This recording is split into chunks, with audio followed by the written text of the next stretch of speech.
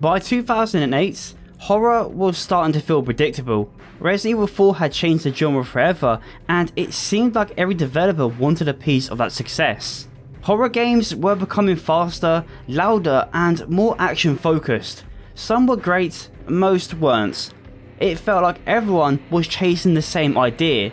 Then Glenn Schofield came along. Wanted to make the scariest game. You have to go in and go, I want to make the scariest game ever. Instead of treating Resident Evil 4 as a template, he treated it as a foundation, taking everything that worked and building something entirely his own.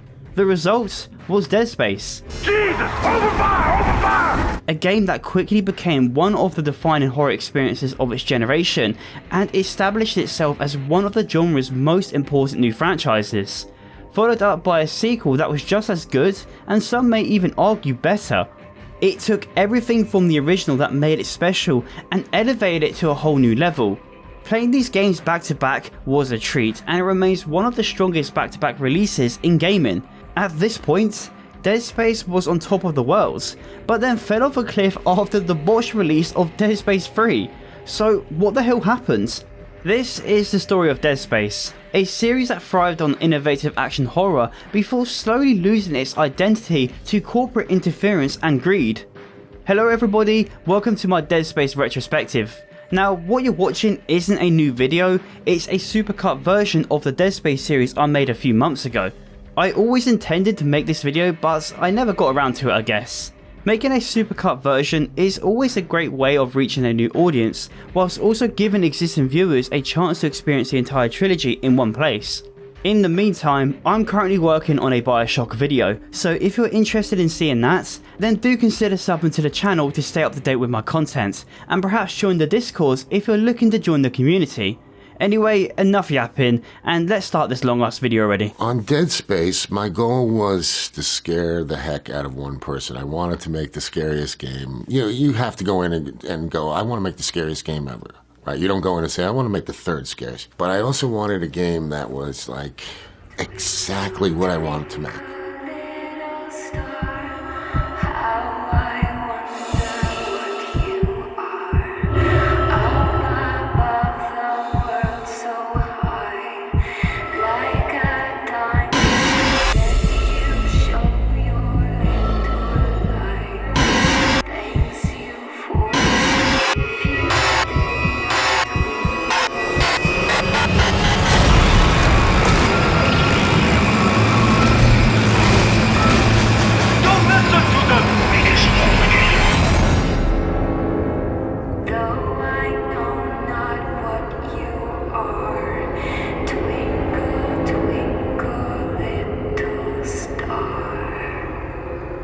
So first, let me introduce you to the repair team.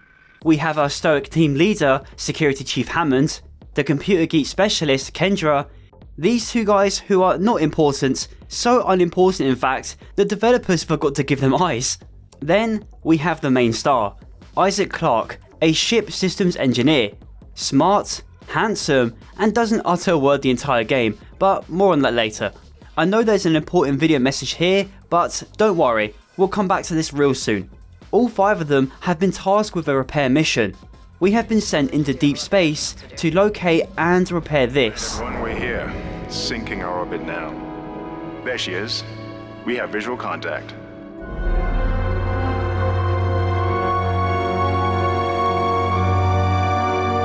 The USG Ishimura, a planet-cracking and mining ship designed to traverse dead space to harvest minerals and other important materials.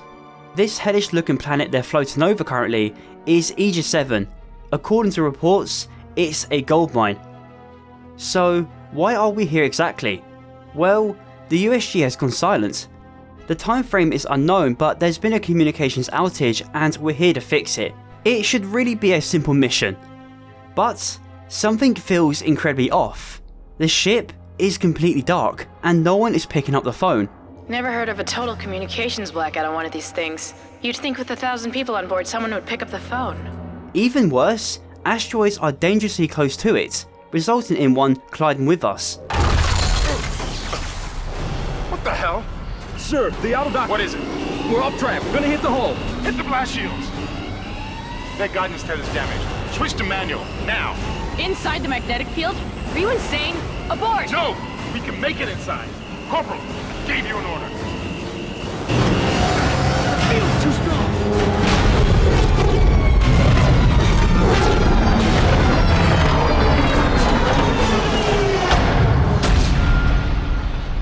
Our only way off this place that we know of has been deleted. You didn't lose power to the port booster. You lost the port booster. We are about to have the worst shift in human history. One thing this game does incredibly well is immediately placing you into a state of fear. The amount of red flags are hard to ignore. First off, this ship is haunting. It's one of the most uninviting places floating above a planet I wouldn't like to call home. The ship is dead. No one is around and it looks like people tried to leave in a rush. And the worst red flag of them all is the fact there's 1,000 people on board and no one is responding to us. The silence is deafening.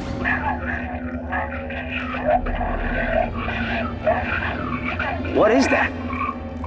It's a busted array like we thought. My sister in Christ, did you not hear those demonic noises coming through the transmission? Weak signal my arse. The tone is immediately set. No time to breathe, no time to even comprehend the situation we're in, or even make a plan for what's about to happen next. This place is already getting to us and it's justified. Power's dead. I can't. Then reroute the damn power. Look, if we all cooperate, we can figure this out a lot sooner. Let's get that computer display up, Isaac. Whatever is happening here isn't normal, and on our way to check the ship's status, we discover a crime scene with no victim in sight. The situation just got cranked to 11. One cool detail you can hear is Isaac's heart rate increasing.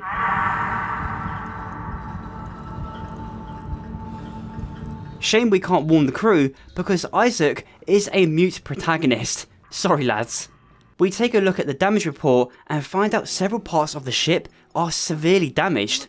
This job just got a whole lot more complicated.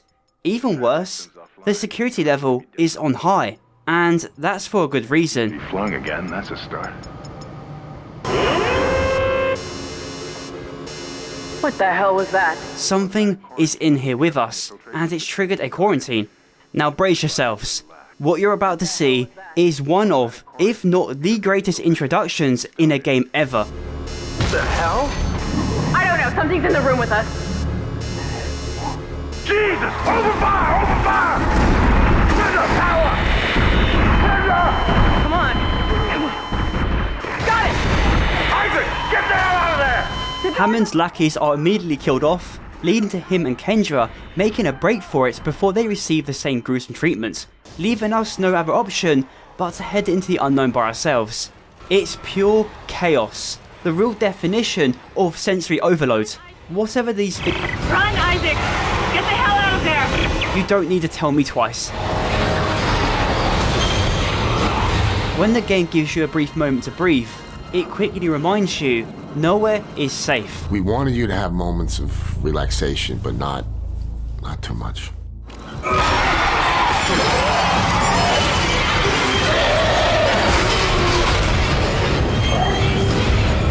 And that, ladies and gentlemen, is the greatest intro to any horror game. Not even 4 minutes into it, it lays out many of the elements that make this game a masterpiece. It shows you exactly what to expect. Not a single dull moment, unmatched atmosphere, and unrelenting terror. We're now down in tram maintenance. The first thing we are greeted with is a dimly lit room and to the sounds of someone crying over the fact he missed out on the chance of getting the Isaac Clarke skin from the Fortnite shop. This quickly escalates to him banging on the door because something is approaching. With that haunting audio, we discover a message written in blood. A hot gamer tip left by this man before he perished. Cut off their limbs. The item beneath it explains exactly what this means. This is the only way to kill them. And what better tool for the job? A plasma cutter. A popular mining tool now repurposed for killing. With this, we can now face what's on the other side of this door.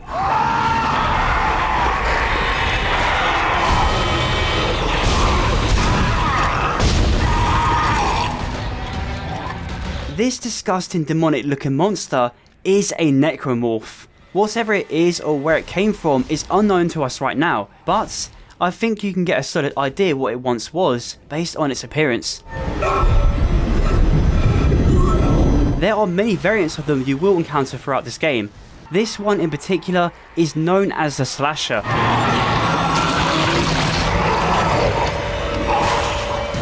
Its elongated arms with blades on each end gives it its name. They are the most common necromorph you will find in this game and are basically treated as cannon fodder. Luckily for you, shooting off 2 of its limbs is more than enough to kill it. Complete pushovers when they're alone, but are deadly in groups. Not because they swarm, but the fact they can sneak up behind you while you're occupied. Dead Space has a fantastic lineup of monsters that all attack in unique ways, and I will be talking about each one when we encounter them. Collect and use health packs to replenish your health bar. This game has 0 HUD elements. Instead of having a generic UI pop up to provide information or context, it's done in a way not to only immerse you, but to keep you engaged at all times. Your health is displayed on your back, which by the way is fucking cool. Ammo count is physically on the gun, and the inventory system is a heads up display attached to Isaac's suit, and I love the small detail of Isaac moving his head as you move through the UI. This also doesn't pause your game, so when you're in a pinch, opening the menu is a risk.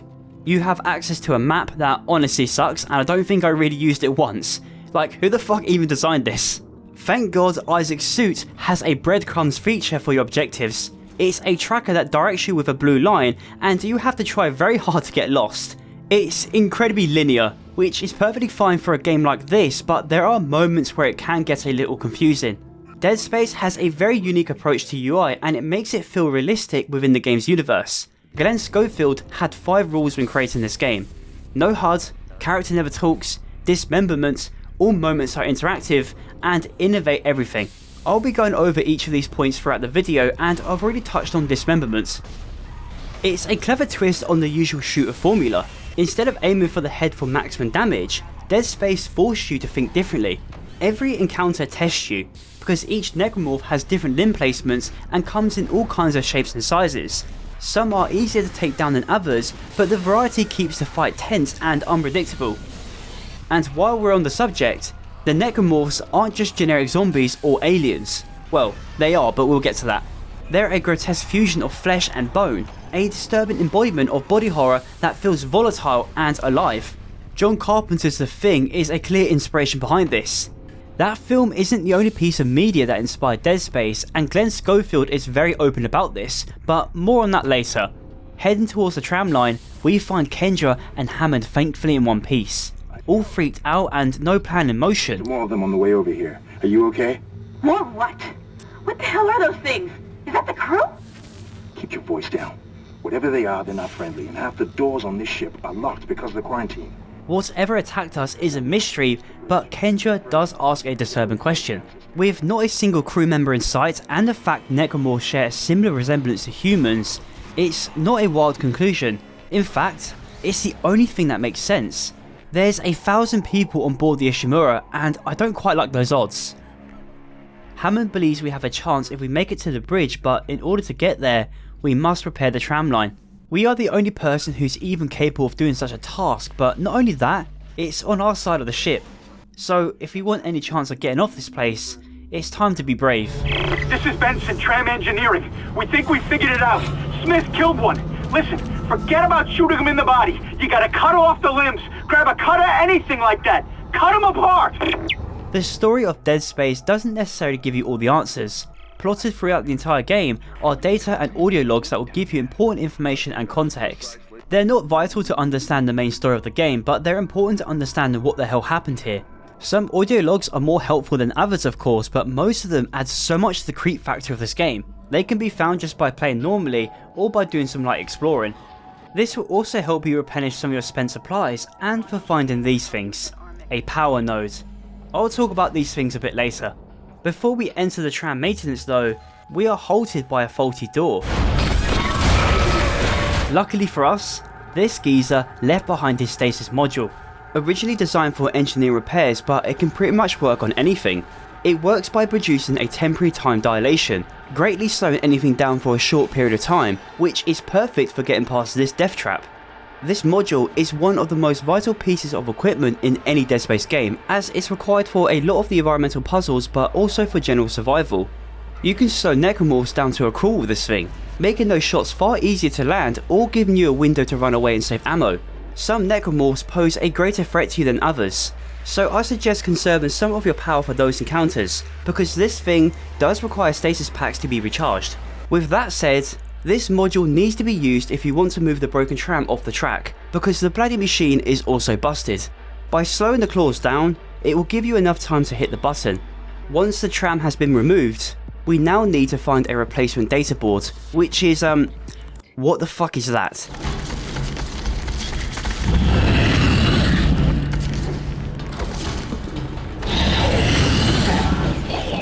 This is the Leaper.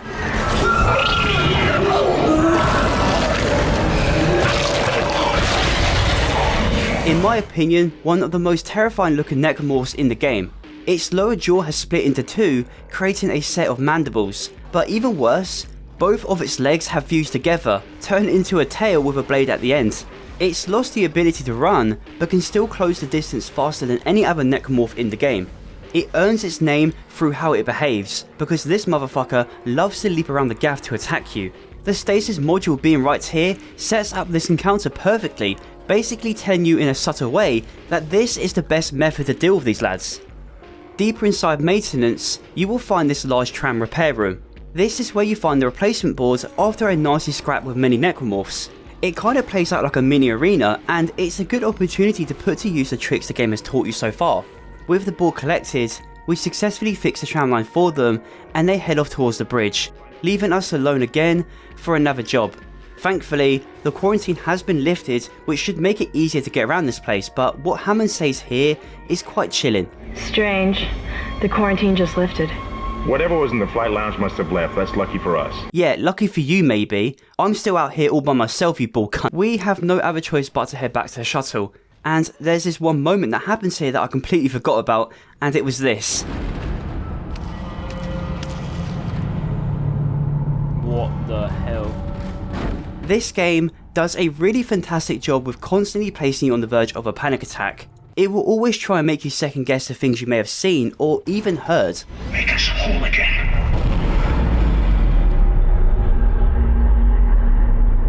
I will come back to this a bit later, but I just wanted to show you this spooky moment. There will be a dedicated segment later for the audio in this game because it's easily one of the best parts about Dead Space. After finally reaching the shuttle without shitting myself, we attempt to prep it for launch, but it turns out the necromorphs haven't completely lost their brains.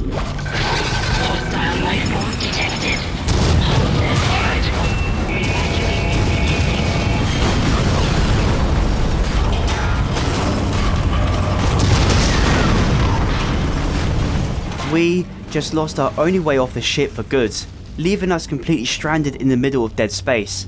The haunting thing about the situation we're in is there is no one else out here but us. The USG Ishimura was built for long distance expeditions into space.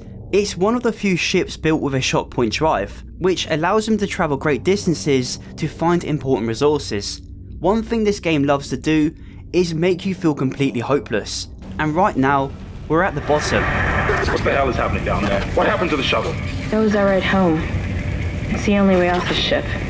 Kendra. No, Hammond! This changes everything! Just let me think. Can you access the command computer? It's no good. There's an executive lockdown of all primary systems. Without the captain's authorization, I can't access them. Well, where's the captain?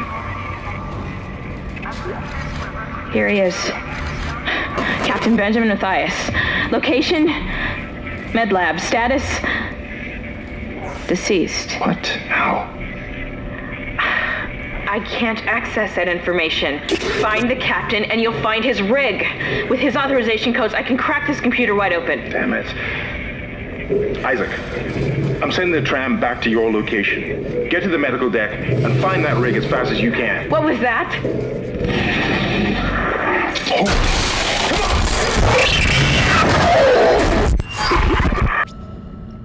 With the captain dead, we have no other option but to head into medical to find his body. Now, it's important to understand this. Isaac is not a soldier, he's just an average engineer who signed up for the job. Not for a paycheck however, but to be reunited with his girlfriend, Nicole. The game opens with the last message she sent to Isaac, one he would watch over and over again. Isaac, it's me. I wish I could talk to you. I'm sorry. I'm sorry about everything. I wish I could just talk to someone. It's all falling apart here. I can't believe what's happening. She works on the Ishimura and they have been separated from each other for months. When the ship lost communications, he of course lost his only way to talk with her. He voluntarily joined the repair team as an excuse to go see her. Despite the ship going to hell, he's clinging onto the hope she's still alive. If I can get to the bridge, I should be able to access the personnel files. You fix the tram, and I'll help you find Nicole. Before we take the tram to medical, this is where the game introduces the store. Here you can buy, sell, and even store items for future use. Stock isn't limited, but it can get a bit pricey, especially suit levels. Upgrading the suit will not only improve storage capacity and armor, but it changes how it looks visually, which is a detail I absolutely love. Each level increases storage capacity and increases armor by 5%. You can also buy yourself new weapons once they become available to you, and at the end of chapter 1, you get the pulse rifle. Yeah, I'll talk about this weapon a bit later, because right now, the plasma cutter is more than enough. In fact, it's easily the best weapon in the entire game simply because of how versatile it is and how common ammo drops for it. Boarding the medical wing, our first encounter isn't with a necromorph, but rather an actual human being. It's a spooky lady who's lost her marbles. I knew you would come. Just like you said. Turns out, she's been waiting for us. Not sure what that could possibly mean, but she does have a nice little gift for us. For some reason, she hands it over then just dies. Use kinesis to move or throw objects. This is the kinesis module, a tool that allows engineers or construction workers to use artificial gravity to move almost any object, heavy or light. Just like the stasis module, kinesis is mainly used to solve environmental puzzles and handle objects. You can also pick up items from out of reach places, handy for retrieving ammo or health while in a pinch. Unfortunately, kinesis is nowhere near as useful as the stasis module because you can't really use it to fight necromorphs unless there are explosive barrels lying around. I mean, you can use objects to kill them, but it's beyond useless. All it will do is just push them over, but there was actually one case where I actually found a use for this. After moving the blockage out of the way, you will find your first schematic, the flamethrower. It's dog shit. Schematics can naturally be found as you progress through the story and are not really that hard to find. These will unlock the items you found to be bought from the store, and it's not just weapons, but also larger health packs, ammo for different weapons, and of course levels for your suit.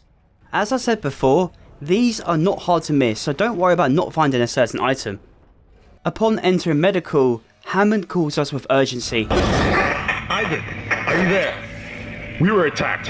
Kendra's gone. 1 minute she was there, and I can't believe I lost her. It just keeps getting worse. And of course, getting into the medical wing isn't going to be easy. It's been barricaded real good, and the only way through it is if we cook up a bomb. Hammond gives us directions on where we can find a shock pad and some thermite. We can find the first item inside medical storage, which is just down the hallway from here. What is our build? Oh fuck.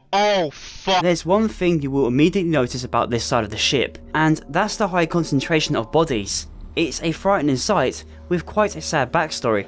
I will explain what exactly happened here once we're inside, but till then, let's just focus on finding thermite. Unfortunately, when you're wearing a heavy suit such as this, you're bound to make noise which will attract bad things. Hazardous anomaly detected. If there's one thing a quarantine tells us, it's that we're not alone in here. Alarm bells cry out, along with the sounds of necromorphs approaching.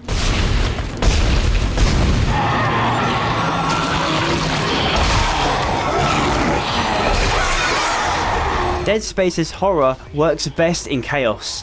Loud noises and ugly threats can easily cause a sensory overload, making these things feel like ninjas when you least expect it.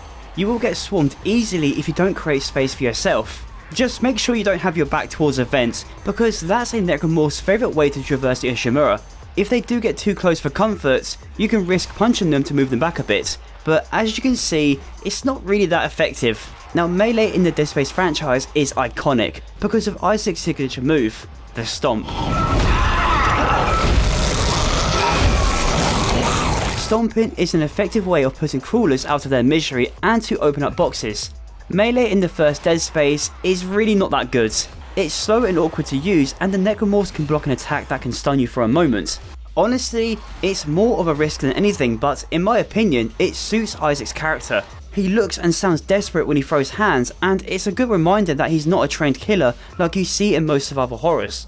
Also, it's probably a good thing it's not powerful in this game because it would make conserving ammo far too easy. It's kinda like your last ditch effort when a necromorph is closing the distance. The stomping on the other hand is powerful when used, and I mean it makes more sense I guess. Melee is far superior in the sequels, but I'll talk about that some other time. After cleaning out the last necromorphs, we finally get some peace and quiet. Before we go and retrieve the thermites, there are some interesting things to find here. The first one being this log from a man named Mercer talking about the colony down on Aegis 7. I finally convinced Jurgens to show me the video feed from the colony. And what I saw was glorious. Breathtaking. Miners undergoing a transformation into something extraordinary. I must know more. Even as the believer within me wants to become one of them, the scientist needs to uncover their secrets. I need to study one of these necromorphs, as Kyne so clinically puts it. I need to witness this infection firsthand. Perhaps that patient from the colony. This guy sounds incredibly unhinged, and this was before the ship went to hell. To add a little bit more context, there's a colony down at Aegis 7 mining for materials to send back up to Ishimura. What this log tells us is that people down there began transforming into necromorphs, and this Mercer guy seems to be fascinated by this, even wanting to join them. No more. Even as the believer within me wants to become one of them, the scientist needs to uncover their secrets. In the next office, we find a recording of a conversation between the captain and a doctor, talking about the colony transforming and it being possibly linked to something they call the marker. We have to assume that the colony's problems are somehow connected to the marker. You can assume all you want to. I do not. The marker is glorious and divine. You know that. Captain, people are dying down there, killing each other. Is this madness the transformation unitology teaches us? Doctor, there will always be risk when the stakes are high. And here, they're enormous. It could change everything. Well, that's what worries me. There is something else you can find in this office, and it's behind this sneaky bookshelf. It's a room littered with all kinds of information we cannot read, but there is this data log left on the floor. It belongs to Dr. Kyne, the same guy from the video just earlier. Turns out, the colony discovered the very marker they were talking about down on Aegis 7. The first to be found since the beginning of the creation of unitology, a religion within the game that studies and worships markers. Dr. Kyne was eager to see the marker in person so that he could study it himself, but we have no idea at this point if he got the chance to. Whatever this thing truly is, this religion believes the marker could bring a new age for mankind. Deeper inside storage, we run into a new necromorph. Come on! Come on! Let me out!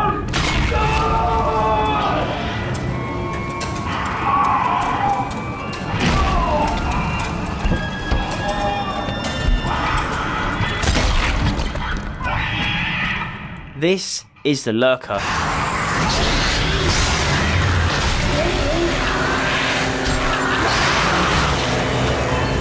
Named after its behaviour rather than its appearance, because this is one sneaky little boy, having the ability to crawl on any surface and attack from range with its tentacles. But what's really different about this necromorph is its appearance. The story behind this is really dark, and I could explain it to you, but I think the atmosphere will do a better job. Take a listen.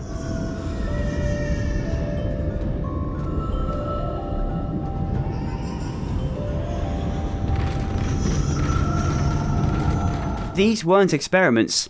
These infants are made in a lab for storing organs for biological prosthetic procedures.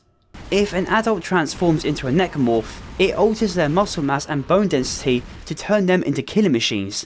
However, if the transformation doesn't have a lot to work with, it will adapt and alter its overall biomass to create a lurker. It's pretty fucking dark, and it just exposes you just how terrifying the situation we're in. Let's just grab the thermites and get the hell out of storage. All we need now is the shock pad, which can be found in zero-G therapy. And I'm just going to take a quick pause right here. Apparently, only 10% of you lot are subscribed. And if I want to hit 20k by the end of the year, I guess I need to bump those numbers up. So I would greatly appreciate it if you sub to my channel. If you made it this far into the video, then I'm assuming you're enjoying it. I have many videos similar to this on my channel, and if that piques your interest, check it out and maybe stick around for future content. Okay, let's get back to the video. I do not like the sound of that.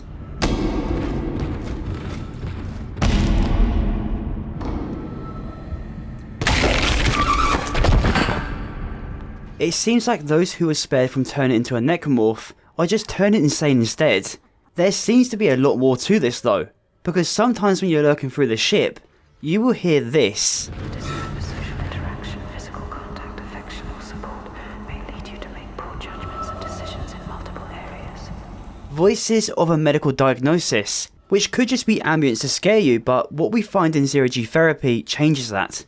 We can find a psychiatric report of a man who succumbed to exhaustion.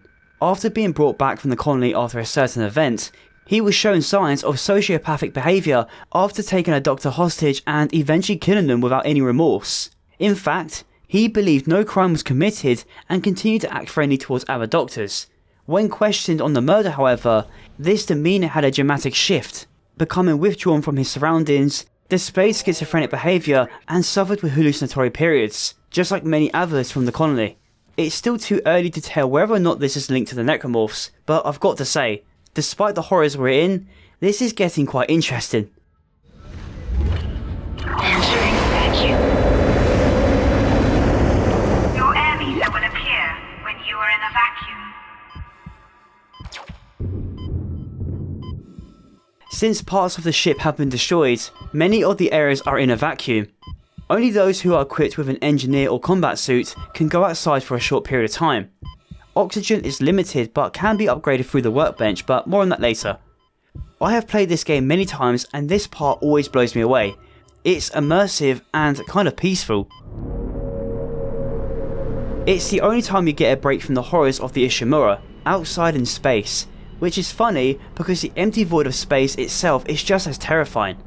But here, it's just you, and the sound of Isaac's heartbeat and breathing. This is a good segue to the game's overall sound design. It's fucking amazing. From the haunting sounds of the necromorphs to the ship's atmosphere, at no point in this game other than here do you get peace. Let's just say, Glenn Schofield understood the assignment when it came to audio and horror, and made it one of the most important components when developing Dead Space. It was so important, in fact, he ensured areas had system memory preserved for audio, even if it meant sacrificing some other areas. It's even small details in the audio that can really keep you on your heels. Walking through the Ishimura will always make you question what's ahead, or whatever you're hearing is even real. The ship sounds alive, like necromorphs are just walking around or looking for something to kill. Not just that, but the ship's audio conveys it's alive and working through announcements or warnings. It really makes it feel like the ship was lived and worked in and not just a horror backdrop. Weapons sound incredible too. They have that punchy sci-fi crunch to them, which makes them kind of believable. And there's a whole cast of different weapons I haven't spoken about yet, and I will get to that, but for now, here are some demonstrations.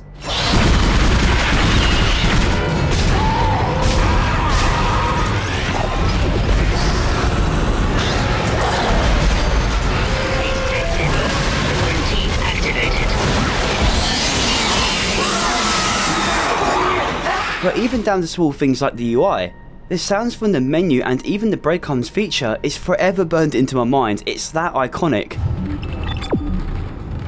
Now onto the main reason why this all works. Isaac. Him being a silent protagonist was a design choice to enhance the horror. By controlling someone who doesn't talk at all, completely removes you from any form of comfort and human connection. It's lonely, isolating, and it's a good way to ensure the player focuses on every other audio aspect in the game. Not only that, we are meant to be Isaac. We are his thoughts in the frightening moments. We're his voice when we see something we don't understand, and we are his brain when connecting the story. The only thing we can hear from Isaac is his fear. Like, just hearing this man scream for his life just fills you with dread.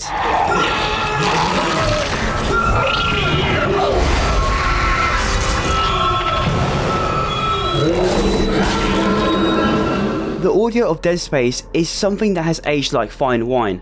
I'd even argue it's better than most modern horror games today, simply because a lot of focus and love was prioritised for it. It makes moments like these memorable. Oh shit.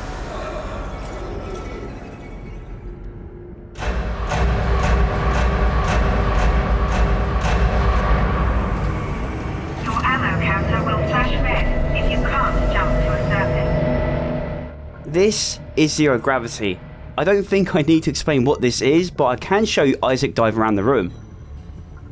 Yet unfortunately, we cannot fly or float around, and that's due to Isaac's suit not being equipped with thrusters, only magnet boots, which is why he walks around like he shit himself. It is kind of awkward to use, but it does work. You mainly see this in areas requiring a puzzle or something to fix. It's a cool feature that gets used quite a lot in this game. No. Entering vacuum. What the fuck? With the shock pad collected, we have everything we need to blow our way into medical. And that was pretty underwhelming. As we finally enter it, we find something unexpected. It's Nicole, giving us an insight into the sheer chaos that happened here. Nicole Brennan transmitting ship-wide. We need more help. We don't have the resources to deal with this many cases. Nobody would tell us what's happening. These wounds, we are not equipped to deal with this. Get him to the table. Hold him. Not you, hold him down. Christ. And record him. The medical bay is filled with bodies, and it's simply because they were overwhelmed with patients during the necromorph outbreak. It's incredibly bleak and gruesome. In a desperate attempt to keep the monsters out, they barricaded themselves in, though it wasn't enough. As we've already learned, the necromorphs use vents to get around the ship, so they essentially trap themselves. Hammond does reassure us that she may still be alive, since he doesn't know when the log was made, but it does paint a hopeless picture. That was Nicole, right? I can't tell from here when that log was made. I'm sure she's around here somewhere. There is one other audio log we can find inside that does suggest they may have barricaded the entrance to keep something inside instead. It's from a patient who woke up inside and everyone was gone, only for it to end in quite a disturbing way. Everybody was gone. I don't know what's happening. Why did they all leave? I'm going to try and find someone. If you can hear this, please come for me. I can hear scratching in the wall. Hello?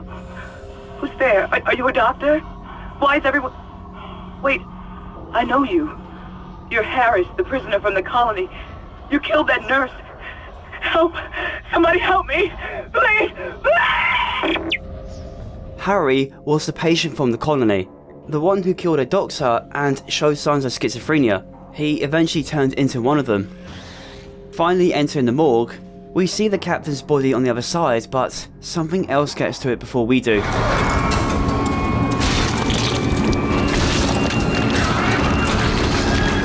A very unique and disgusting looking creature showing hardly any resemblance to any human. It's called the Infector.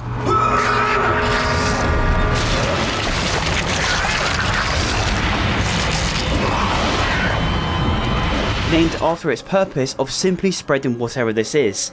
It's usually quite passive and will instantly bulk to any body it can find to convert.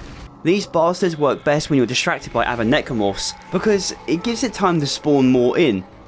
Taking a closer look, it definitely was a human. You can see its spine protruding through its back, and its wings is just stretched human skin. Fucking gross.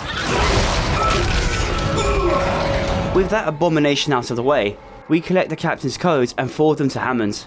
With these, he will be able to access the data logs of the Ishimura, which will help find a way off the ship and maybe help understand what happened here. There is one thing that does raise some alarms, and that's the captain's autopsy report. His overall health was good and showed no signs of any underlying conditions. Multiple contusions were found on his arms and legs, which indicates a struggle and was possibly restrained. There was also a single prolonged trauma to the eye and to his brain, causing severe neurotrauma, seizure, and finally death. So he died before the outbreak, which does indicate something was up before current events. As we're making our way back to the tram, Hammond calls with some interesting information and some bad news. Isaac! Somehow one of them found a way down to the captain's nest. I managed to contain it in a damaged escape pod. Lifting executive lockdown now. I found the deck logs. Whatever is happening around here, it came from the planet when they cracked it open. It spread to the colony and reached the ship. Isaac, this isn't an infection. It's some form of alien life. Shit, we've got bigger problems. The ship's engines are offline and our orbit is decaying. Get over to the engineering deck ASAP while I stay here and figure out what the problem is. The data logs confirm whatever this is, it came from Aegis 7, and it's some sort of alien life form, not an infection. We're obviously not entirely sure how this all works, but from what we've seen, it appears they're latching onto humans and changing them. However, this transformation can only happen after death. I mean, the name Necromorph kinda made that obvious.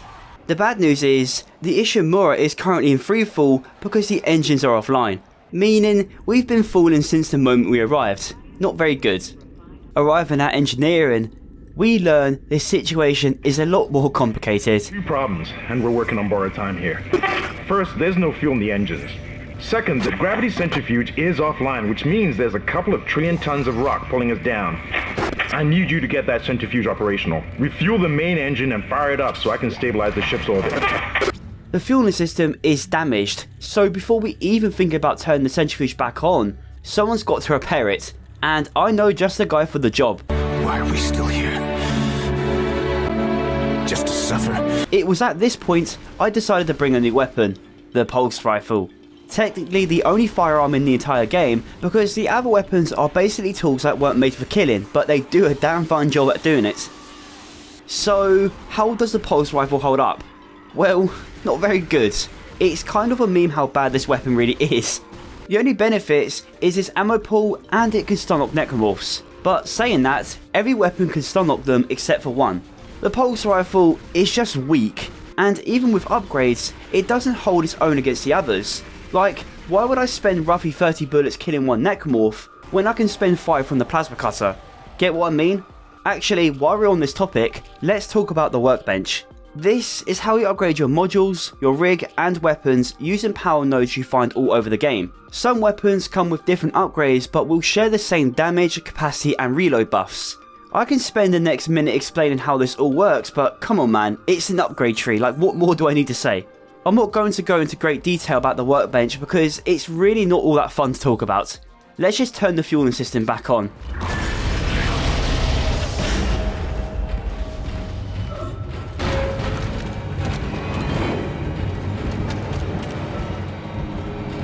Engineering is quite a spooky place. Its sci-fi industrial look makes this place look like a work hazard alone. Not only that, it's really loud down here.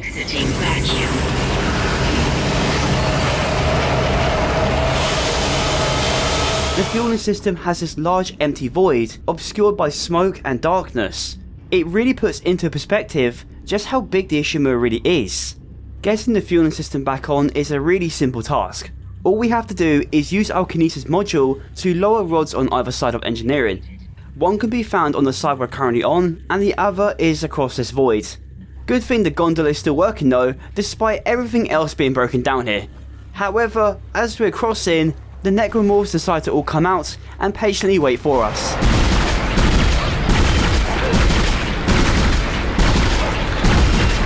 Yeah, this gun fucking sucks. Cleaning up that mess, we find an interesting log left by an engineer, and it's quite telling. Never should have let him live. Never should have let him live. Shut it, Danvers. Shut it. Engineering log. Temple reporting. Someone has shut off the fuel lines to the primary engine and damaged the valves in the process. Turns out the damage was a lot more severe than we previously imagined. Someone on board sabotaged the fuel valves. We have no idea when this was recorded, but they suspect it was one of the unitologists. Those religious guys who worship the markers we read about back in medical. The question is, why? Surely, the necromorphs would be a good enough reason to leave this place. Something was wrong with the ship long before people start turning to monsters. That's becoming quite clear now. With the fueling system back online, it's only a matter of getting the centrifuge back up and running to activate the engines. And I thought it would be a good idea to ditch the pulse rifle and bring out the Ripper. A tool equipped with... Wait, hold on, this is a mouthful, what the hell? Circular diamond coated tungsten blades, fucking hell, for cutting into rock and is now being repurposed to cut off limbs. It shoots a gravitating blade to avoid accidents, and this bad boy is spinning at a rate of 17,000 RPM. No wonder this thing is so violent. The sound design for this thing is scary. It just screams bad accidents, but is it any good? Yes and no. It does take some time to get used to.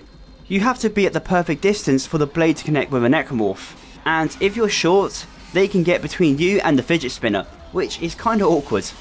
Too far and you will be wasting the shortcut in time this blade has, which I do find odd.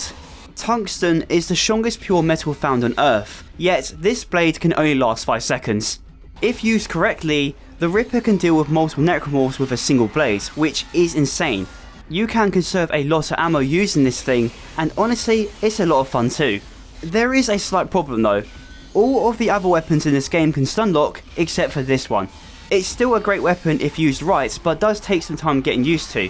Better than the pulse rifle, that's for sure. As we're approaching the centrifuge, something begins to wail through the walls. Whatever it is, it sounds big.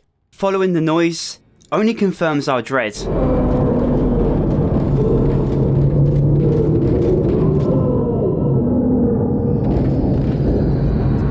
A thought begins to form in the back of your mind.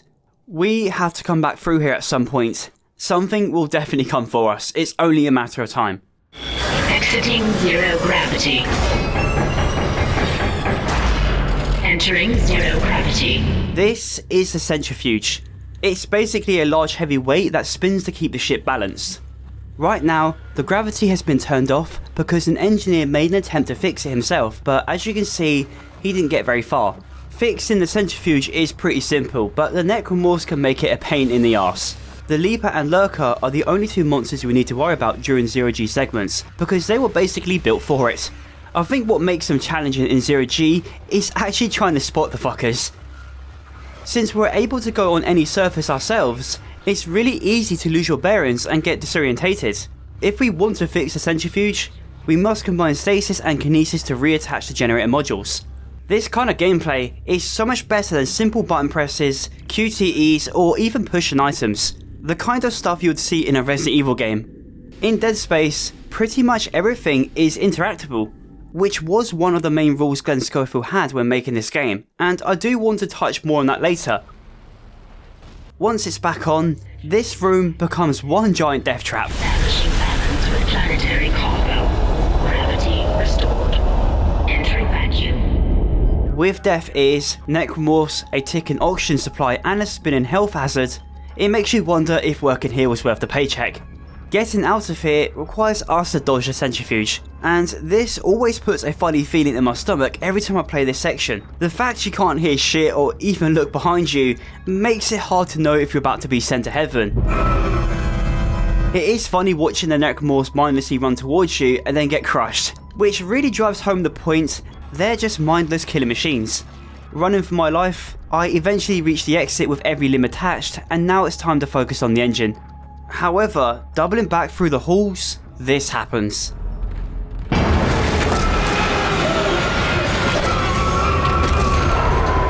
Now, I just want to pause it here for a moment and talk about this encounter. Not only is this the most iconic moment from the game, but it's an important part of the game's history, because this very moment almost prevented this game from ever existing. For months, Glenn and his team tried to get this to work. It may look very simple to the average person, but animating this moment proved to be quite difficult for the team. They spent millions animating this thing over and over again and they couldn't get it to work. The problem they had was making this moment interactable. This isn't a cutscene, it's still gameplay. In order for us to escape, we must shoot the glowing spot before it drags us into the hole.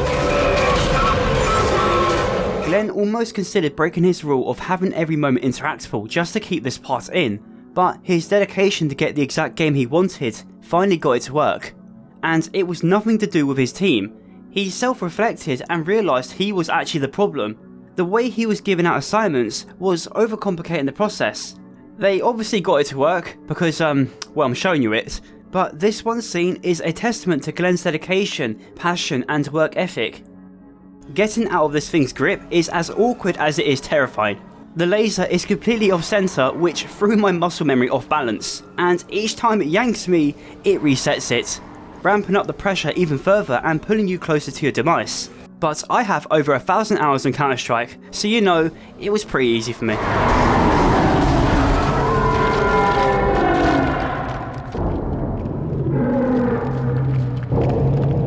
With the tentacle now gone, it's much quieter now. The centrifuge does roar in the background and the whispers still linger, but whatever that thing was, it's gone somewhere else.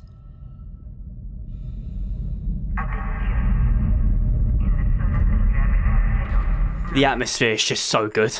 Taking the elevator back, a familiar face decides to get back in contact. Isaac, can you hear me?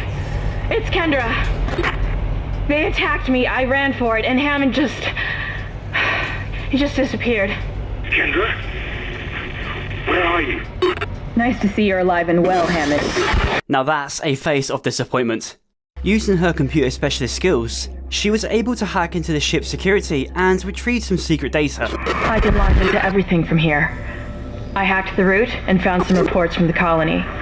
Even before they cracked the planet, the colonists were experiencing widespread dementia. It seems to be related to some artifact they found on the planet. With the information we discovered combined with Kendra's findings, it confirms whatever caused the outbreak is related to the marker. It does make you wonder, with unitologists on board and with the first marker being discovered in 200 years, there's no way this is a coincidence. While heading down to the engine room, we make a gruesome discovery. A large mass of flesh, mould, whatever the hell this is, it's beginning to take over the ship. Something is growing here, something much larger and more incomprehensible. Reaching the bottom only makes this more disturbing. Grafted onto the wall along with it is a human. All of this is biomass, being collected by the necromorphs to make them join something greater. It's horrifying. We can find a log left by an engineer who documented this growth, and they tried their best to prevent the spread by cutting away at it, but it's growing too fast. Again, who knows when this was recorded. For all we know, it's already spread to parts of the ship we cannot repair. Whatever it is, it's on the ship somewhere.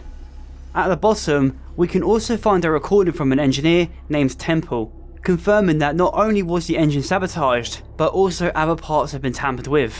This is Temple. Screw the engine. I can't restart it by myself, and with all the other shit going on, it's obvious this is sabotage. I'm heading for the bridge, and then I need to find Elizabeth. I gotta get her off this ship, it's not safe. As we enter the engine room, we catch the necromorphs in the middle of moving bodies towards the growing mass. Along with that, a new threat.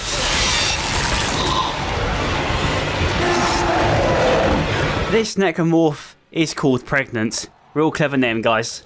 It's named this for its swollen sac that extrudes from its abdomen. It's basically a slasher necromorph, but with a twist. Come in, Isaac! Kendra, is anyone... Damaging the sac causes baby necromorphs to come out, and they are quite feisty.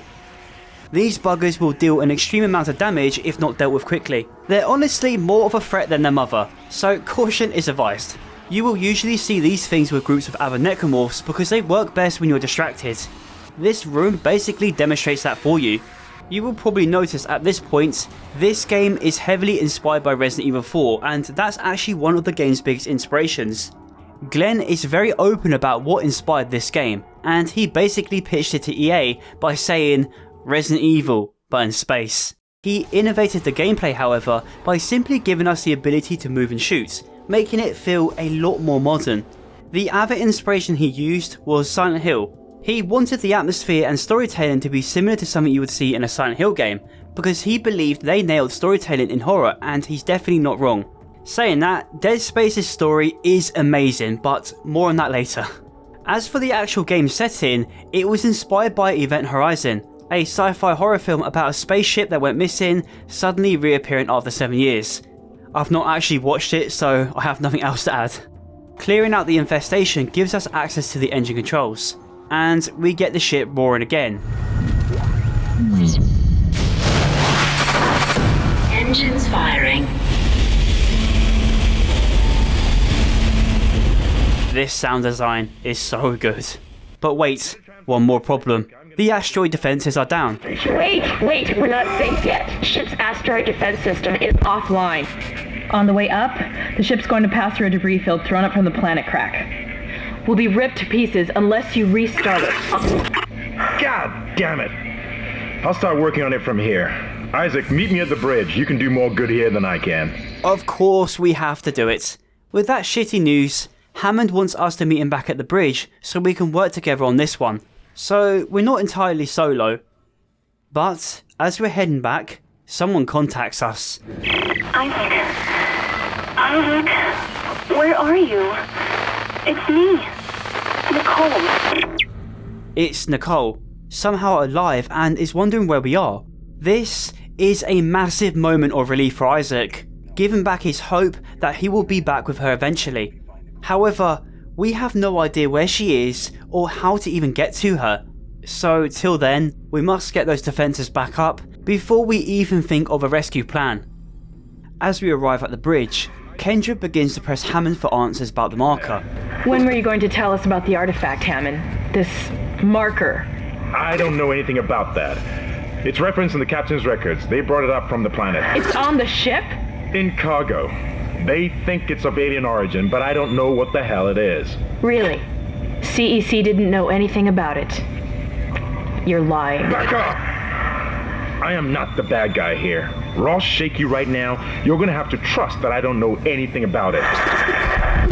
Convinced he is hiding something from us, all he knows is that the marker artifact is being held in cargo. On our way to the bridge, a spooky jump scare catches us.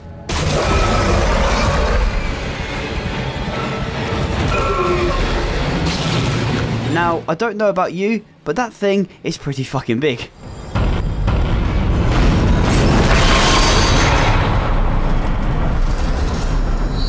Warning. Hull breach detected. We meet Hammond at the bridge to think of a plan, and he lays it out for us. This mess is the asteroid defense system. I can fix these boards, but the main power routing is shot. You're gonna have to reroute them manually through at least 3 junction boxes to activate the primary cannon. And that's it, back on our own again. Interactions like this hardly ever happen in this game. Instead, most of the time you are talking to people through the rig link, and that's how the story unfolds. By doing this, it removes the majority of the human connection we had at the beginning, reinforcing the isolating and lonely atmosphere of this game. It feels like we're all alone fighting this hell in a small corner of the universe. That fills me with dread, because if the necromorphs don't kill us, then it will be a slow and painful fall to Aegis 7. Or even worse, we join them. Before leaving Hammond, he gives us a big warning. By the way, Isaac, be careful. I saw something out there, I don't know what. I only got a glimpse. But it was big. Really big. Oh, that sounds fun.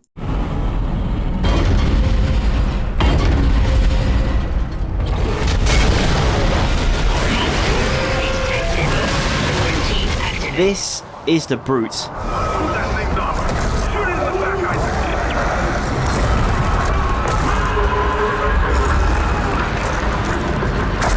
Composed of multiple human corpses with bone and calcified skin acting as armour, protecting its front limbs from all damage. It does this as a way to protect its rear, since that's the only place we can hurt it. So I thought it was a good time to whip out the line gun. Now, think of the plasma cutter, but bigger. That's pretty much what this thing is, and it absolutely slaps. Used to mine and harvest larger minerals, the plasma cutter cannot handle. I'd argue this is the second best weapon in the game, since it's, well, a bigger plasma cutter. Like, what more do I need to say? Using stasis on the brute and cutting it down with the line gun, it goes down with ease.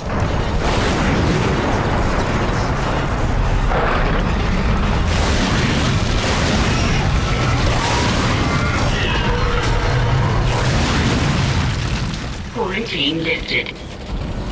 With that out of the way, we can safely turn the power back on to the elevators. Isaac, make us whole again. Bro, why is she so clingy? I'm trying to work here. As we're taking the elevators down to the low levels, we can watch a video log of the captain's final moments. Tried for mutiny. Kind, make them listen to reason. Settle down, then. Hold him. By Maritime Law, Article 5469, I hereby declare Captain Benjamin Mathias unfit for duty. The marker must be delivered to the church. Terrence, please. I'm sorry, Ben, but I can't let you do this. Traitor. Heretic. Hold his head. Murderer! Hold him.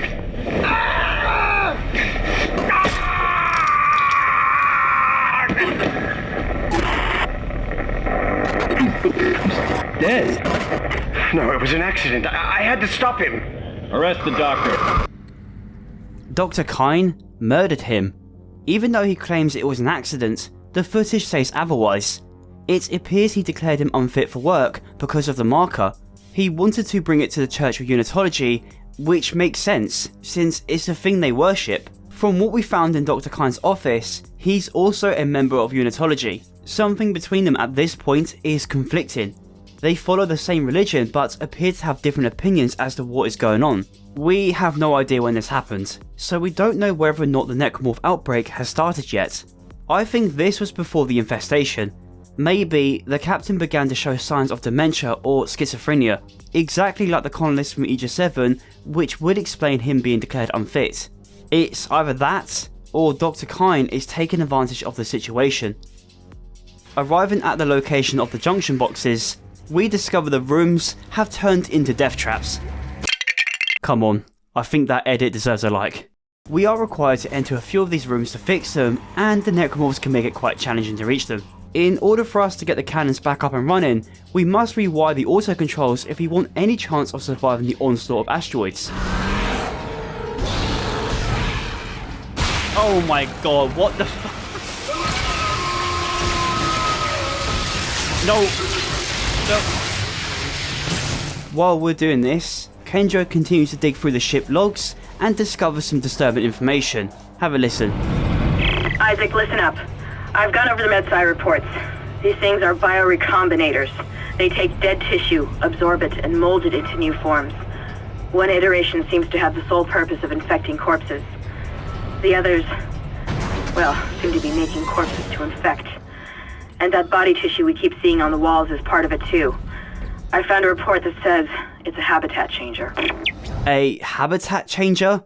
Well, they've picked a pretty shit place to call home. As we're approaching the cannons, we run into this otherworldly encounter. Make us whole again.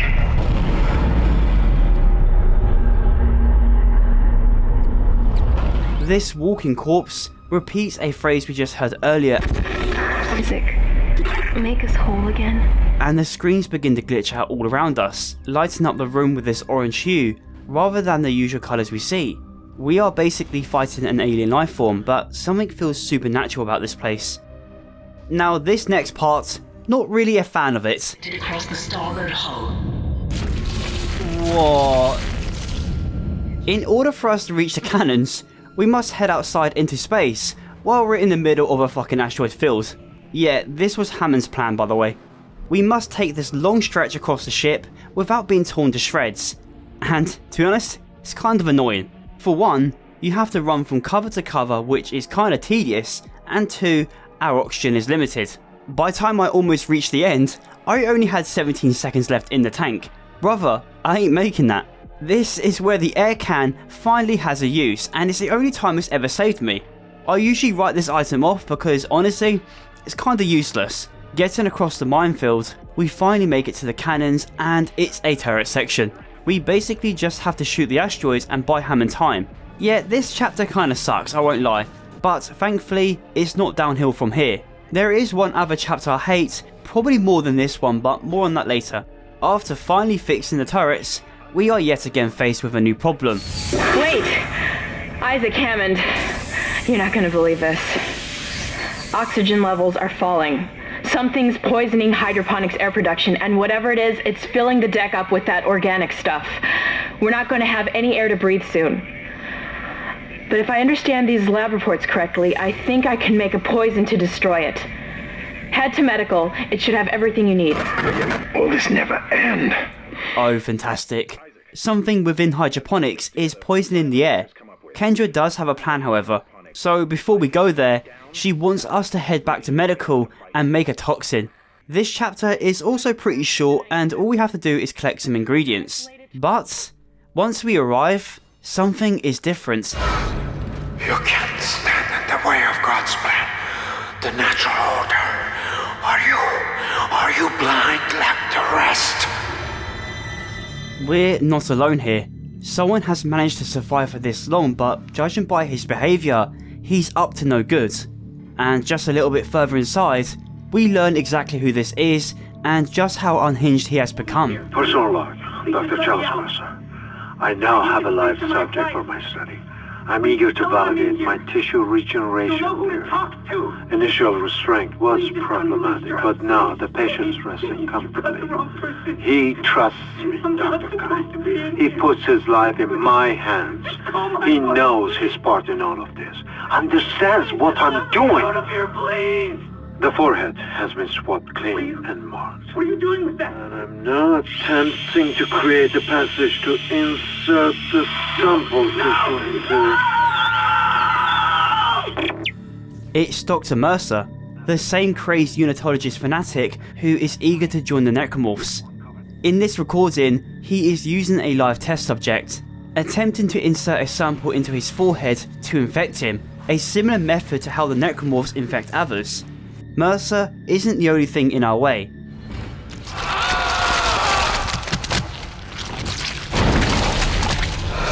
This horrifying necromorph is a Guardian.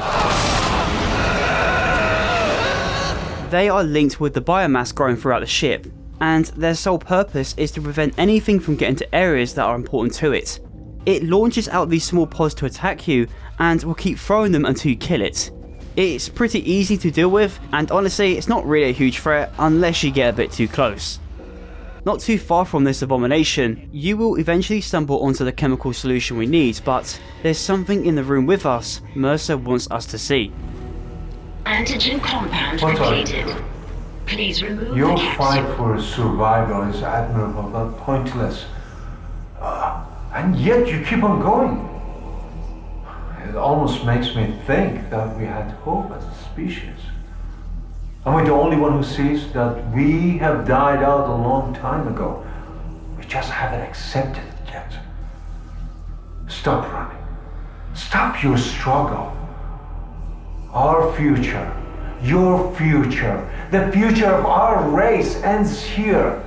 Allow me to introduce you to humanity's child, the children that will replace us. Our greatest creation.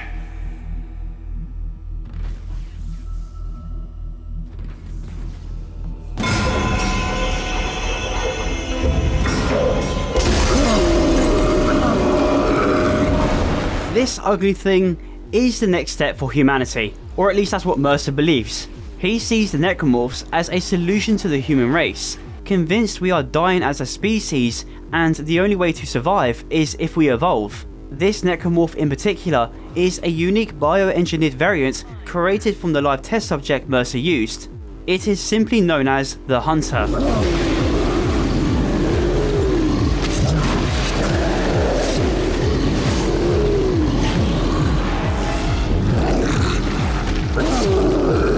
This bugger isn't easy to kill. In fact, he has God mode on. No matter what you do or what limbs you shoot off, it will always regenerate. So the best thing we can do right now is buy ourselves some time. Stasis and hacking all of its limbs off will give you more than enough time to run, but we aren't quite finished down here. We still need to collect a DNA sample from the ICU, which means the hunter is going to be sticking around for quite some time. So I thought it was time to try out the contact beam. A tool designed to break up much larger and tougher minerals the line gun can't handle. This weapon is extremely powerful but kinda slow to use. It requires the shot to be charged before it can be fired, but the damage output outweighs that negative. It's perfect for something like the hunter, usually only taking just one shot to blast a limb off. I'd argue this weapon is overkill and a waste of ammo against the lesser necromorphs, but it's perfect for bosses like this. Right now, it's got us in a pinch. We're currently trapped in the room with it until Kendra can bypass the lock. Now, I know he looks kinda scary, but stasis makes this encounter incredibly easy. You can't kill it, Isaac! It's just gonna keep regenerating! Get out of there! Run! With the lock lifted, we make a mad dash through ICU, and it's where we find Dr. Mercer's office. As you can see, he's pretty fucking crazy. All over the floor and walls are weird symbols, and he has human heads on shelves like he's collecting trophies. It's also in here where we find the DNA sample, the last ingredient we need for Kendra's toxin. After picking it up, Mercer has some words for us. That's it, Isaac. Now you just need to... This has gone far enough. Accept your part in the God's plan. Embrace your own extinction. Warning. Life support system failure on medical. What the hell was that? Please evacuate immediately. Isaac, he's decompressed the entire deck and I'm being locked out of those systems. All the air has been vented into space. You should be able to bring it back online from the security station, but you don't have much time. After his test subject failed to do its job, he has decided to make the situation a bit more tense, completely locking Kendra out and putting us on a timer. This moment is both claustrophobic and suffocating. Removing the sound from the game just makes it more tense because we only have our eyes to rely on, and between us and the exit is a swarm of necromorphs and a pissed off hunter. The power switch is only back in the lobby, so it's not too far away. If you stick around to fight them, then you might cut it close, but you're not really in complete danger unless you put yourself in a corner. With the toxin finally produced, it's just a matter of getting to hydroponics. In our way, however, is one final encounter with Mercer, for now at least. The work I have done must continue, will continue. I, Dr. Charles Mercer, shall serve as the catalyst to the salvation of our species. These specimens will return to Earth with me. I will spread their divine glory across the entire planet. I will leave you with my creation. Embrace the inevitable.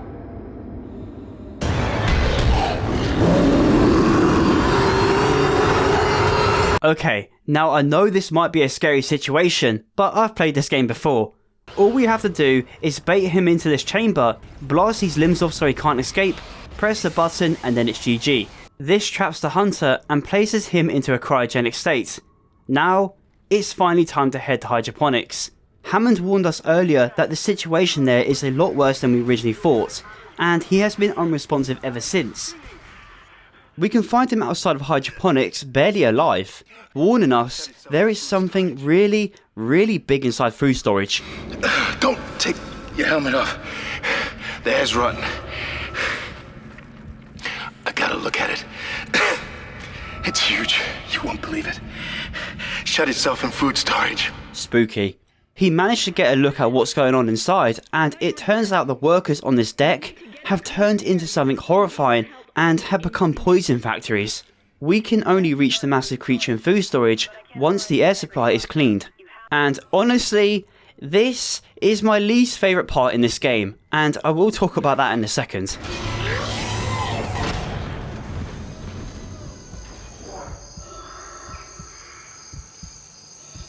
The atmosphere of hydroponics is nothing like we've ever heard before on this ship. Usually, the areas we visit are filled with nightmarish and industrial sounds to the point we've gotten used to it. In fact, it's something you anticipate when you enter new places, but here, it's a pleasant surprise. The industrial sounds have been replaced with jungle ambience. It's well lit and exposes us to a completely different colour palette. It's actually quite relaxing, but this is Dead Space, so you know it doesn't last very long.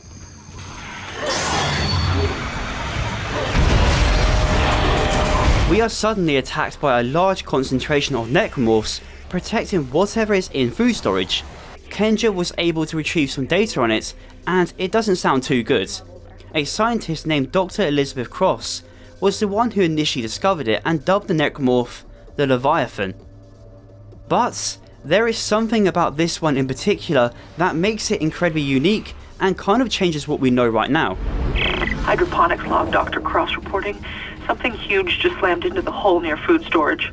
It wasn't a rogue asteroid. I know what that sounds like. But it was big and heavy.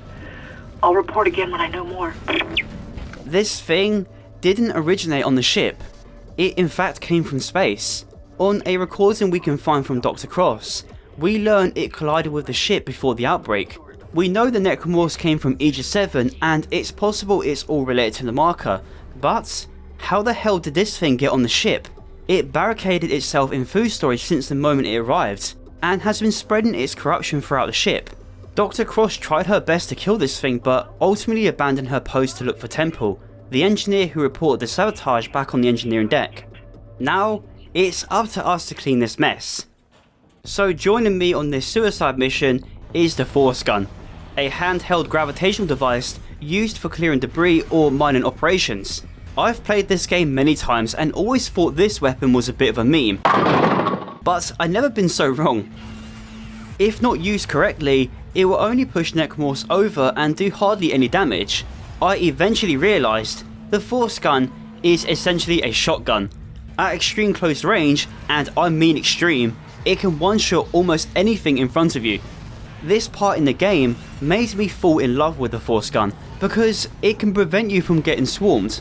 Its ammo drop rate isn't as common as the plasma cutter, but when you only need one shot most of the time, it doesn't really matter.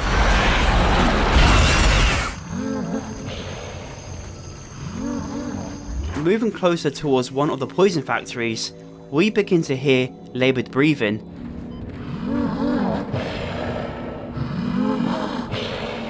This is known as a Wheezer, the one necromorph variant that retained most of its human appearance. Their lungs have expanded out through their backs and now produce a deadly gas. This is what vaping does to your lungs, kid. Now this is why this chapter sucks. There are 8 of these things we need to kill and they're plotted throughout the entire deck. It kind of feels like time padding, as there's not really much else going on in between other than this. This is an exploder. The only necromorph to have a serious weakness for you to exploit, and that's their left arm. You can just shoot it once to kill it and everything else around it instantly, or you can cut off its left arm and throw it at something else. These guys are secretly your best friend, and can make some of the more tougher segments a breeze. But turn your back on them for too long, you're going to have a bad day. They're slow, extremely weak, and pose no threat to you unless you give it the opportunity. You will always know when one is near, since they make a really distinct sound among the industrial background. As we move towards the next Wheezer, we see this. Isaac, make us whole again. Nicole continues to reach out to us through the ship, but something feels off about this. She repeats the same unitologist phrase we've seen throughout the ship: make us whole again. It does make you wonder if Nicole is one of them, and maybe is involved in some way. She is still alive somewhere and is asking for our help, but there's not much we can really do right now until we solve the Leviathan problem. If anyone is going to help us, it might be her. Not only to get answers, but perhaps know a way off the Ishimura. Deeper into hydroponics, we meet an old friend.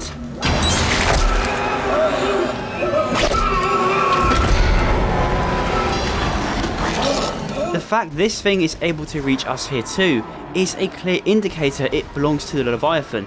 Hopefully Kenja's toxin works, because I don't know if Isaac can keep this shit up. Bro is acting as a one-man army and is doing all the dirty work.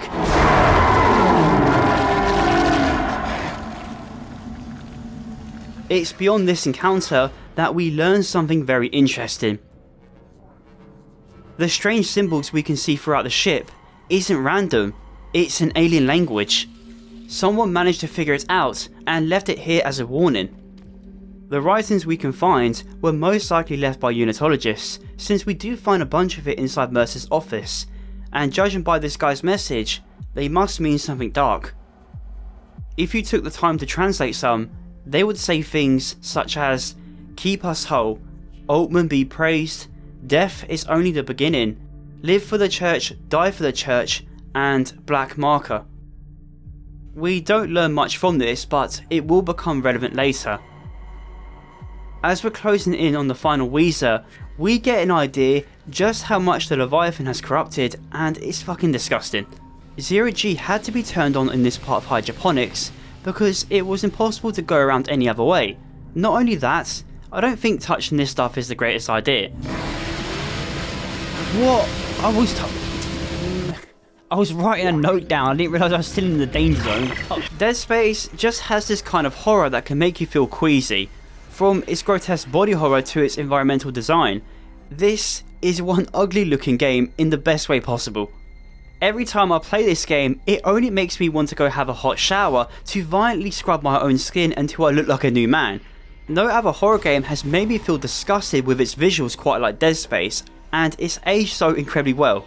With that said, it only makes you wonder what the hell the Leviathan even looks like. It's not long until we find out. Killing the final Weezer triggers a call with Kendra. That's the last one, Isaac. There's a switch in atmosphere control to restart the oxygen recycling.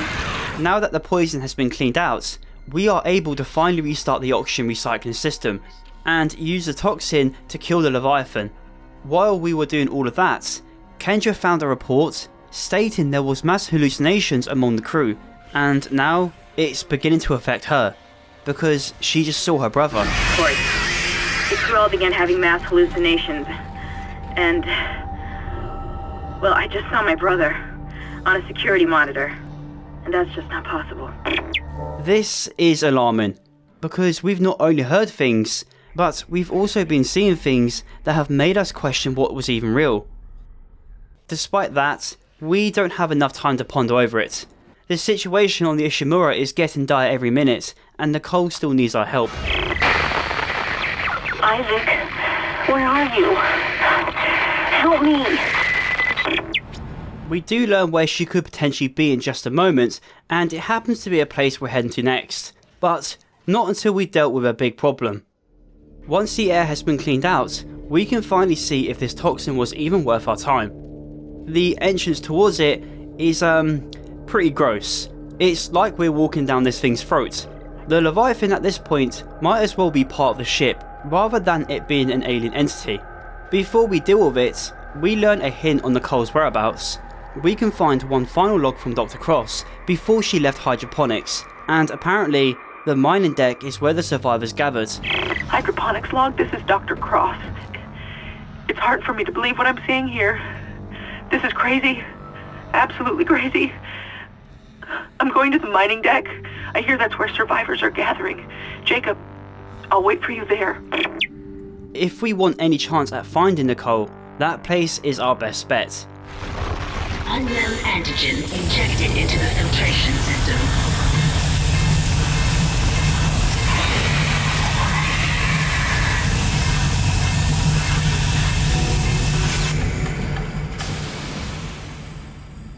Damn it. The poison wasn't strong enough. It's still alive. Get in there and kill it before it contaminates the entire ship. And of course, the toxin didn't work. Looks like we have to do this the old-fashioned way. Holy shit.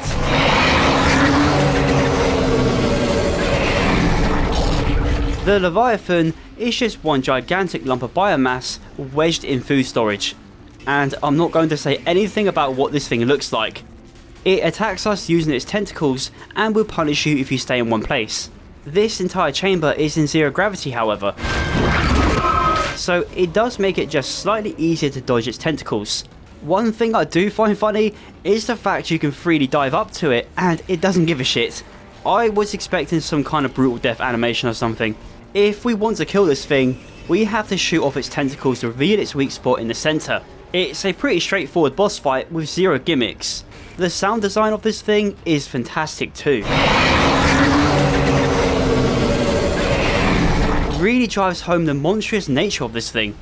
Once you've blasted off the tentacles, it will then start throwing explosive balls at you, and if you're quick enough, you can catch them out of the air with kinesis and throw it back, though I am convinced it doesn't do any damage to it. Either that, or they're just incredibly weak, so you're really just better off using the plasma cutter until it's dead.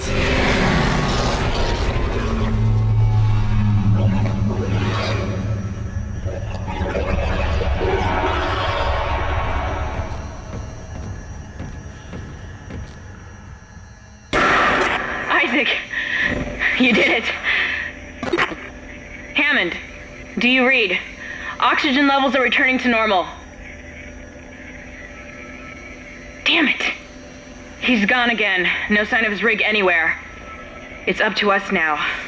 I've got a plan to get off this ship. I've located an SOS beacon on the mining deck. If you can get down there and activate it, we might be able to send a distress call. I don't know how much longer the turbo will hold. Now that it's fully gone, we have just bought ourselves some more time. Hammond is still not responding to us, so Kendra takes the initiative.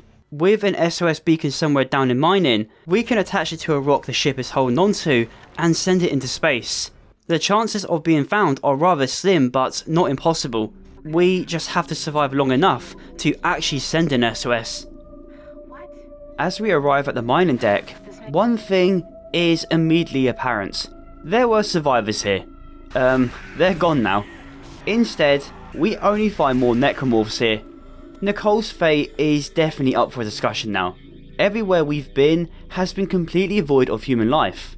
I mean, we've obviously had encounters with some, but they were far too gone to be saved. The mining deck immediately tells you the survivors who gathered are most likely dead, and that could potentially include Nicole. As bleak as it is, we're not here for them. We're here to save ourselves. Before we can release the large rock the Ishimura is holding onto, we first need to find the master key to gain access to the SOS beacon. So joining me on this mission is the flamethrower. The final weapon in this game, and easily the worst thing to ever exist in the Dead Space franchise. Just like the Ripper, it cannot stun lock the necromorphs, but not only that, it's incredibly weak. And the ammo is gone before you know it. Like, this weapon is so bad, it's not even worth talking about. So, like the video if you hate the flamethrower. All my homies hate the flamethrower. Kendra locates the master key for us, but getting to it requires a bit of engineering work. We must restore gravity in this massive room with a death ray just casually chilling in the centre. If we want to restore gravity, we must clean up the room a bit by moving asteroids into the beam. It's rather simple, but it's just another cool interactable moment within this game. While doing that, you will get swarmed by a bunch of necromorphs, but the exploders make it a bit too easy. With the master key collected, we make our way down to the maintenance level, and it's where we come across this interesting audio log. It was made by an engineer who got into a sticky situation with Dr. Kine, claiming he knows how to stop all of this if everyone just listens to him. Codes to the cargo bay. You idiot! This is processing. Why the hell would I have codes to cargo? Don't lie to me. I'm sick of everyone lying to me. It is imperative that I get the marker. Give me those codes. I don't have them. Is this what you did to the captain? Go on. Shoot me if you've got the balls. Idiots! It's the only way to stop it. The only way to end it. He's completely lost it. Somebody call security. He's obviously a bit crazy, so we have no idea whether or not he's telling the truth. It's beyond this point, we find the person we've desperately been trying to find. After getting across this death trap, we find Nicole, all limbs attached and thankfully breathing. Is that really you? It feels like it's been so long. But I can help you now. Come with me. The beacon's in the storage room next to you. I think I could disable the lock from here. Hold on. While she works her magic on the door lock to storage, we must protect her in a pretty goofy moment. Necromorphs will try to swarm her, and it's up to us to ensure our girlfriend doesn't get turned into mincemeat. She isn't Ashley Graham, so it doesn't require that level of protection. Man, shut your bitch ass up. This is a rather short reunion though, since she's not able to reach us. It's pretty uneventful, but she does help us reach the SOS beacon. Okay, the door's unlocked, Isaac. I can't get over to you, but I'll find a way. I love you. This will all be over soon. Wait, how does she know we're after it? Also, how did she know it was us? Isaac? Is that really you? Something ain't adding up. Well, at least we know she's alive. With the beacon collected, we now have to make our way back up to the mining bay. Getting there does require us to play electrician a bit, since someone has been fucking around with the batteries. For some reason, I thought you could just launch the batteries into the socket with kinesis. Turns out, I'm just an idiot.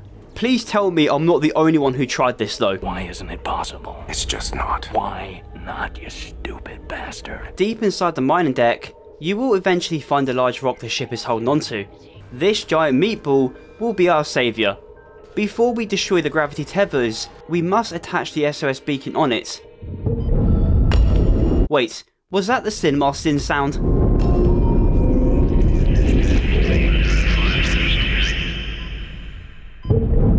Once Kendra's plan is fully prepped, all we need to do now is launch it into space. Beacon's on its way.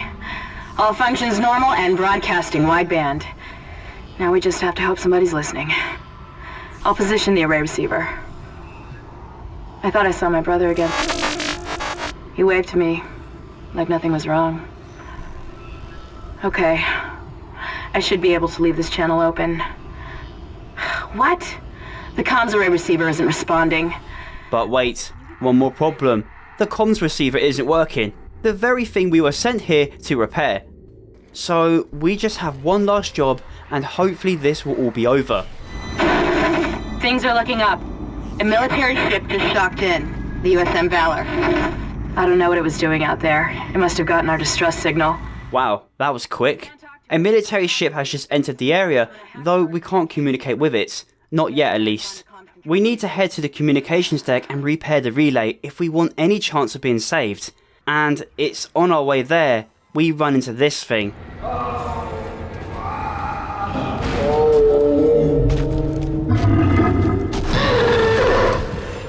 This is the divider.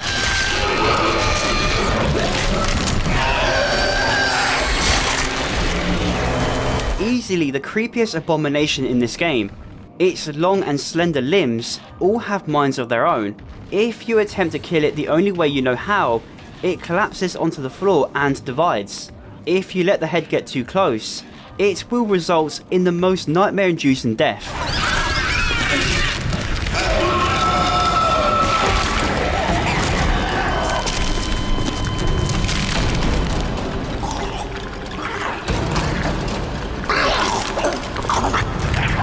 The Divider is a rare necromorph in this game, and you won't see much of them at all. I think there are only 5 in total, and there's a good reason for that. Taking a closer look at it, you can see it's wearing a high-ranking uniform, similar to the ones you see captains wear or other people with importance. There could be some symbolism here, but I think it's just creepy as fuck. As we're approaching the communications deck, we discover the Ishimura's secret. From an audio log we can find, we learn this entire mining operation was illegal. Request to issue a distress call have been repeatedly denied by Captain Matthias. He won't say it, but everyone on the bridge knows why. This is an illegal operation in a prohibited system. We've all known for months, and we kept our mouths shut. Aegis 7 is in the middle of a prohibited system, which explains why there's no one else out here but us.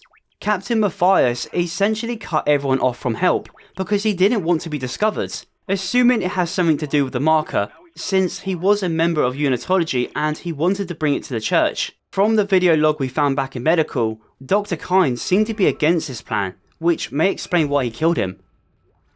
We will come back to this. Right now, we need to focus on repairing the relay. We're not sure what caused the damage, but I think it's safe to assume it was sabotage. Majority of the relays are destroyed, but we only need 6 in total. It's a rather straightforward puzzle, and the atmosphere in this room is amazing.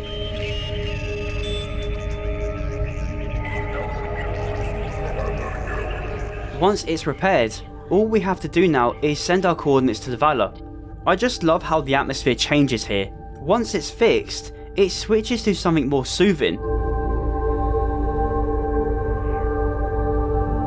It gives off this sense of hope, and it's about time, because this game's atmosphere is brutal and hopeless. Though as peaceful as it is, anything can go wrong, so let's contact the Valor before that happens. Is that fucking Iron Man? This is USM Valor, widecasting on all frequencies to USG Ishimura in response to your SOS. We've picked up your escape pod, number 47, and are en route to your position. This message will repeat every 30 seconds until you respond. What? Isn't that the escape pod Hammond jettisoned? Oh shit, I forgot to mention something. When we first regrouped with Hammond, he trapped a necromorph inside an escape pod, and thought it was a good idea to inject it into space. Now, the USM Valor has just picked it up. That ugly thing is still in there. No! No, this isn't going to happen. USM Valor! Come in, Valor! Our signal isn't strong enough. I'm going to open the blast doors to boost the signal. Error. Blast door blockage detected. Please contact a repair technician. Shit! Isaac! There's something big on the hull of the ship, directly above the comms array. Something organic. I don't know what it is, and I don't care. We have to get the doors open to transmit to the Valor. You should have a clear shot from ADS Cannon 48. Get to the cannon and blow it out into space. Oh, not this again. Something big is blocking the blast door, and Kendra wants us to use the cannon to deal with it. Insert a turret section for a boss. This is remnants of the Leviathan. The stubborn thing didn't die and moved itself onto the exterior of the ship. Honestly, it's a pretty underwhelming fight, and it's nowhere near as cool as the first round. You essentially just hold mouse 1 for the entire fight, and that's it.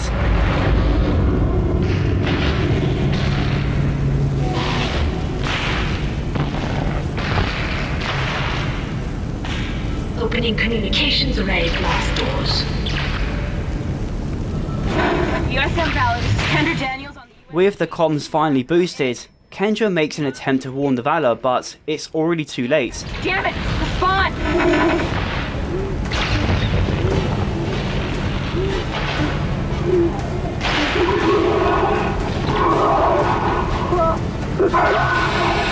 That one single necromorph was enough to spread the infection onto the ship, and now it's about to collide with the Ishimura.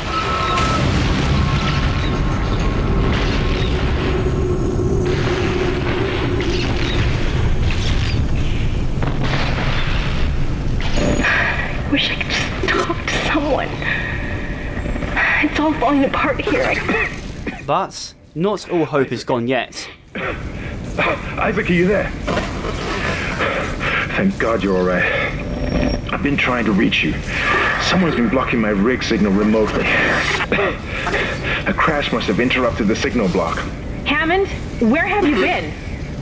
Surviving. Barely. I found some med supplies and patched myself up.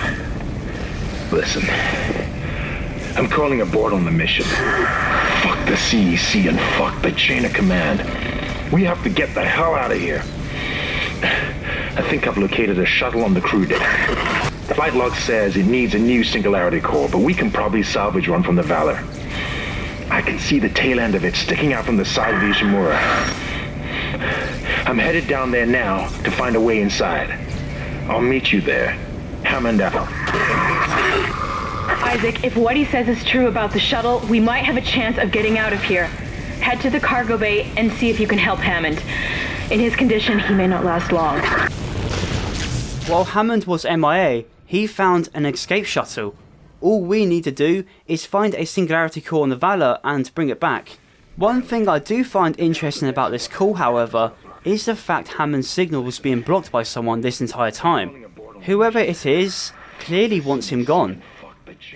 He's going to meet us on the Valor to help out, and this man is one quick trooper. He gets there before we do and discovers why this military ship is out here with us. Listen, I just found the munitions log for the Valor. I don't think their presence here is a coincidence. They're not on reconnaissance and they're not on patrol. This ship is prepped for war. They're on a seek and destroy mission. Do you hear me? He's suddenly cut off and not able to finish. Kendra doesn't even seem to comment on it and just tells us to get on there and find the core. At least we have some slight idea what we're getting into. Hammond said this is a warship and most likely came here to cover up this mess, but how did they know the Ishimura was even out here? As we approach the Valor, we can already see the damage it's caused, even leaking nuclear material into the Ishimura. Before we're even able to get inside, we need to clean up these cancer balls, and once inside, it's incredibly haunting. There isn't a single survivor in sight, and the ship is covered in blood. It really shows you how devastating a necromorph outbreak can be. It's a mess here. These poor bastards didn't stand a chance.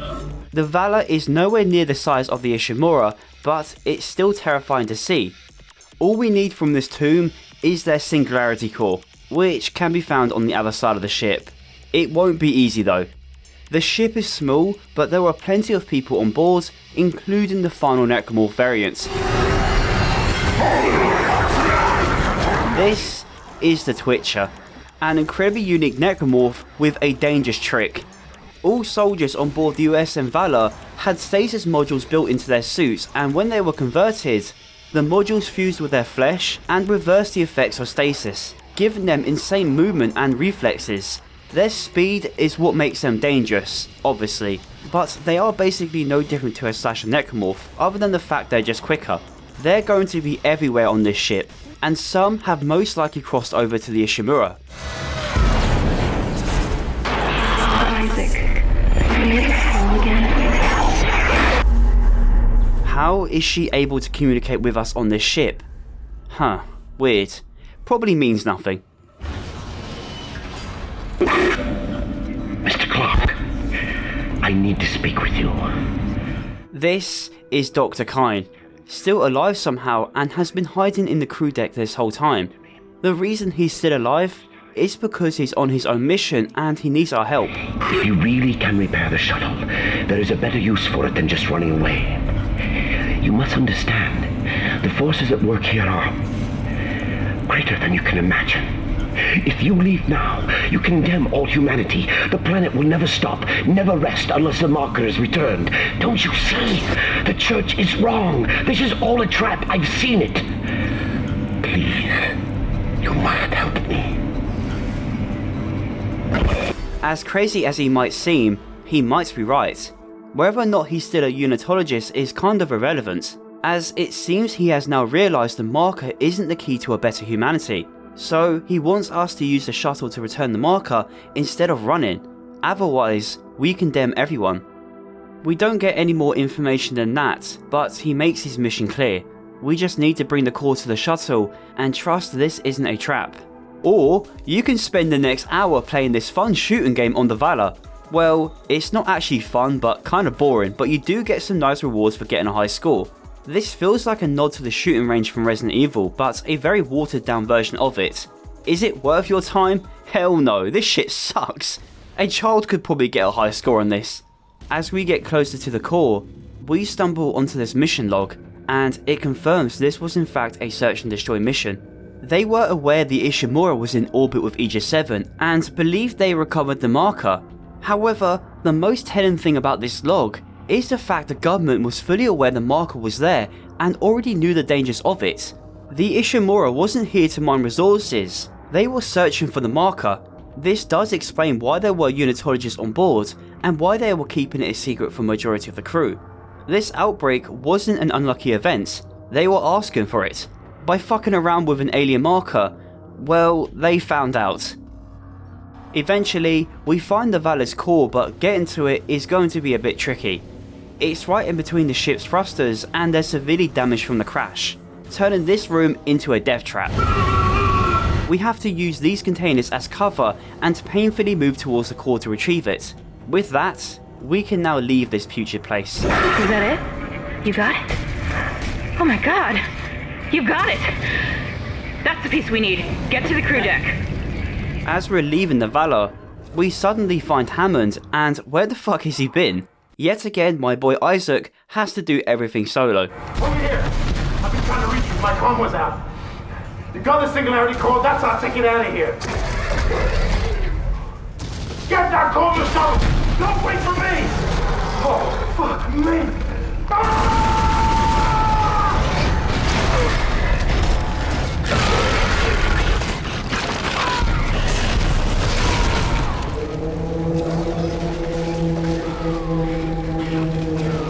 Hammond's death is one of the most painful things to watch, literally. It's so incredibly graphic and has been living in my head rent-free the first time I witnessed it. It's quite literally on the same level as Holiday's death from Fear. Both are slow and absolutely terrifying to watch.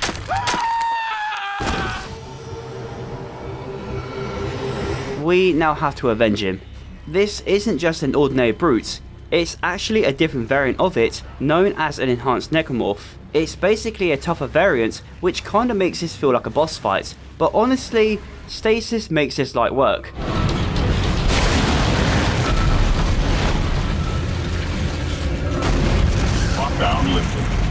Just lost all of Hammond's vitals.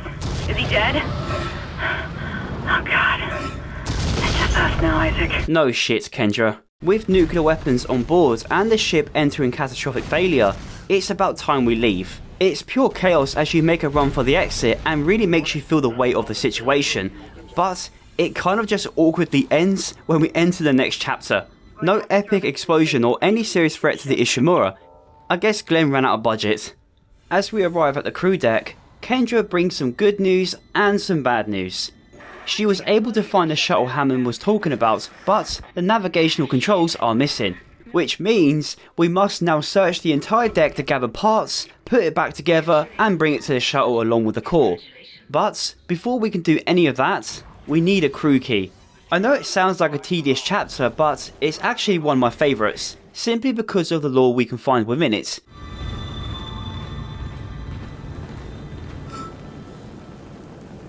Scattered around the entire lobby are bodies with wounds on their foreheads.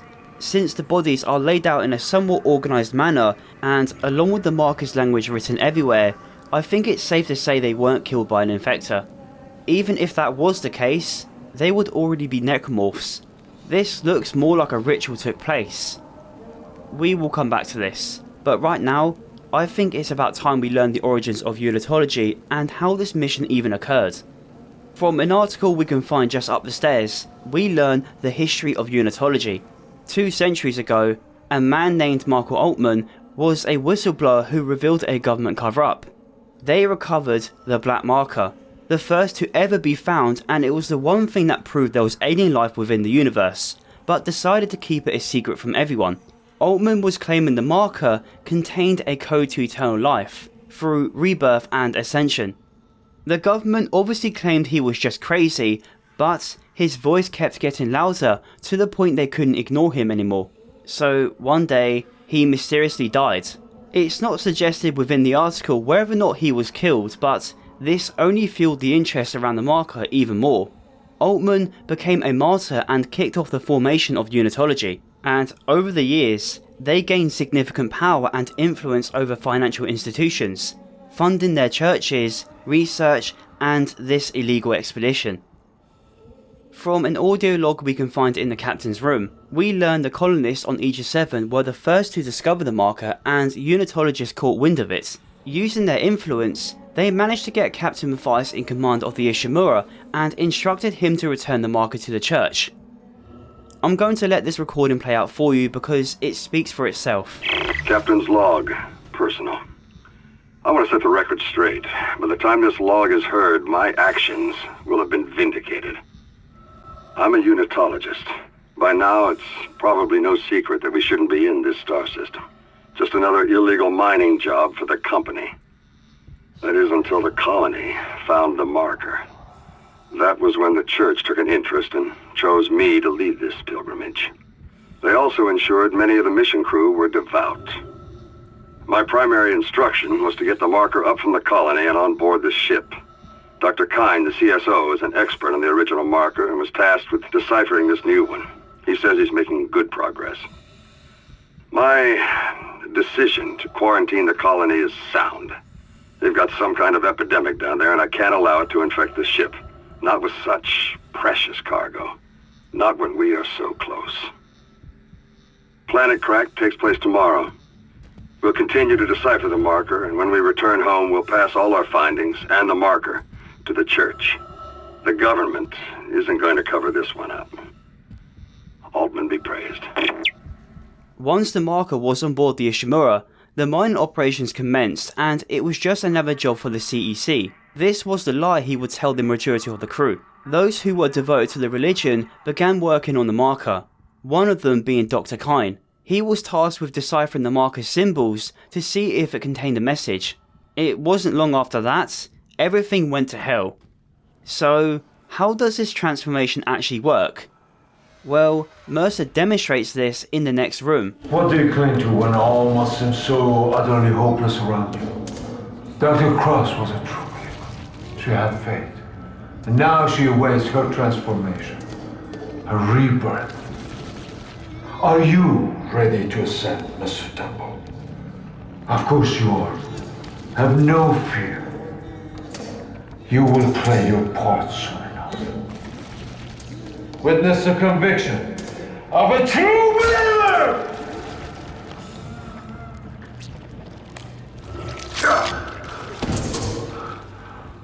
They are ready.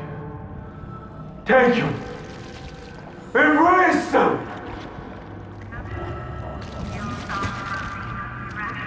As we already know, transformation can only happen after death. So, is it a virus of some kind? Well, not quite. The marker actually produces a signal that turns necrotic flesh into a necromorph. The corruption you see throughout the ship was formed by dust containing dead skin cells, which is absolutely disgusting.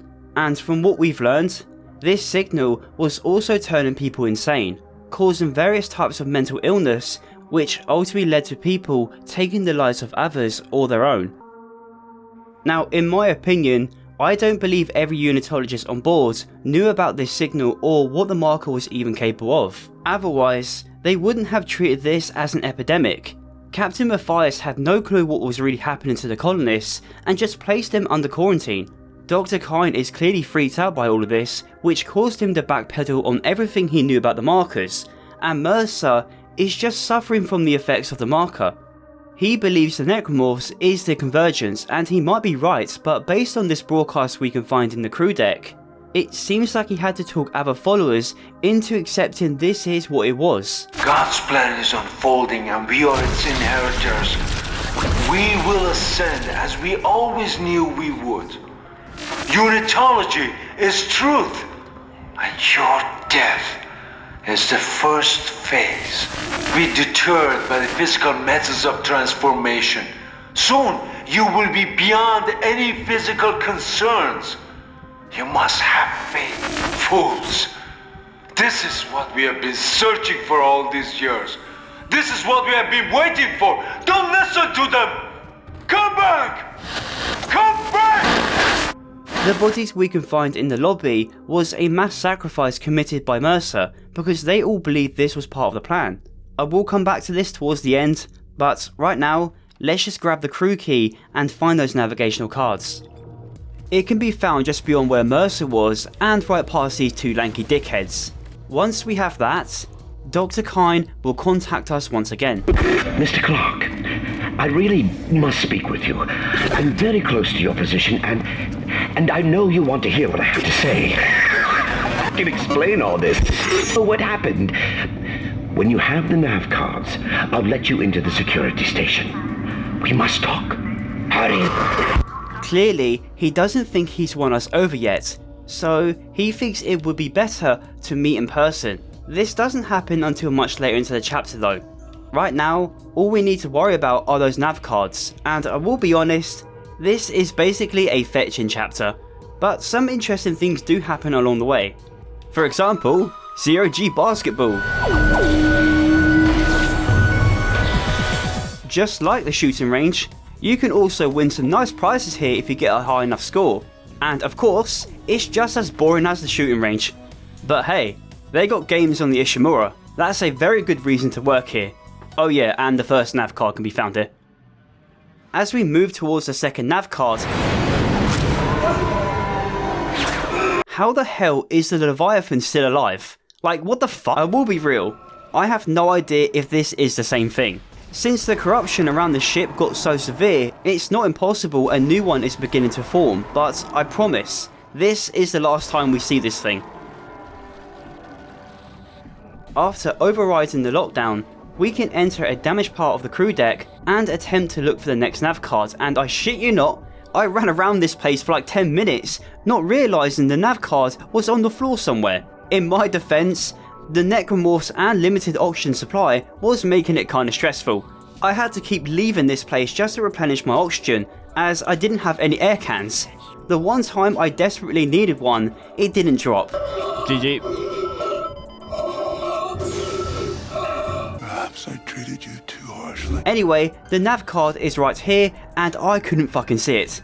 In fact, I actually had no idea I picked it up once I looked back at the mission log. Wait, what?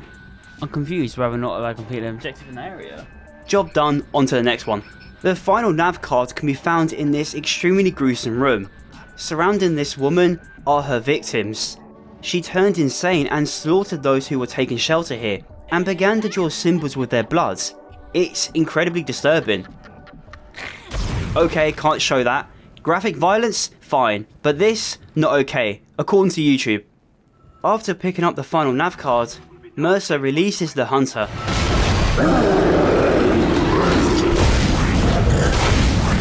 This time around, he's a lot more challenging. We get locked in a room with it, along with other various types of necromorphs. A short but tense segment ends with Dr. Kine praising us. Excellent work, Mr. Clark. Excellent work. Now, come and meet me in the executive area. The door is unlocked. Be quick. Isaac, be careful with Dr. Kine. A lot of what I've discovered so far has come from his records. The man has clearly gone insane. He might be unstable, maybe even violent. As unhinged as he might be, we might as well hear him out. We find him in the executive lounge, talking to someone that isn't there.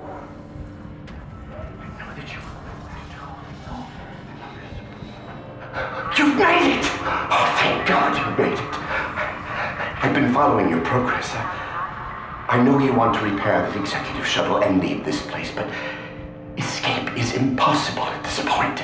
The shuttle shock point drive is destroyed. No. Don't lose hope. Don't lose hope. He wants to bring the marker back to Aegis 7 because it belongs to something they call the Hive Minds. But Amelia, she changed things. The church, they think the marker is divine, but they don't know what's happened here, what's been released. Look. Look at this.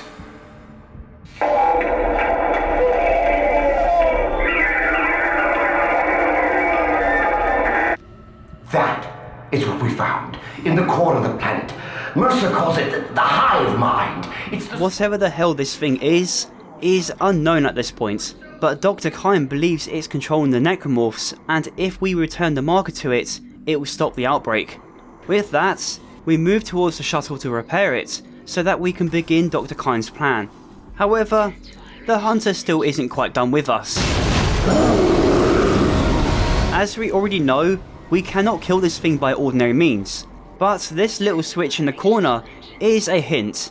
This is the final showdown we have with the hunter, and honestly, I wished we saw more of it. It would have been so cool if it acted like a Mr. X type of character, and I do wonder if that was Glenn's original idea for the monster. I mean, it's named the hunter after all. But with how the game is structured, I wouldn't be surprised if it was scrapped, because it would have been more annoying than anything. Anyway, if we want to kill this thing, we need to burn it. We simply need to keep it in place behind the thrusters and turn them on. This part can be tricky because there's a bunch of twitchers in the middle of the fight, but you don't really need to get them out of the way. As long as the hunter is in place, you can end this within a minute.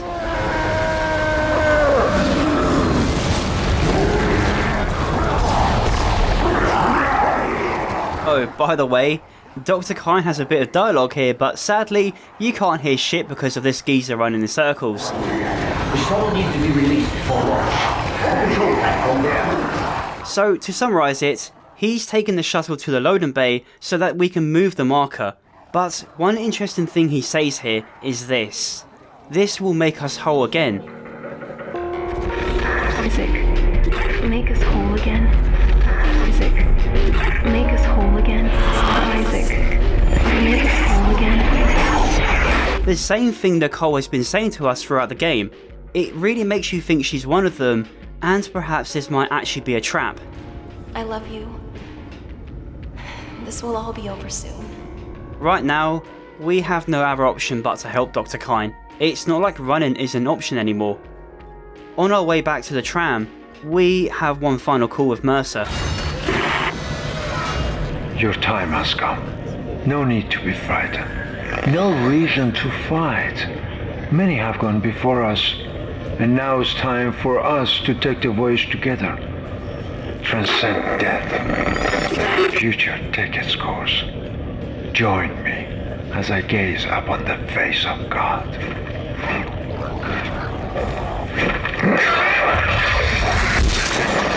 Okay, two things I find funny about this. Was the infector just casually waiting for him to finish? And why the fuck didn't he turn?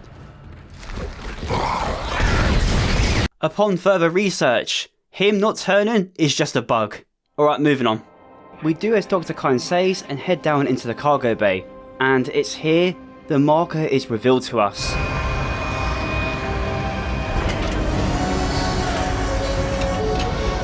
A towering DNA-looking monolith with alien scriptures carved on every surface, and as we get closer to it, we begin to hear voices, but not the kind we've heard before.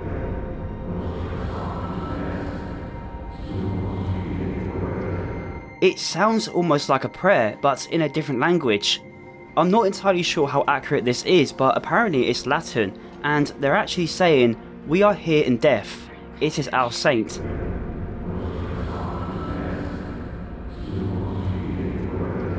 As we begin to move the marker, a large wave of necromorphs attempt to kill us. This segment is pure chaos, but not anything noteworthy.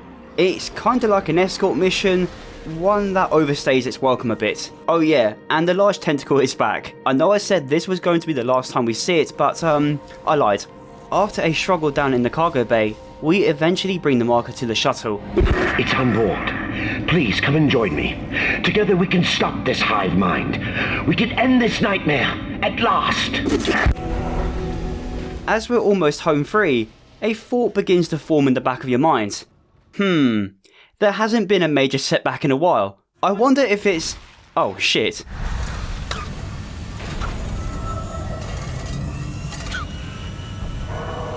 Wait, Amelia, where are you going?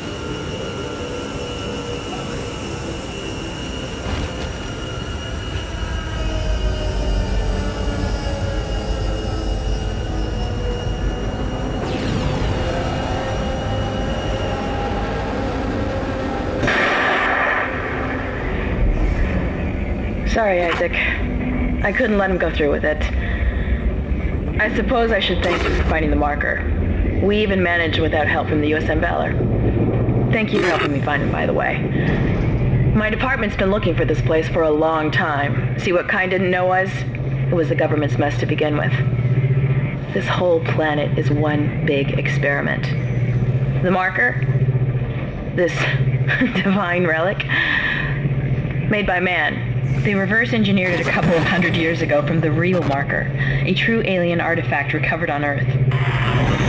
They dug it up, studied it, and they made it their own. Then they brought it to Aegis 7 and activated it. And you've seen the result. The stuff of nightmares.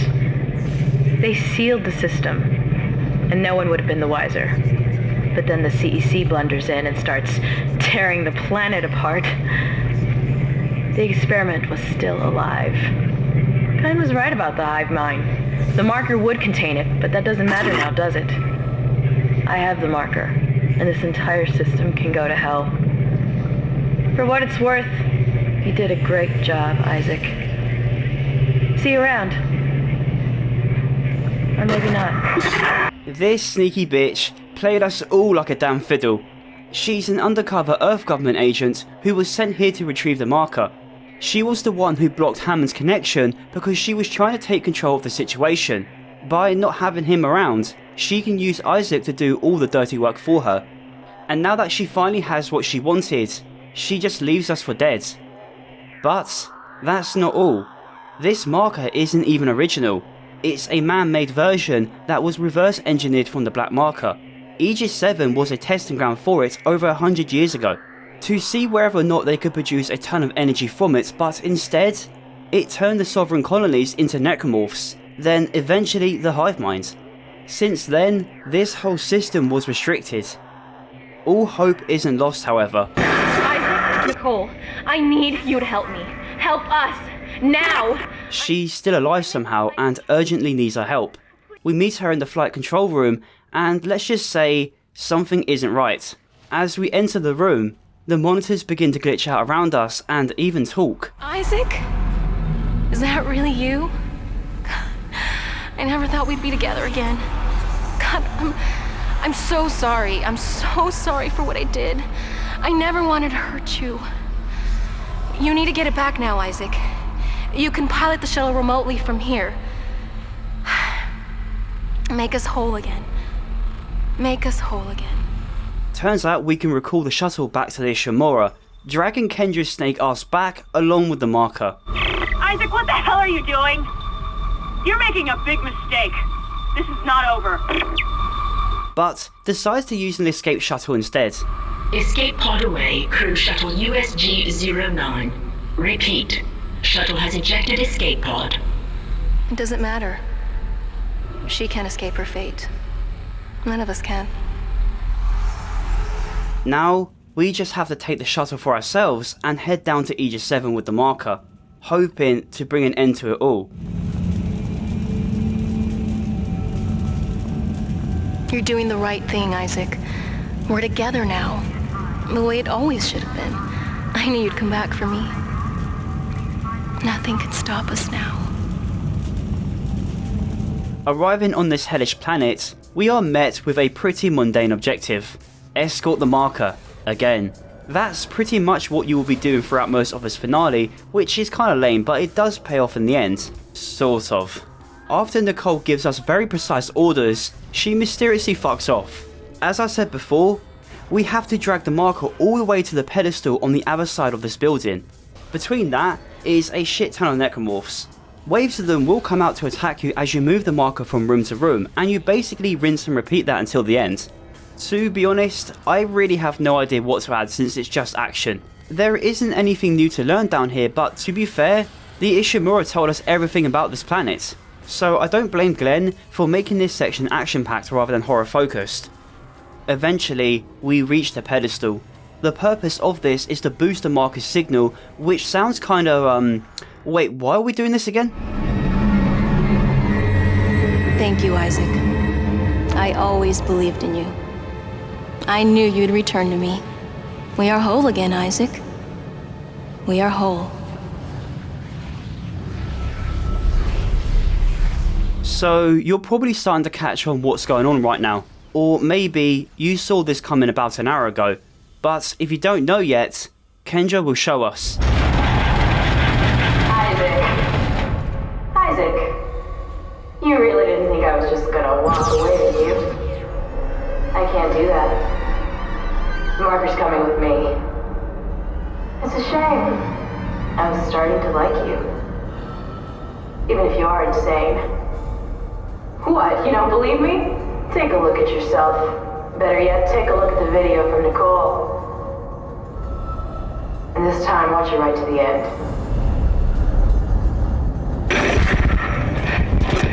Isaac, it's me. I wish I could talk to you. I'm sorry. I'm sorry about everything. I wish I could just talk to someone. It's all falling apart here. I can't believe what's happening. It's strange. Such a little thing. In the end, it all comes down to one little thing.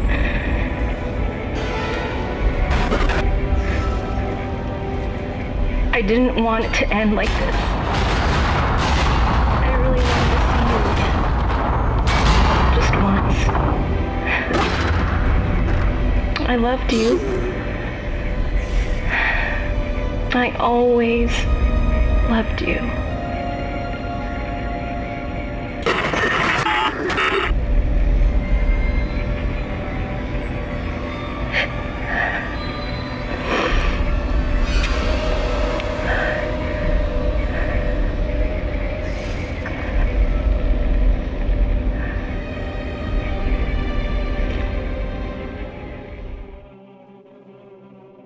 Nicole has been dead this entire time. The strange things we have been seeing was the marker controlling us, and I mean the signs were all there. The game has been telling you this was the case since the moment we stepped foot on the Ishimura. Social interaction, physical contact, affection or support may lead you to make poor judgments and decisions in multiple areas. With Nicole's strange appearances, information telling us people were turning insane, the fact Dr. Kyne and Kendra were seeing dead loved ones, and the biggest one of them all is that the game has been slowly spelling this out for us.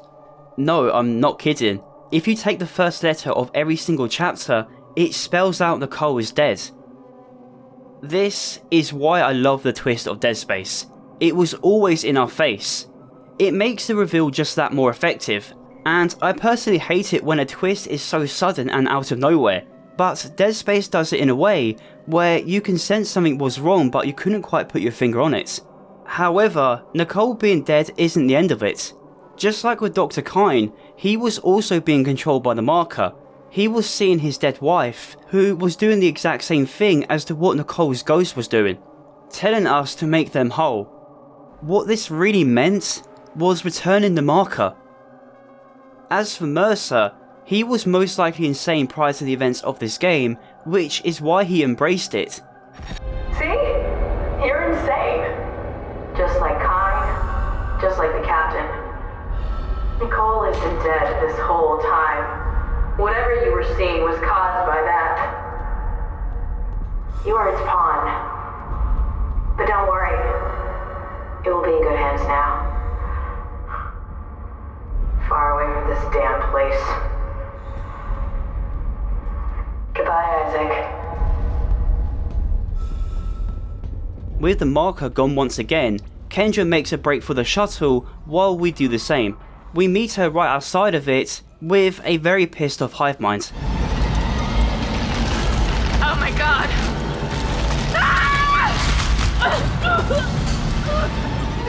Reducing Kendra to nothing but atoms. And holy shit, that video feed did not do this thing justice. It's ginormous. If Isaac is going to die on this planet, he's sure as hell not going down without a fight.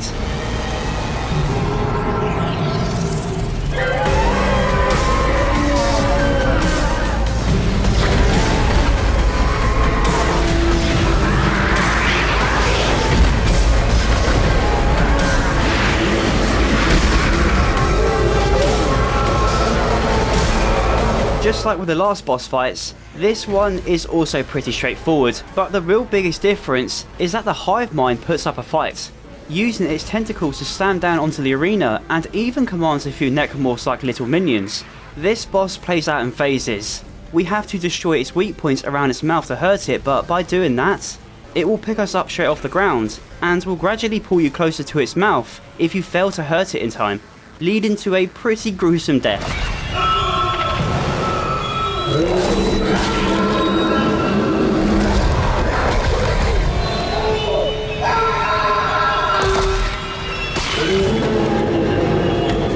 If you're able to withstand the pressure this thing puts you in, it will immediately drop you into the next phase.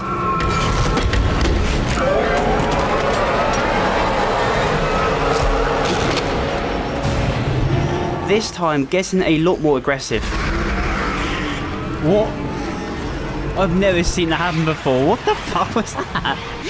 What the fuck was that? If we want to kill this thing for good, we must destroy the weak points in its chest.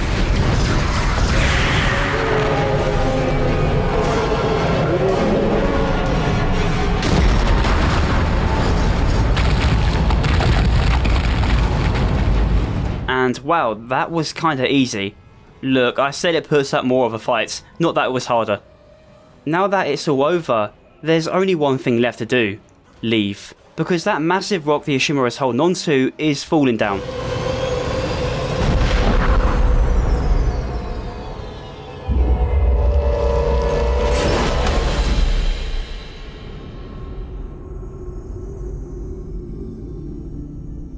One slight issue. Isaac isn't going home anytime soon. Dr. Kine made us aware the shuttle is missing a shock point drive, meaning there's nothing but endless space towards home. Isaac is obviously aware of that, but at least he finally has some peace. As the game comes to a close, he watches Nicole's message one last time before really accepting she's gone. I wish I could talk to you. I'm sorry.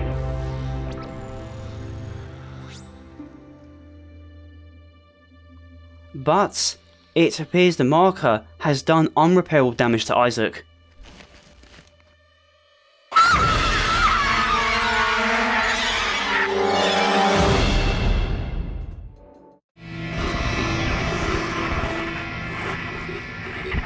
Isaac, are you there? Come in, Isaac. In similar fashion to the first game, Dead Space 2 begins with a video call between Nicole and Isaac before the events of the Ishimura. How you doing? And what's this? Isaac is no longer a silent protagonist?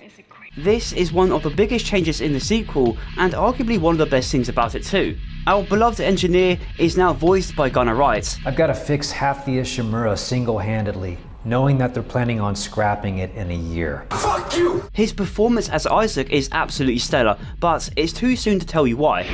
You're right, Isaac. The Ishimura is a great ship. I am so lucky to be serving aboard her. Enjoy it while it lasts. You know they're gonna decommission her next year. Isaac. What this call tells us is that it was Isaac who pushed Nicole towards working on the Ishimura, and this is important to know because it sets up the core theme of this game. To do this. I mean, if it weren't for you, I never would have made it this far, because you made me stick with it. I'll just remember, I'm giving you up for 6 months so you can do this. You know what? We must be getting on a range there, Isaac. Isaac, can you hear me? Look, I'm gonna call you back as soon as I can, okay? Isaac! You were drifting away for a moment there, Mr. Clark.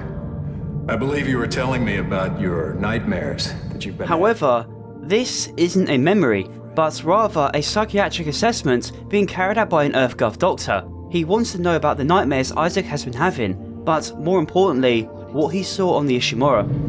You were part of the repair mission. A mission for which you volunteered, am I right? What did you find aboard that ship, Isaac? I found something. What did they find aboard the ship, Isaac? The marker. Did you have contact with this marker? It made you see things, didn't it? Things you didn't want to see. It spoke to me. And what did it say, Isaac? What did it say to you, Isaac? Isaac, can you hear me, Isaac? Before we're even able to tell our story, we are met with a new face. Isaac, can you hear me? Dana, I found Isaac Clark. Judging by the noises in the background and how shaky this guy's voice is, something is about to happen. It's immediately clear to us that this guy is here to break us out. As to why, well, we don't get a chance to find out, because this poor lad is about to be converted in 4K. You're in terrible danger.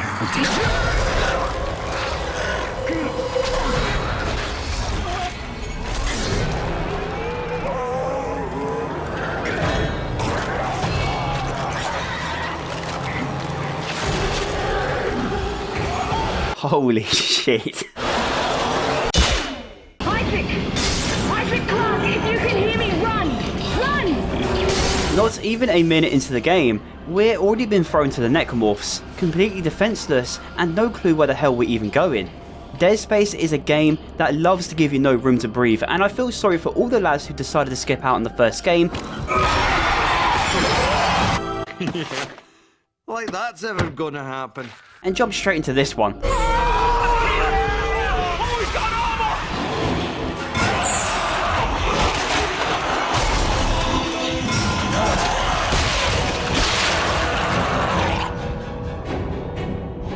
we're not out of the woods just yet. The entire facility is still in lockdown, and it appears EarthGov soldiers have been sent in to clean up the mess. Oh, nice one, genius. You just watched your mate get pulled up to oblivion. Why would you copy exactly what he did? Anyway, one interesting thing to note here is what they said.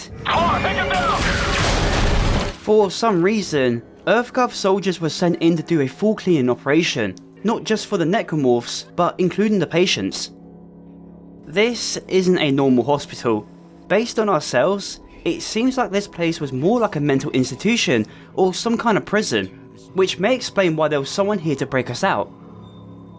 Deeper inside the facility, we can find this room the doctors use to monitor and research their patients. Based on the information we can find here, it seems like they were potentially experimenting on us. There's this video you can find inside, and it's an interview being conducted by the same person from the intro. The man he is speaking to is a patient named Nolan Strauss. The doctor wants to know what he saw, and it turns out Strauss has also been seeing the same symbols. Deep black and glowing red with symbols. Symbols whisper to me. And what did the symbols whisper to you? This is quite telling. Those who were affected by a marker usually saw hallucinations and symbols, which means Strauss has encountered a marker himself. Perhaps all this research is for people who have encountered them. Right now, we're right in the middle of a new necromorph outbreak, so that tells us one thing. There's a new marker and it's somewhere close. Maybe EarthGov recovered the one from Aegis 7, but it's too soon to tell. It's just beyond this point, we run into the doctor who has been questioning us, and it appears he has lost his marbles.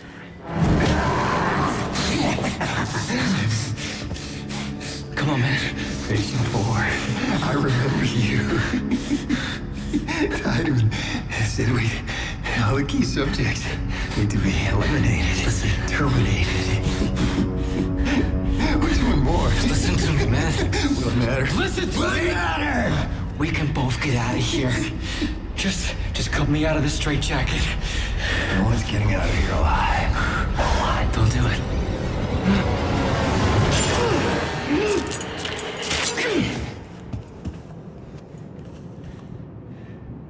There's no escaping from what I've done.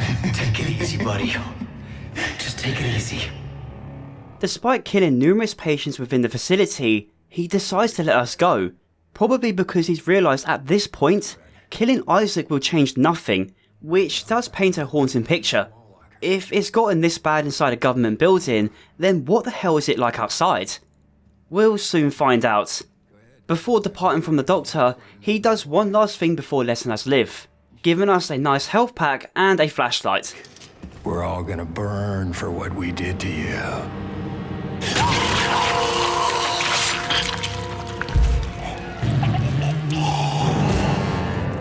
He has fallen victim to the marker, exactly like the ones who perished on the Ishimura.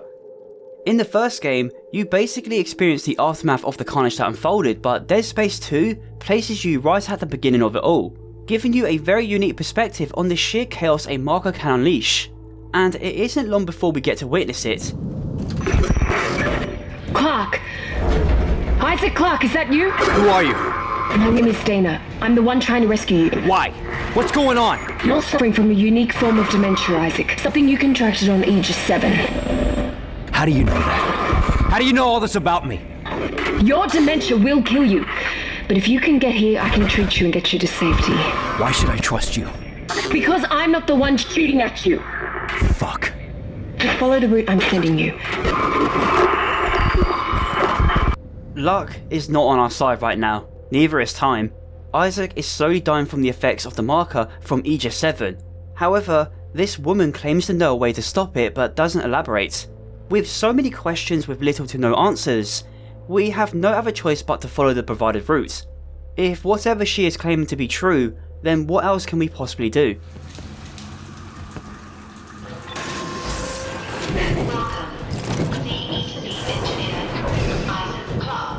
Oh wow, that's convenient. Isaac still has his engineering level access from the CEC. I guess EarthGov didn't think it was important to revoke it. You will be seeing these vents a lot throughout this game, and that's because they're secretly used as loading screens. One massive change in this game is that its entire duration is seamless. Loading screens are not only hidden within these vent segments, but also scripted moments and cutscenes, helping contribute to the movie-like style they were aiming for, but more on that later. As we reach the end of the vent, we crash down into the surgical side of the hospital.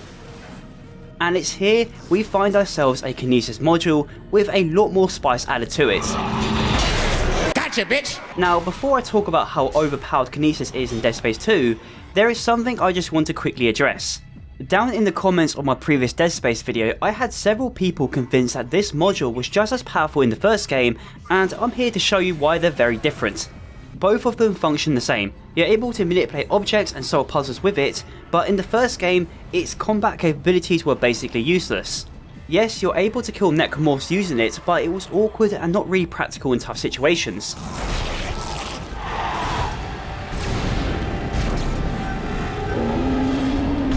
Simply because you had to aim for their limbs to deal any real damage.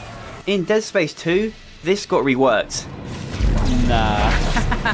You are now able to impale necromorphs using any sharp object, killing them in a single throw.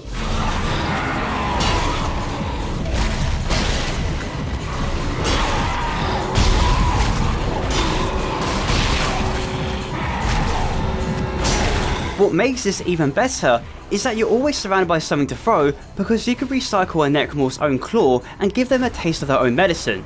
Kinesis can easily carry you through this game if you upgrade its damage through the workbench.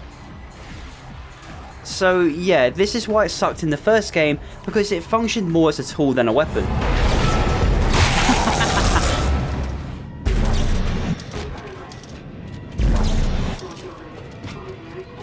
What the fuck?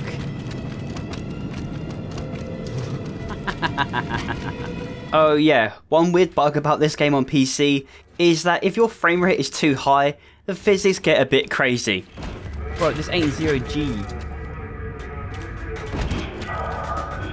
Anyway, with something to protect ourselves with now, it's not long before we find an old friend that is dear to Isaac. In the next operating room, we find this poor lad still strapped to an operating table, but Isaac seems to be more interested in whether or not the thing aiming at his chest is a plasma cutter. Calm down. I'll cut you out of there. Is that a tissue laser? A plasma cutter? This is when he decides to basically use the poor guy on the table as bait so he can retrieve it. Shit! Help! I'm trying! I'm trying! And I mean, can you blame him? The guy's chest is wide open, he ain't walking out of here alive. What the fuck? Self-preservation at its finest. Isaac, using his engineering brain, uses the flashlight and modifies it into a functioning weapon again.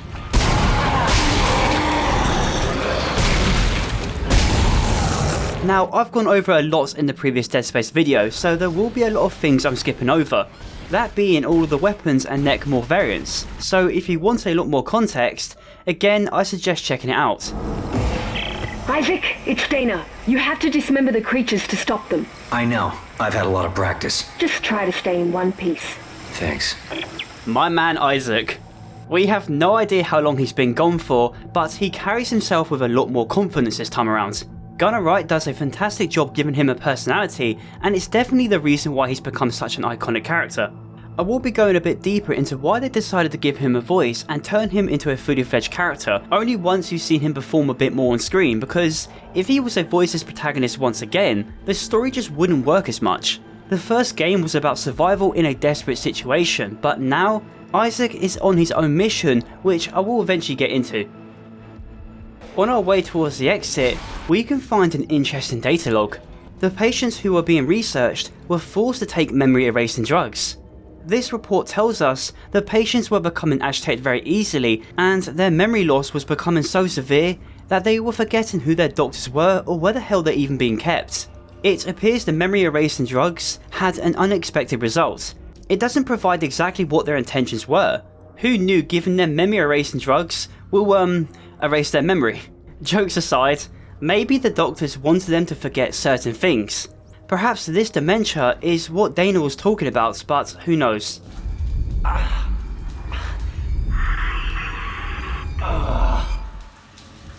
What the hell? As we finally reach the end of Dana's route, we find the man from the recording earlier, Nolan Strauss. No. Remember me. Patient 5. I'm patient 5, remember?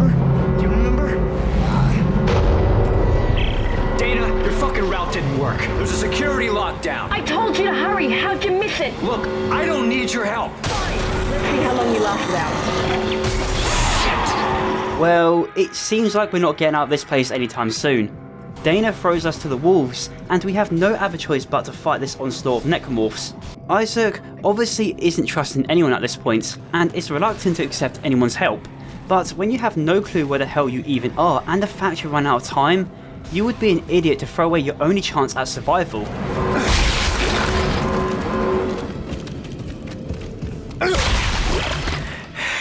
Dana?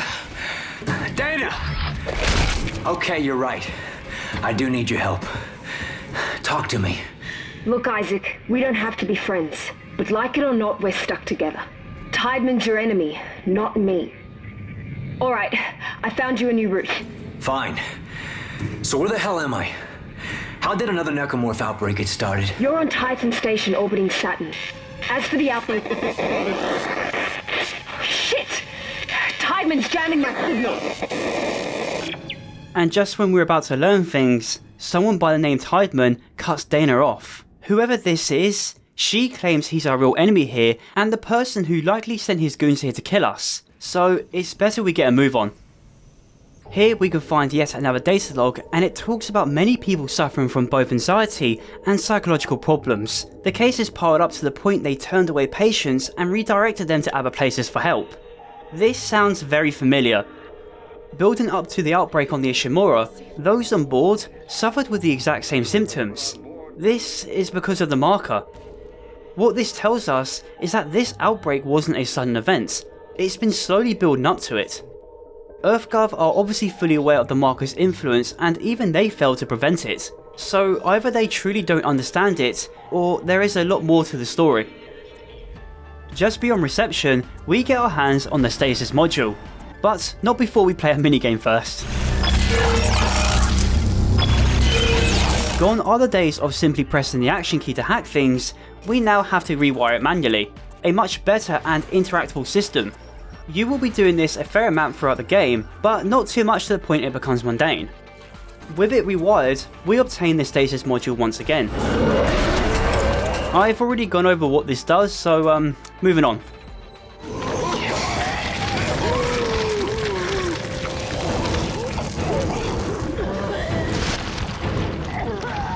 This is the Puka.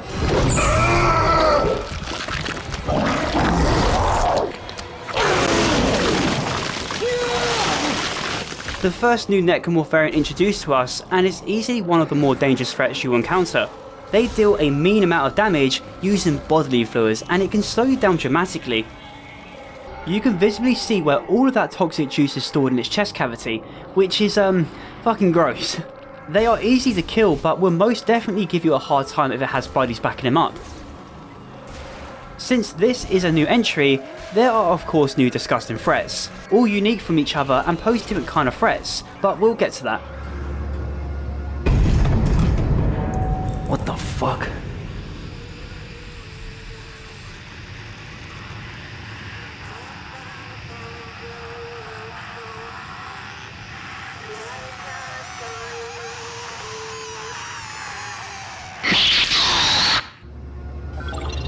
Wow, that was quite spooky. The Aegis 7 marker has done unrepairable damage to Isaac's psyche, continuing to torment him with hallucinations of Nicole, even without a marker present. Perhaps this is why he was sectioned at a psych ward, but then again, it's EarthGov who took him in. Maybe he's being used for something he and Strauss are both involved with. It's too soon to tell, but one thing is for certain, Nicole, or the marker I should say, hasn't quite left him. Oh my god, that was so loud.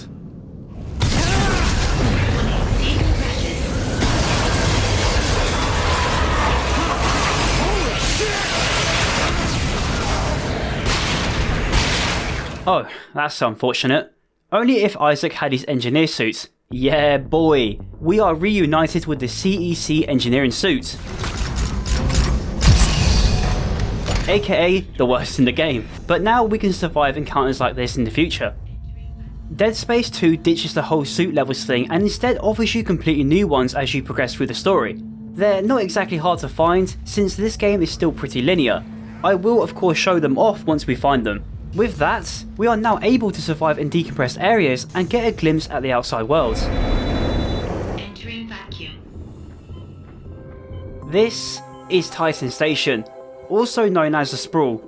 It's a large city-like structure that was built on a fragment from Saturn's moon and is home to over 1 million people, which is obviously bad news for us. This place has everything a resident could possibly want: a home, entertainment, education, healthcare and religion. We will be seeing these locations, and it offers a completely different style of horror to what we saw in the first game, and I do have some things to say about this, but we'll talk about that when the time comes. As we're finally ready to leave this place, we have a run-in with an ugly ass threat.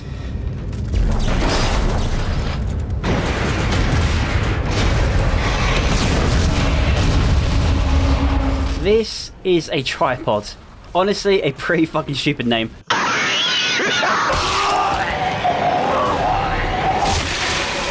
It stands tall on two elongated arms and dishes out salmon attacks when you get too close. You're probably wondering, where's the third leg? You sure you want to see? It's inside its mouth. Oh my god, bro. Oh, hell. Shut your fucking mouth! After blasting off one of its legs, it will then start dragging itself around with a tentacle-like spike. Honestly, this disgusting thing isn't the biggest threat to you, not compared to something like a brute, which is a shame because when you encounter them, they should act kinda like a mini-boss, but they're a walk in the park. With it dead, Dana gives us some more answers. Jesus, that thing was angry. Dana, I'm out of the hospital. Okay, the tram station is just beyond the apartment block. Hang on, I need more answers. How long have I been here? 3 years. Isaac has essentially been asleep for years. After Tybin found him floating in space, he brought him here and discovered he has a self-replicating signal imprinted into his mind. This is what's killing him. He was heavily sedated and was forced to take memory suppressants to prevent the signal from spreading. Isaac, of course, doesn't remember a thing during those events, so in a way, the Ishimura is still a fresh memory to him. It's like he hasn't truly left the place, it's followed him. If we want to be saved, we must head through Titan Heights in order to reach the tram station. This is essentially the housing district for civilians, and it's here we witness the sheer chaos the necromorphs are inflicting. Dead Space 2 gives you a glimpse at a different kind of desperation. The Ishimura was all about isolation, survival, and complete and utter hopelessness. Whereas in this game, this sense of horror has been shifted onto innocent civilians. We're now just a witness to it. There's even this one haunting moment where you can hear a child cry inside a dryer.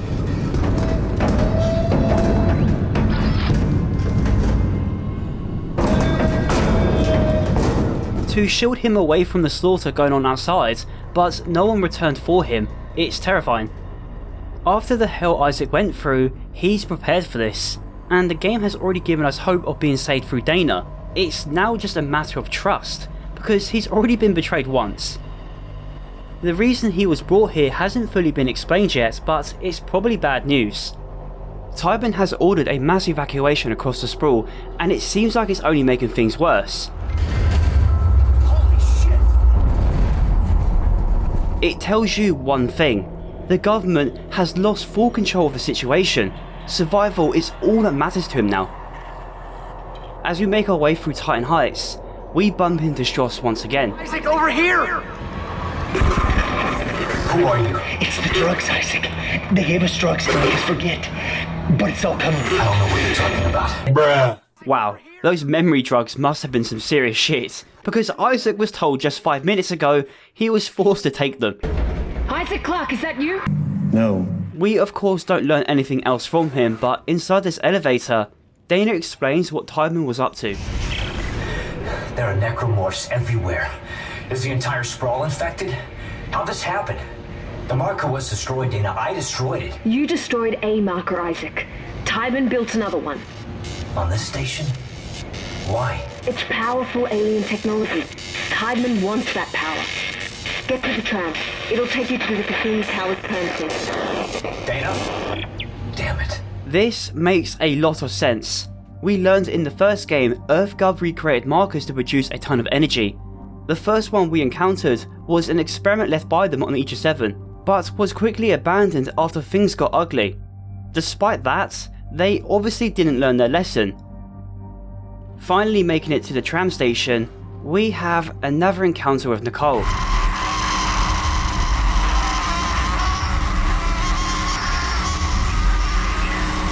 Guilt-tripping him over not being there for her when she was stranded on the Ishimura. This game is a lot more of a personal story of Isaac's, on him battling PTSD, loss, and more importantly guilt.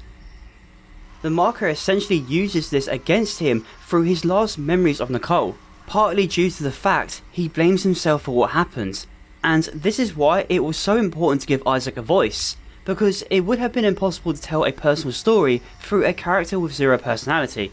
In my opinion, it was most certainly the best direction the franchise could have gone.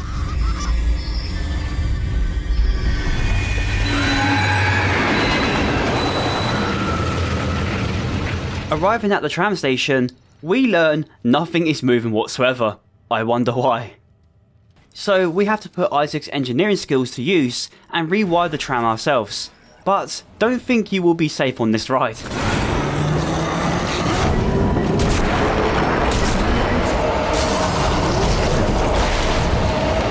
As we move further down the tram, we discover there's a large gap in the middle. Thankfully, Isaac's suit has a neat little trick up its sleeve. Yeah, I'll talk about this a bit later. Let's just get across to safety. Oh, whoops, I actually forgot that could happen.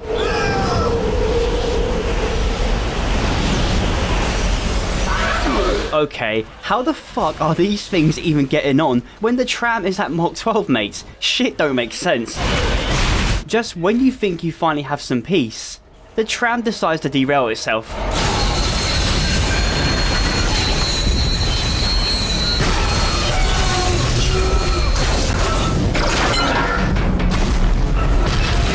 Knocking us into quite a cool segment that sets itself apart dramatically from the first game. One thing I love about Dead Space 2 are these action-packed cinematic moments that really makes this game so memorable. And there's a ton of them, which I will get to, but first, we need to get out of this awkward situation.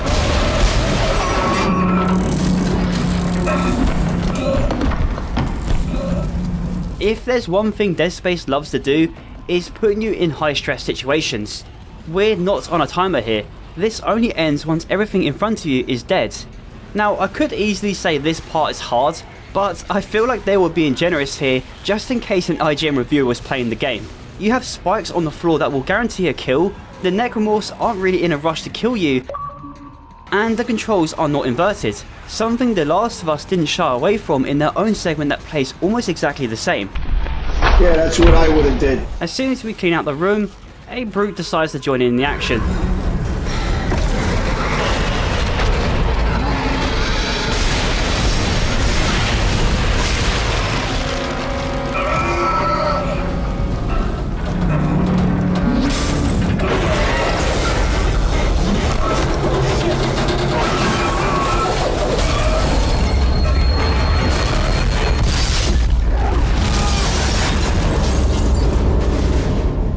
With the tram line now completely fucked, Dana redirects us once again, but she does give us a warning. I lost you. Unscheduled stop. Wait. Where am I? How did you end up there? Hang on. This won't be the most pleasant route, but it'll get you to the Cassini Towers residential sector. Damn it! Timon has the signal again. Keep moving. Okay. You're very important to them, Isaac. Hold tight. I'll contact you soon. Where we're going won't be pleasant. This whole place is unpleasant, so it can't get any worse, right? Making our way towards the shopping complex, we encounter a unique threat.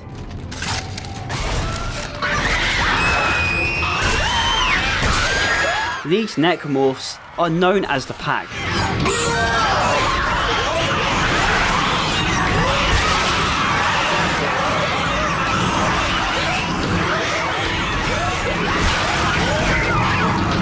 Their overwhelming numbers is their greatest strength, but usually a single headshot is enough to put one down. Essentially, they're glass cannons. Extremely fragile but can do some serious damage.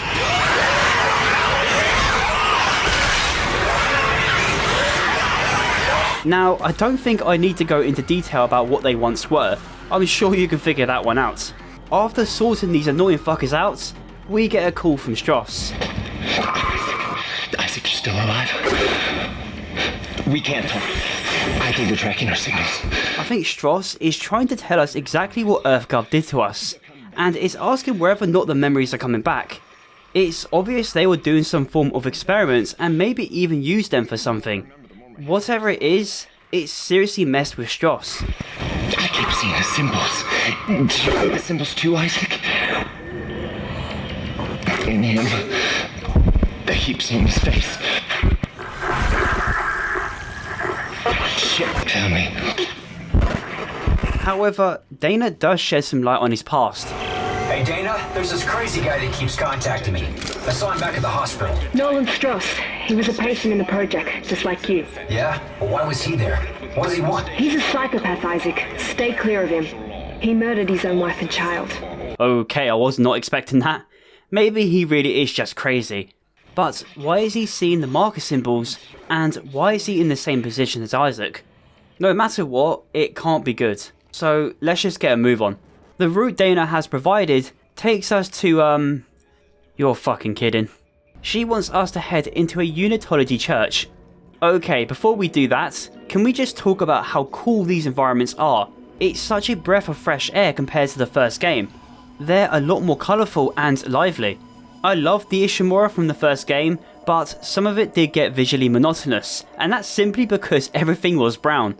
The environment suited the game's story and atmosphere, so I can't knock it for that, but every location in Dead Space 2 is so memorable. They all have an identity and are easily recognisable. Even though Dana said this place is going to be unpleasant, I think the Church of Unitology is beautiful. Whoever designed this place went hard, I'll tell you that. But it has seen better days. Apparently, they've been struggling to recruit people because of EarthGov constantly slandering them, and I'm not going to lie, I'm siding with the government on this one. Unitology members are fucking crazy. Well, not all of them, but it might as well be a cult. If you haven't seen my last video, I'll quickly give you the rundown on these people. They worship the markers and believe in convergence. What that means is that one day the markers will make them evolve and form into one subconscious. Something like that. We're not quite at the church yet, this is only the recruitment centre. It would lead us into waste disposal, and it's here we get to use our new suit in 0G.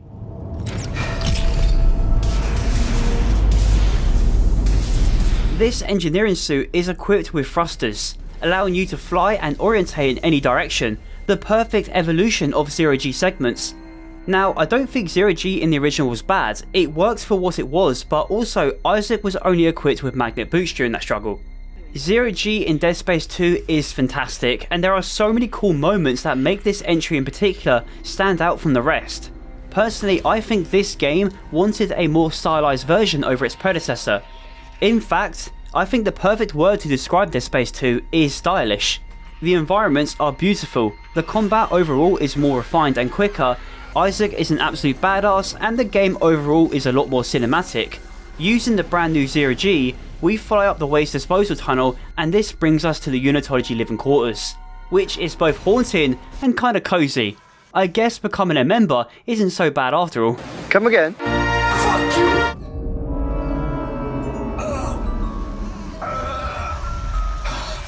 I'm afraid, Isaac. I don't want to die. But it's the only way out. Why not, Nicole? Nicole's dead. You're not really here. This encounter with Nicole is rather interesting. Isaac still accepts she is gone, and by him saying it out loud, the hallucination ends. Him accepting what has happened removes any kind of influence the marker has. I will come back to this because it becomes very, very important later. Dana, Titan soldiers have found me. They're tracking me in some sort of gunship. You're almost here. Hurry. With a gunship hot on our heels, we finally enter the church, and wow, this place is stunning. I've already said this before, but this place is my favourite location in the game. I don't really need to go over who exactly Unitology are, since I've already covered it, but I will go over some of the data logs you can find inside. The first one being this hilarious document of them straight up admitting they indoctrinate people, and they don't want the casual public to see any of it. No wonder no one's fucking joining, bruv. Those luxury accommodations are not enough to sell your soul. We can actually find the indoctrinating room, and holy shit, this is actually kinda eerie.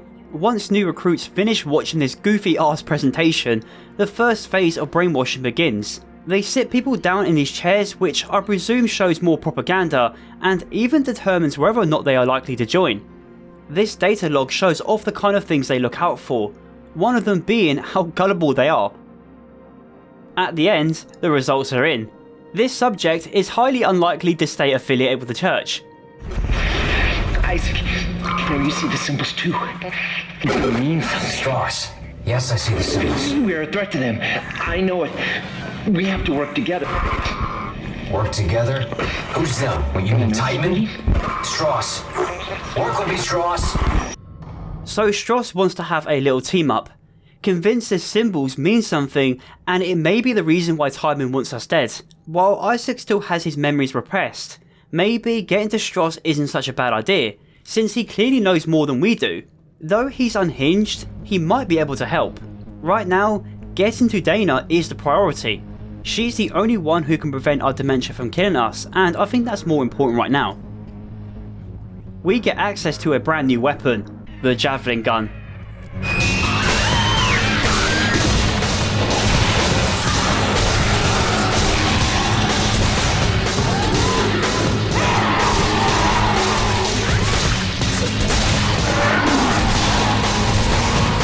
Once was used as a surveying tool, now being repurposed to poke holes in necromorphs. Equipped with high velocity titanium spikes and dishes out a mean amount of damage. It's almost equivalent to shooting spikes with kinesis, but with a lot more volume. It's a decent weapon, though a bit generic. It's not as cool as something like the Force Gun or even the Ripper, but decent. Climbing through the vents leads to one of the best scares in the game. Oh shit. We wrestle with Nicole while she tries to force a needle into Isaac's eye.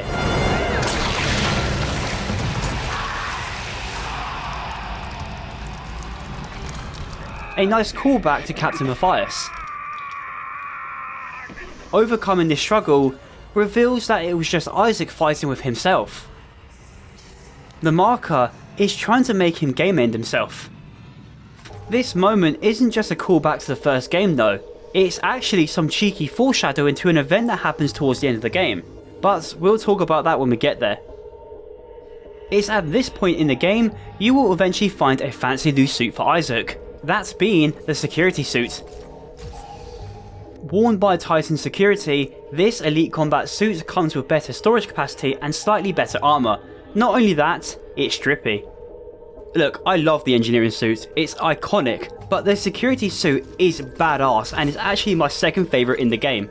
There is a total of 4 suits you can find throughout your first playthrough and an extra 4 in New Game Plus, but sadly, for time's sake, I will only be covering the ones you find in your initial playthrough. Out with the old, in with the new, it's time to get a move on.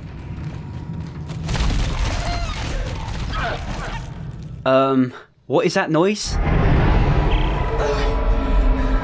Dana, I'm locked out. There's something in the church. It broke the door. Hang on, I'll try to override all the gates in the area. Hurry. There's something out here, too.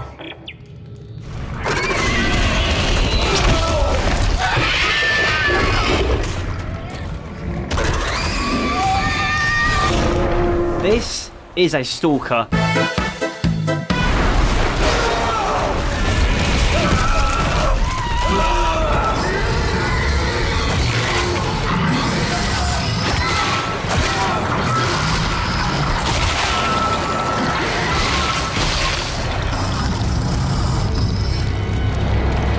One of the most unique necromorphs you will encounter in the whole of the Dead Space franchise, because unlike the others who act mindless, stalkers clearly hold some levels of intelligence, used in hide and seek tactics, flanking maneuvers, and will only attack in groups. They will only attack you one at a time though, so by using stasis, you can thin their numbers out pretty easily.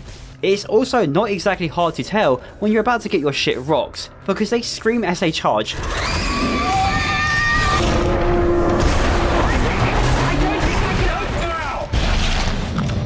Now that we're finally through the indoctrination part of the church, all we have to do now is head down into the crypt, where everyone gets a very cold burial. Obviously, they can't bury the dead in space, so freezing them is the next logical thing to do. Well, not unless you have a marker built somewhere next door, because that shit is going to bring them back.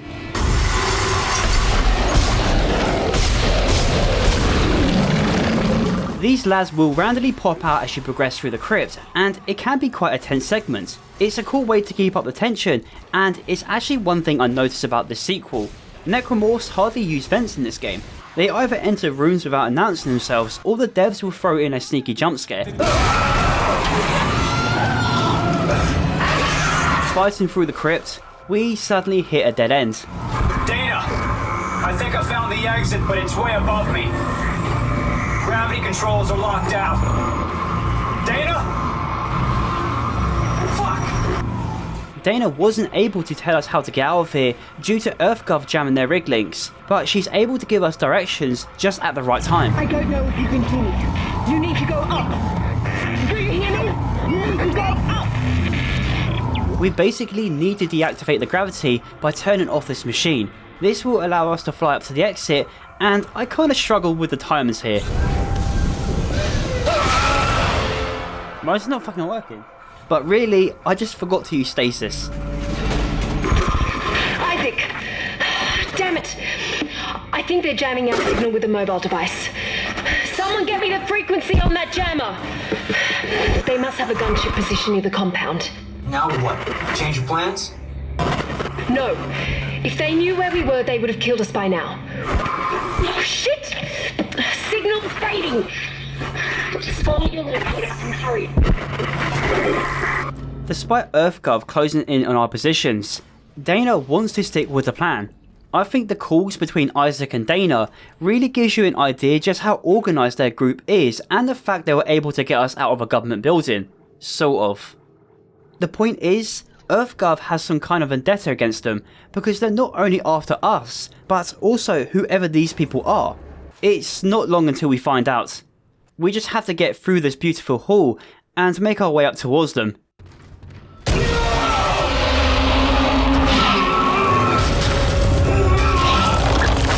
Oh, not this thing again. This is the second encounter with a tripod. Jesus Christ, what a shit name. It drags us across the floor in a very similar way to the tentacle from the first game. Most likely a reused animation, but it works I guess. With that ugly thing out of the way, we're suddenly right in the middle of a gauntlet. Slashers, pukers, and even the pack decide to ambush us. But I have stasis and a mean hook, so this should be no problem.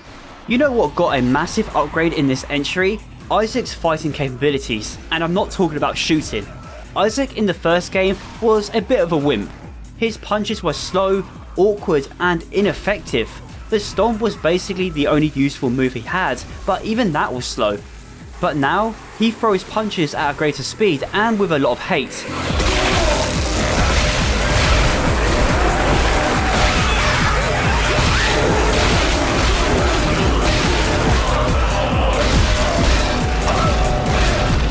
He also stomps a lot quicker too. Rather than having a single animation per stomp, you can now spam the spacebar and it will be continuous. And it's even better when Isaac just starts cursing the very thing he's killing. It's a dramatic improvement, and I think it suits Isaac's character so much more in this game in particular. I wouldn't say he's completely fearless, but you can feel his hatred for the Necromorphs.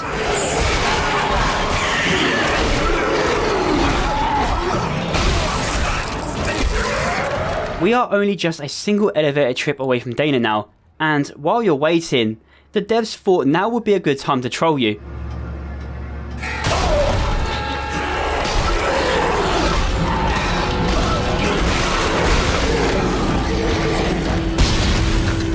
Every single elevator in a Dead Space game has always been a place of safety, mainly due to the fact they were used as loading screens. It's a good time to quickly check your phone, Maybe adjust your headset, seating position, or whatever. The perfect time to catch you off guard. Those sneaky bastards. Once we finally arrive, we quickly learn to never trust a female in a Dead Space game ever again. Dana! You're a unitologist. Of course you are. Why did I trust you? Well, you didn't have a choice, Isaac. I told you there was a cure and you came running. Why are you doing this? Why can't everyone just leave me alone, huh? You're a dangerous secret, Isaac. EarthGov won't leave you alone because they're afraid you'll destroy their marker. After all, you did build it. What are you talking about? Well, that's why we brought you here. To build markers for us. To spread glorious convergence to the entire galaxy.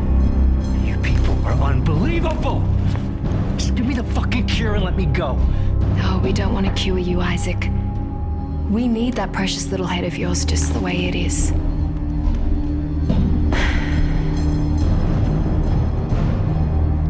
Okay, there is a lot to unpack here, but now's not the right time. The gunship swoops in, absolutely obliterates Dana, and kicks off one of the most badass moments in this game.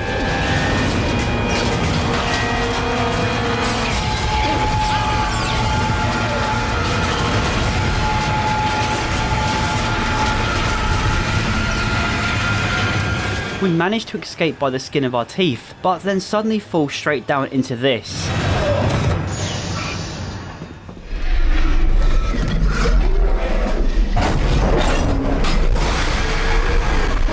A very, very pissed off brute. It tears through everything in its path to get to us, leading to a very back and forth fight.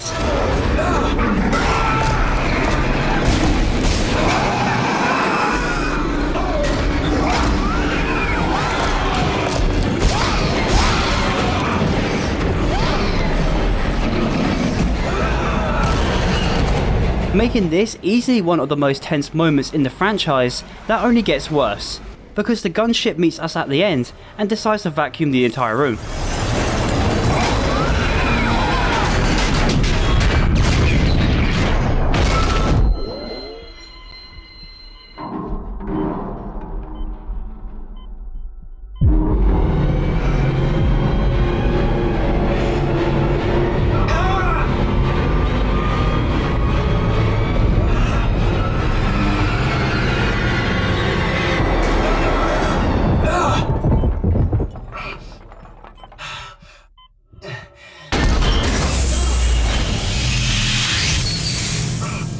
Now that was fucking badass.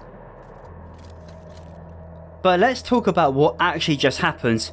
We learned Dana was a member of Unitology and lured us directly to a trap. That was clear, but why? Well, Tybin brought Isaac to the sprawl to build markers. That's the only reason why we're here. Stross was also part of the project, though his reason for being here isn't made clear. We only know he was helping Isaac to build them. Unitology found out what Tybin was up to and decided to break Isaac out to use him to build markers instead. Which implies they were the ones who caused a necromorph outbreak, but I'm not entirely sure about that. I will come back to this once we have more information, but right now, we need to find our way out of here. Stross, however, reaches out and comes up with a new plan. Look, it's over. All my plans just blew out the window. No, it's not over, at least not yet. Isaac, we build it. We can tear it down. What, you mean the marker? Instead of running, we must stop Tybin and destroy the very marker we built. It's in the government sector, but we have to move now, because time is running out for me and for us. Stross, where you going? Shit. So the government sector it is. Though getting there is going to be a bit tricky. We can find a broadcast on a dead soldier, and it's Tybin ordering his men to retreat, and something about an operation called Endgame. It's not long before Stross gets back into contact, and goes into more detail about his memories. I remember. They took us to the machine for our sessions, for the steps. I don't remember any sessions. You're lucky you don't remember. When you do, he starts coming back. He remembers these sessions where a certain machine was involved. Isaac, of course, has no memories of this ever happening. Look at you. You've grown up so much. Where are you going? Strauss, don't follow. He's not really there. Just like us, Strauss is also being haunted by a vision of his own son. His condition is deteriorating rapidly, so it's important we reach him as soon as possible. We're still not out of the church living quarters just yet, and it's basically just action from here. I absolutely love the environmental design here though. It's a nice callback to the Ishimura. Just like the Unitology members on board, they all drew marker symbols all over the ship and placed candles around like it was some kind of ritual. It's because they believed at the time they were in the middle of a convergence event. The exact same thing is happening right here. Many of them stayed behind during the evacuation because this is what these fanatics wanted. Well, not all of them. Not every single member of Unitology has the same thought process. That's one thing we learned from the first game. They don't truly understand the power of markers. Captain Matthias thought the outbreak on the ship was some kind of virus and quarantined Aegis 7. Dr. Kyne was terrified with what was going on and realised the marker is more of a trap than a blessing. And Mercer was just fucking crazy. Point is, it takes some serious levels of brainwashing to get them to commit. Majority of the Unitology members on board the Ishimura were too afraid of the necromorphs and abandoned Mercer's plan. We have been searching for all these years. This is what we have been waiting for. Don't listen to them! Come back! Come back! Anyway, to get out of this place, we need to head through this, minefield? What the fuck are these things? Oh, they're called cysts. Disgusting. And there's this one called 0G segment to get out of here. The whole place is filled with necromorphs, so we have to clear them out and turn off the gravity. This will give us the ability to decompress the room to extinguish the fire, finally letting us leave this putrid place. The goal now is to double back to the shopping complex through cargo and hopefully try and find Strauss. But one slight problem. We're not alone down here. Stalkers are camped out down here, and it's a far complex area compared to the church.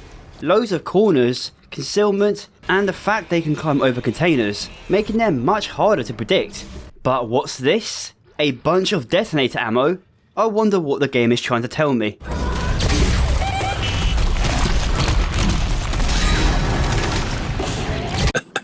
Got him. We fucking got him. This is the detonator.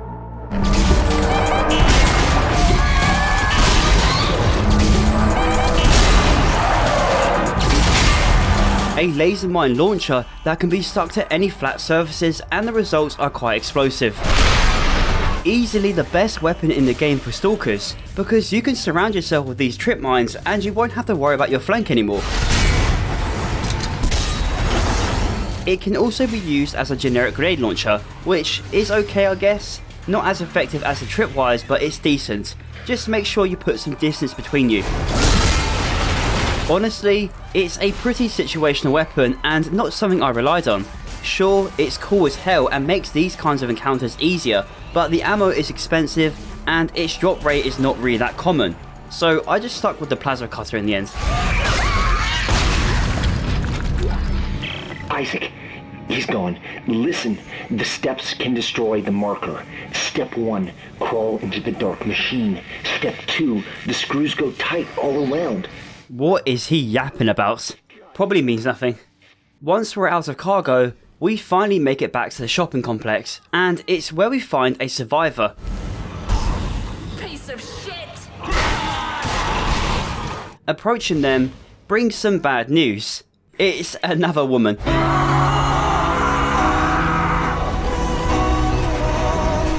I don't know about you, but Isaac has had a pretty shitty track record with them. They all just seem to be betraying him. First it was Kendra, then it was Dana, and then finally it was Nicole.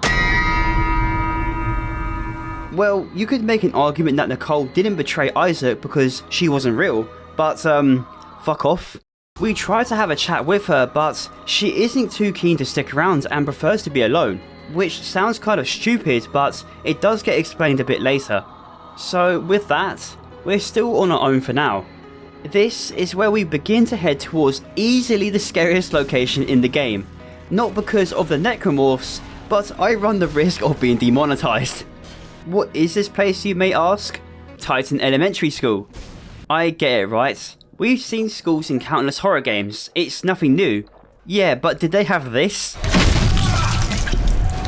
These are crawlers, and that's all I'm going to say about them, because if I say exploding you know what, YouTube ain't going to like that, and I love my money, so deal with it, I guess.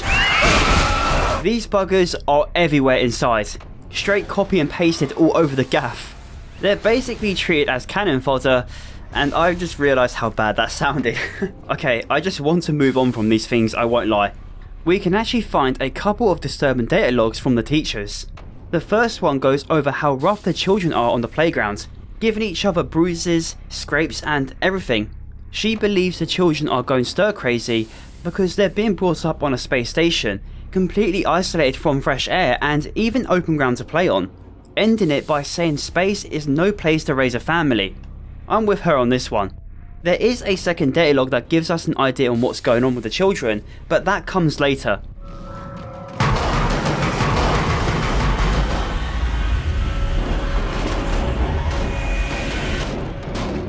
This jump scare got me good. It reminds me of Fear 2 a little, because there's also a segment where you're inside a school and the lockers start acting up. Shame that game kinda sucks. Titan Elementary School is definitely the peak of horror in Dead Space 2, and to be honest, this entry is nowhere near as scary as the first game because it has a completely different vibe to it. The environments are a lot more lively, the sense of isolation is kinda gone. Isaac being a real character this time around and isn't afraid to get dirty kinda makes you feel more safe, but that could just be me. The game overall feels a lot more cinematic and action focused too. Yeah, the first game was action packed, but the atmosphere constantly placed you on the edge and the isolation made you feel so lonely. I don't get that vibe with this one, and there is a reason for that. Glenn Schofield had hardly any involvement with this one because he went on to do other things, and the executive producer role was passed down to Steve. He has a second name but I can't pronounce it. I absolutely love both games because they have their own identities, and to me that's a really important thing when it comes to evolving a franchise. The core DNA is still there, but the story, atmosphere and overall vibe is completely different. The sequel is a more stylized version of Dead Space, and it's why it's my personal favourite out of the two. Anyway, enough glazing, because the children are acting up again.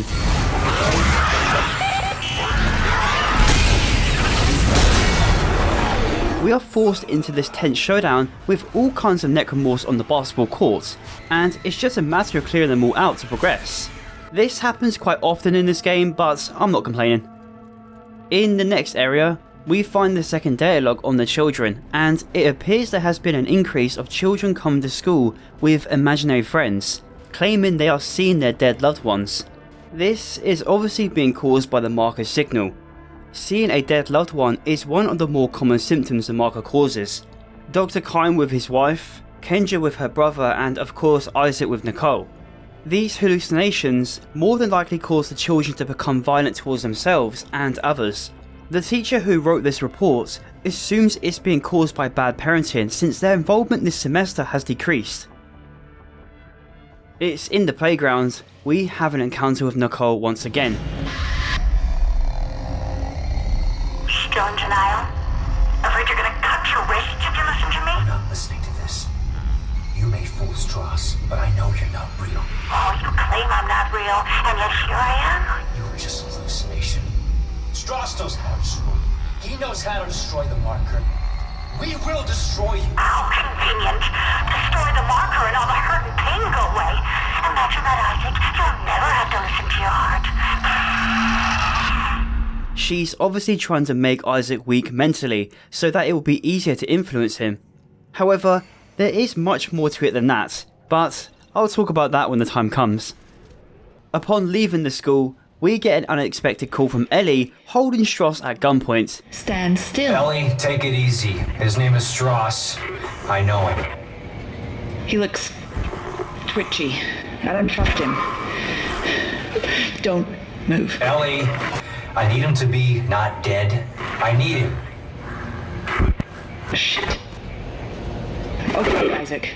She, of course, doesn't trust him, so she makes arrangements for us to pick him up at the transit hub. But as you can see, we're still kinda out of reach. They have a little chit chat, and it's where we find out Ellie is a CEC pilot. Escaped the CEC facility this morning. Wait, you're CEC? Heavy equipment pilot, class 4. You? Engineer. Nerd. The fuck you say to me, you little shit! Then suddenly, someone decides to shut off the power to the sprawl. Shit. It's dark. You'll find me in the dark. Shut up. It's okay, it's just a power outage. You guys alright up there? No. Shit. I think life support's out too. That's not good. Our two remaining runners, Clark and Strauss. I knew it was only a matter of time before you reached the transit hub. You will find the train inoperable. Are you insane? You cut off power to life support. There may be other survivors over here. Public sector is already beyond acceptable recovery conditions. I can't allow you to escape. Timon knew we would eventually get here and decided to turn it into a killing zone, giving us very little time left and with a pissed off brute entering the arena. So while Ellie protects Strauss, we have to take down the big boy ourselves. Now this brute is different. In the original game, they were only able to charge at you. Removing one of their arms basically made them ineffective. In Dead Space 2, they can now spit. They aren't a cakewalk anymore and do have a shit ton of health. They're pretty uncommon in this one, so I think they decided to really turn them into a mini-boss, which was definitely the right call because I found them a bit too easy in the first one. Nonetheless, it was still no match for the plasma cutter. Why did Tiedemann turn off the power? What did you do to piss him off so much? Ellie, do you know what a marker is? Yeah. The unitologist on my crew wouldn't shut up about it. Why, is it real? Yeah, it's real. Tiedemann made one using codes, patterns stored in our heads, mine and Strauss. Everything that's happening on this station is happening because of that marker. I have to get to it and destroy it, and I need Strauss to tell me how. You're a strange man, Isaac. Will you help me? We're about to suffocate, so I think I'm better. Okay, good. Listen, we need power. Without it, we have no air and no train. Sprawl's gotta have backup batteries somewhere. Yes. The solar array's up there. But they've been mothballed for years. Okay, alright, good. I'm heading there now. If I can start them up and get some power to the train. You'll need someone to open the collector panels. I can do that. The only way we can restore power is to realign the solar arrays. They're currently floating way above the sprawl, so we need to find an elevator to access it. During this, Strauss's condition deteriorates even more, putting Ellie even more on edge. Ellie, try to keep him focused. I need to know what he's trying to tell me. He keeps going on about these steps Earthguard put him through, something to do with not only his memory loss but also ours. He says these steps are key to destroying the marker, which is why it's important we keep him alive, no matter how bad his hallucinations get. The elevator to the solar array is of course broken, but it's a really simple fix. We just need to use these rocket canisters to push it back into position, and voila, we can now reach the solar rays. This gives you a stunning look at Saturn, one of the most beautiful yet terrifying planets in our solar system. Now, I don't know if this recording is real, but if it is, it sounds haunting.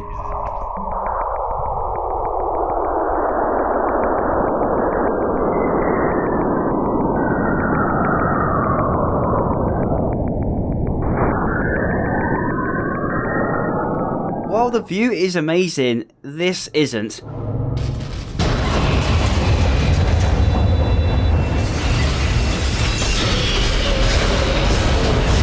A bunch of tripods, oh my god, I can't get over that fucking name. A bunch of tripods start climbing onto the elevator and decompress it, putting us into a shooting range with a ticking time. I have no idea how many there are, or whether or not you have to kill them to reach the top, but I didn't stop to think about it.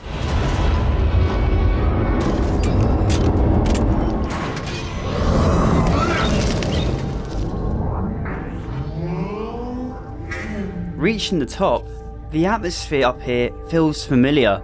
It's lonely, isolating, and honestly depressing, just like how it was on the Ishimura, but why is that?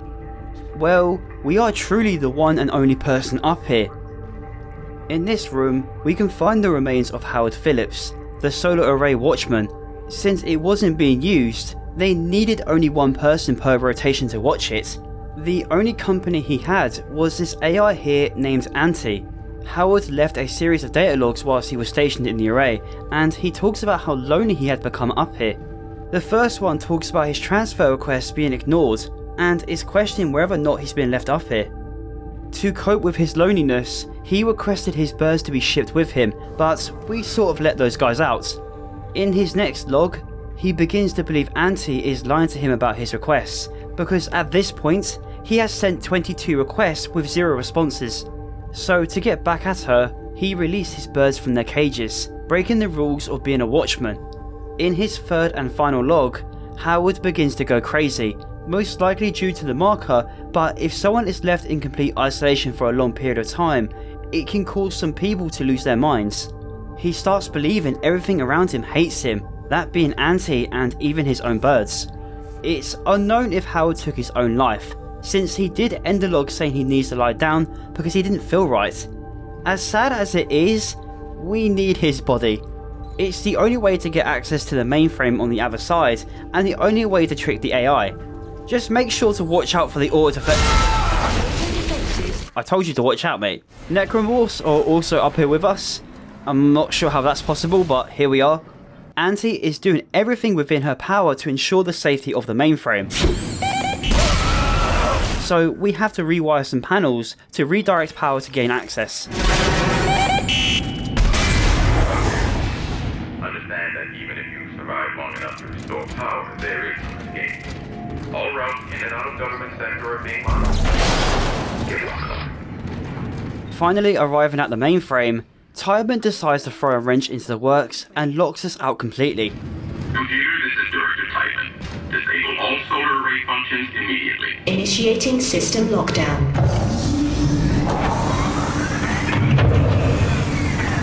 System lockdown complete. I'm sorry, Clark. I know what you're trying to do, and I cannot allow you to succeed. There's too much at stake. There is one thing he's forgotten, however. Isaac has a PhD in figuring shit out. So we have to climb into 2 rooms by orientating this vent. This will give us access to these cores, which will allow us to reprogram the AI.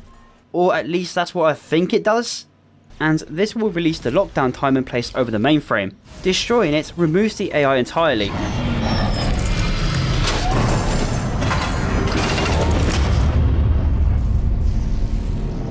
Ellie, I'm on my way to the mirrors now. I have to realign them manually. Hal Strauss. The walls are too close. See for yourself. No, I'm not ready for the needle again. You have to let me out. I can't breathe. Strauss, what's wrong? Ellie! He's waiting for me. We now just have one thing left to do. This elevator will take us right up to the solar arrays, leading to one of the best zero-G segments in the game.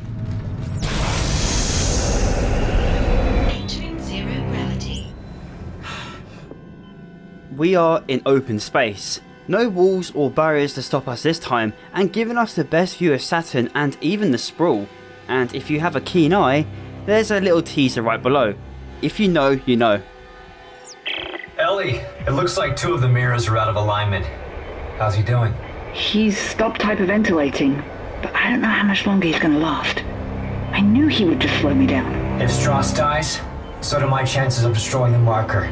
Keep him alive and get to that panel. Whilst Ellie is still fixing the control panel down below, they discover a large necromorph horde. Get over here and give me a hand. Something covering the collector panel. Oh my god. There's thousands of them.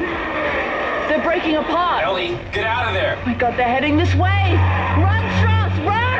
Ellie, come in. Ellie. Shit. Surprisingly, we're not the only thing out here. This disgusting thing is known as a nest. Once a female that mutated beyond any recognition. You can even see what's left of her once you kill it, and it's rather disturbing. Again, I have no idea how it got up here. It can only use ranged attacks against us, and we have to destroy these weird sacks to kill it. I like to compare this thing to a Guardian since it's in a position of importance. Obviously a Guardian would be useless out here, so this makes this thing make the most sense. Once it's out of the way, all we need to do is reactivate the solar ray by realigning the lights from 2 different panels. Isaac! Ellie, you alright? We just made it to the crossover tube when the beam hit. Isaac, those things are still heading towards the transport hub. They're wrecking everything in their path. Holy shit, they'll cut us off. Get to the hub. I'll meet you as soon as I can. With time running out, we make a mad dash back to the escape pods, and a detail I love here is that Isaac's heart rate is increasing. Not only because Ellie and Stross are in serious trouble, but also the thing he's about to do is either really brave or really stupid. Ellie, come in! Isaac, we have to cross to the government sector before they cut us off. You'll never make it down here in time. I'll be there! Instability detected in the array alignment. Emergency ejector systems initializing.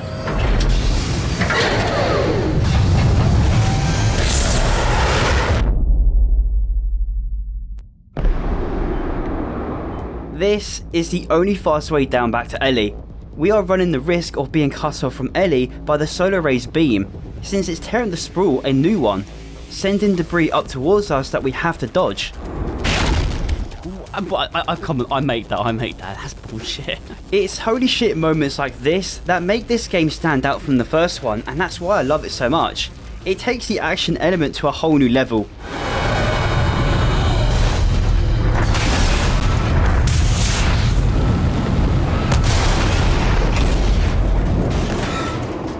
And that's what I like to call absolute cinema.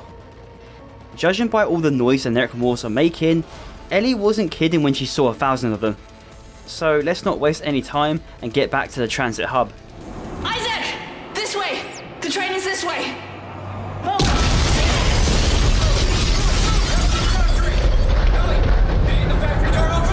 Are you crazy? I barely made it out of there with my life. The trace is moving with those legs. Turns out the solar array isn't quite finished destroying the sprawl yet, sending the transit hub into a vacuum.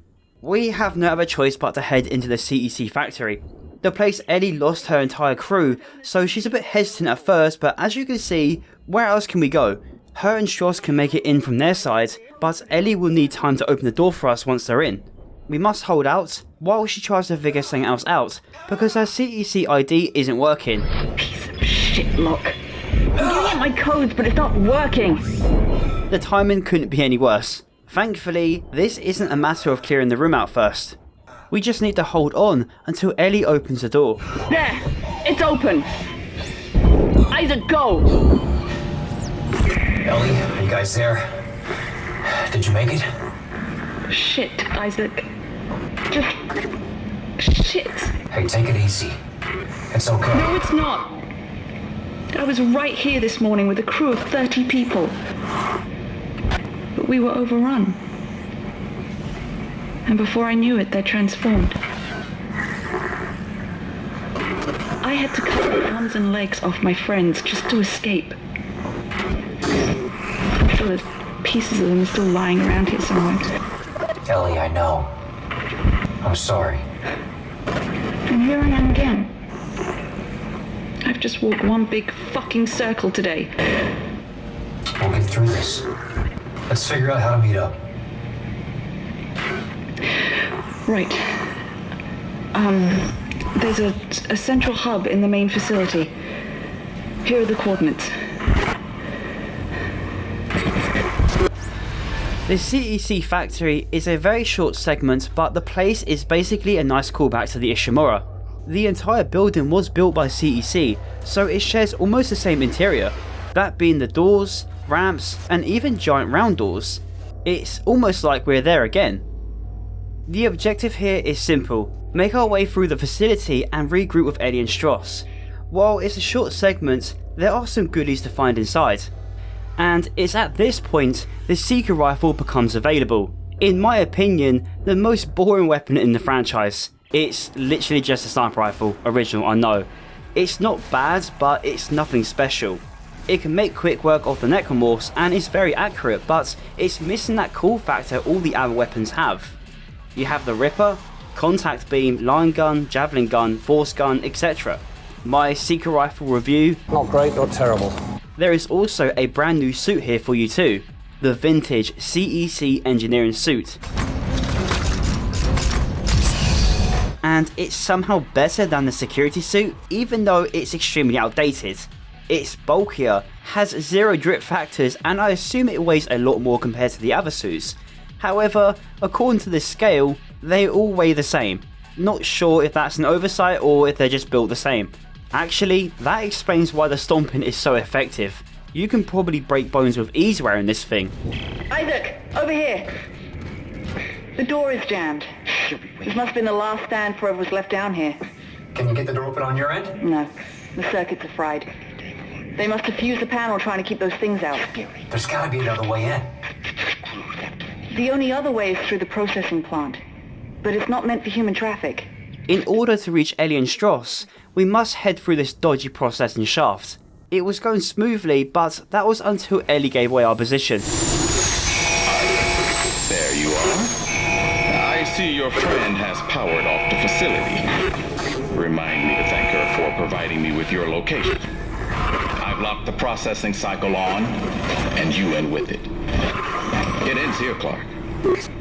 It doesn't have to be this way, Titan. It does. And it is. Goodbye, Clark. Now, I know this place has turned into a death trap, but it was conveniently built for us to safely fly through it. Despite that, this was a really clever way to raise the tension during a 0G segment. Usually we only have to worry about necromorphs, but turning the environment into your biggest threat is arguably more dangerous. I mean, just to listen to this place, it's terrifying. We have rotating drills, dangerous amounts of electricity, and grinders.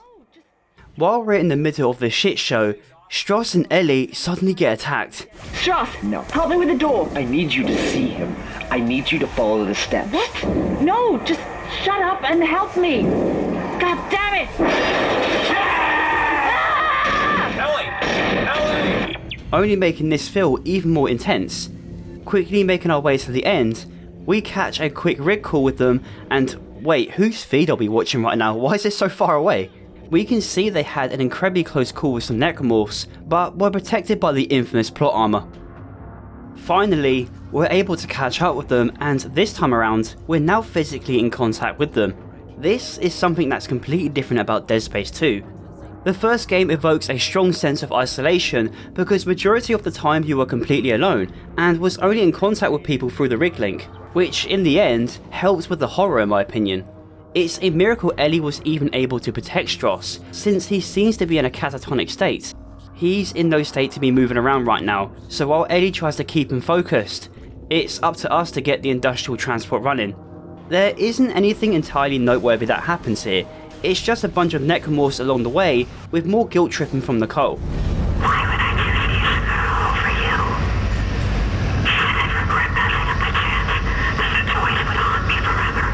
It was as if you wanted me to leave. Continuing to make us feel responsible for what happened to her, and it's at this point you may start to wonder if these are just empty words, or if it's Isaac's subconscious being projected. It's not too long until we find out. Till then, let's just focus on the shuttle. Repairing it is rather simple. We basically just have to find matching cogs for this machine, and it should restore power. Alright, I release the transport. Meet me at the landing. We'll be right there. Stross, come on. Come on! Now, it's just a matter of waiting for Ellie and Stross. While we do that, Isaac starts to tweak out. Why'd you come looking for me if you knew I was dead, Isaac? Did you think I would forgive you? Get out of my head. You're not Nicole! Where are you, Isaac?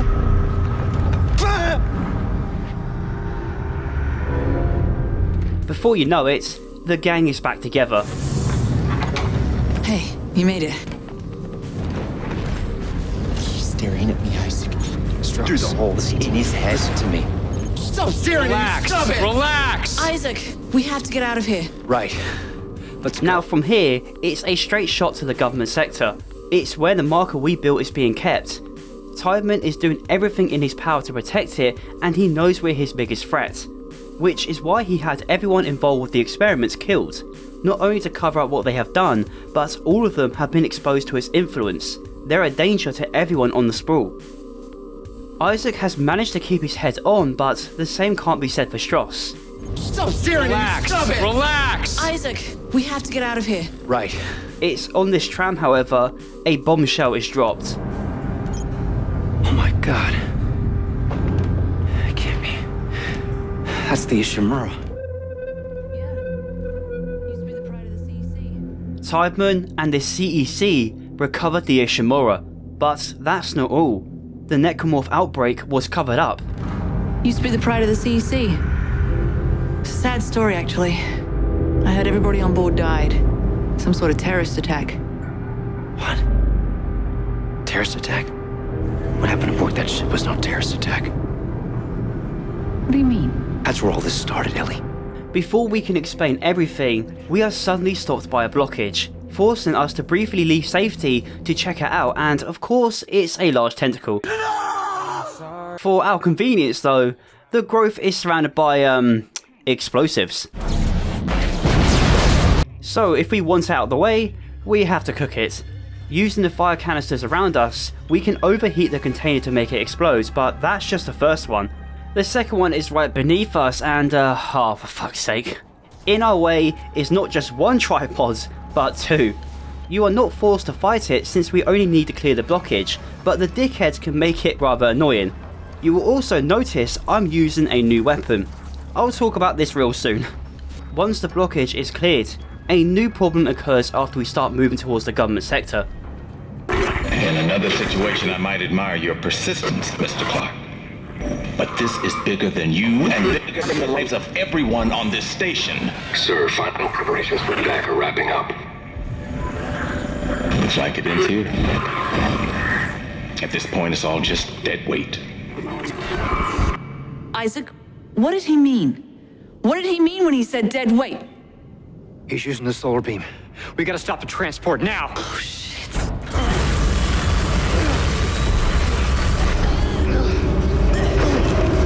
He's cut the station in half! There's no track to get across on! Back us up!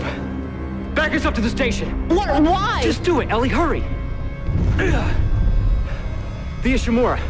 If the gravity tethers are still functional, I can... You can snag Govsec and drag it back? Isaac, this is ridiculous. If I can line the tracks up just for a few seconds, you should be able to get the transport across. Stay ready! And take care of Strauss. Isaac, no! This is a really bad idea. Well, stick around. I'm full of bad ideas. This is where we have no other option but to board the Ishimura once again.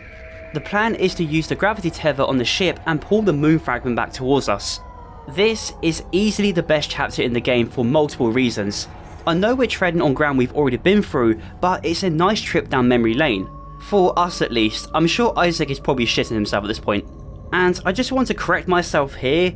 I did say the school segment was the peak of horror in the game, but I'm going to change that. I think the horror peak's here, which is very fitting for this chapter since the first game is a lot scarier than this one, and the Ishimura was the perfect backdrop. But why exactly is the Ishimura on the sprawl? Surely it would have been a better idea to leave it, right? Well, EarthGov wanted to study it. A lot happens here they're still trying to understand, and it's the perfect opportunity to discover ways to prevent an outbreak from ever happening again. While EarthGov are studying the effects the marker emitted upon the crew, the CEC are restoring the ship back to its former glory. It's currently going through decontamination, and this dialogue here suggests that not even the cleaning crew knew exactly what happened here. Go on. This is Hedrick. You really don't hear anything when you're cleaning these bathrooms? Every shift, I swear, I hear something in the walls like a scratching noise.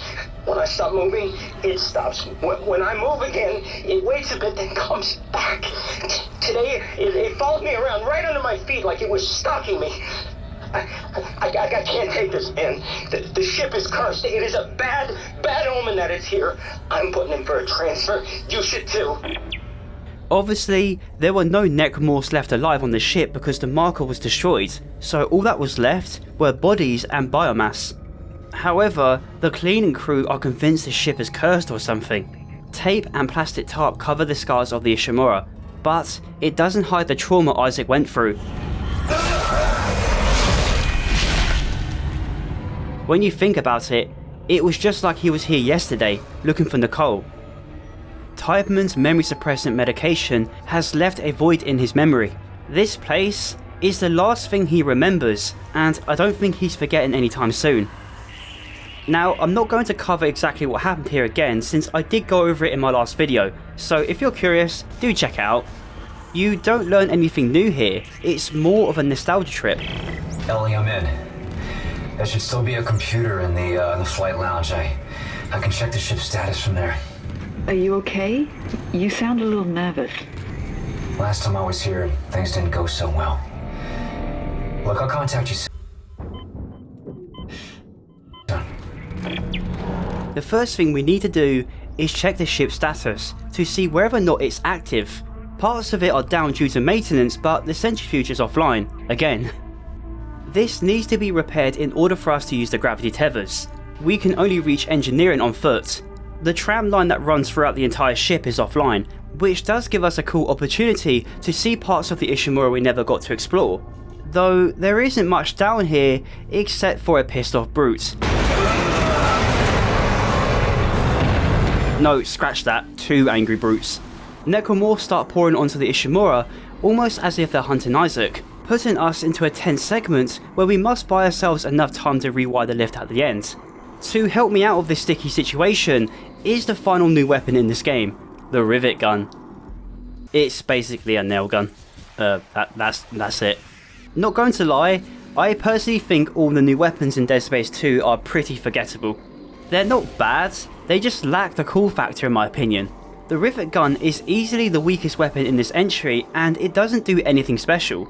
All of the old weapons are still there, so there is that. But who needs any of those when you have the plasma cutter? Still easily the best weapon in the game for its versatility and it's cool as hell. The rivet gun lacks that, so bin it. Fixing the centrifuge requires a different method. In the first game, we had to reattach generator modules to provide power. This time, we must place these panels in the correct position, essentially rewiring it. One detail you will spot in this room is this large tarp covering the wall. There used to be a large cluster of biomass forming here and probably turned to sludge once the marker was destroyed. CEC are attempting to clean the entire ship to get it back up and running again because the Ishimura was a state-of-the-art planet cracker and probably cost a fortune to build. It was probably cheaper to clean it out rather than building a completely new one. Once the centrifuge is fixed, we now must make our way back to the bridge to access the gravity tethers, but on the way back, we run into an old friend.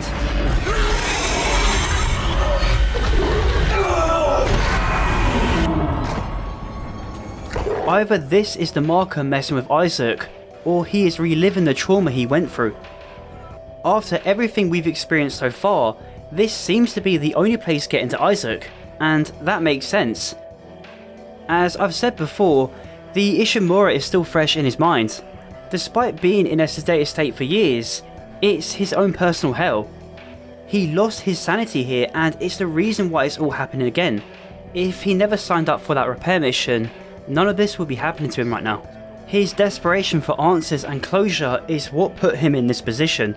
As we move closer towards the tram line, Strauss's mental state continues to get worse. Isaac, Strauss is starting to worry me. Listen. I would never. But son, Daddy's not a murderer. Strauss! I would never hurt you. He's not real. Yes, he is. You can't see him because you haven't taken the steps. Strauss, put down the screwdriver. Step 3. Ah! Strauss! Ellie! Shit! And based on what he is saying, it seems like he's nearing the point beyond being saved. So let's not waste any time and get to the bridge. Oh, Isaac. Damn it, that hurts. The bastard bit me. What? Ah, shit. Are you okay? Yeah, I'm fine. But he stopped talking. He won't look at me. How's it going at your end? And please tell me this plan is going to work. I'm almost there. I'm headed to the bridge now to activate the gravity tethers. Well, good. They're swarming in through a hole in the medical deck. At least you won't have to go through there. Unexpected obstruction ahead. Shutting down. Welcome to the medical deck. Crap. And of course, it wasn't going to be that easy. Something is blocking the tram line, so we have no other option but to head through medical, which is rather cursed. A lot of people died here during the outbreak and their blood still stains the walls. This is one of the most haunting segments in the game, and the choice to light up the whole place with UV lamps was genius. It's like this place has frozen in time, and no matter how much bleach you use, the scars of this nightmare remains. Now, I'm no blood splatter analyst, but I'm pretty sure these stains are not coming out. They said that stain would come out. Fuck you. It's to ensure the cleanup crew doesn't miss a spot, and it seems like they've done a pretty lousy job. The medical wing is one of the first areas we went to in the first game, and it's where Nicole worked. Moving through this area causes her to speak once more, and it's quite haunting. You never found my body. Never said goodbye. I just stepped in the morgue with the others. Another random casualty. Or did they turn me into one of them? Wearing my bloodied face, stalking the halls, looking for more victims. We knew she took her own life, but we never found her body. Obviously, this would have been impossible due to the marker. It turns necrotic tissue into a necromorph, so she most likely turned into one shortly after. Which means we probably killed her and we wouldn't have ever known. That's what's so disturbing about this bit of dialogue from Nicole. Deep down, Isaac knows this is what happened to her but seems to be blocking it out. She's either trying to make us confront this while we're here, or it's more mental torment. After a cool little zero-G segment, we finally arrive at the bridge and it's swarming with necromorphs. They're the only thing left on our way to the gravity tethers, so I made quick work of them. And after a terrifying trip down memory lane, we finally pull the government sector towards us, sending Tiedemann into a rage. You did it! Now get back here, the tracks are moving! No, just go! I'll use one of the escape pods to meet you there. Now go! Clark, you idiot! Those gravity tethers would tear the whole moon apart! Time to go. Obviously, we're not making it back to Ellie and Shost in time, forcing us to use an escape shuttle instead. Before that, we have one final encounter with Nicole. Where are you going, Isaac? You still think that's something you can avoid? I don't know what you are, okay? Making us believe we are running from our problems instead of confronting them. As to why Nicole is tormenting us this way is a bit obscure, but trust me, it will all make sense soon. A nice little detail you can faintly hear is the infamous Twinkle Star song from the first game.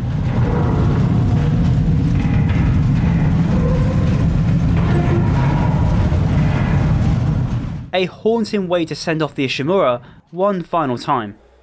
We get back into contact with Ellie to make sure they made it across, but that's the least of our worries, because Stross has reached his breaking point, causing him to pick up a screwdriver and attack her. I just need you to see what I see, Ellie. I promise it won't hurt. Just put down the screwdriver! Stross, no! And to make things even worse, the escape shuttle malfunctions, leading to a brutal crash into the government sector. Fuck! Oh shit!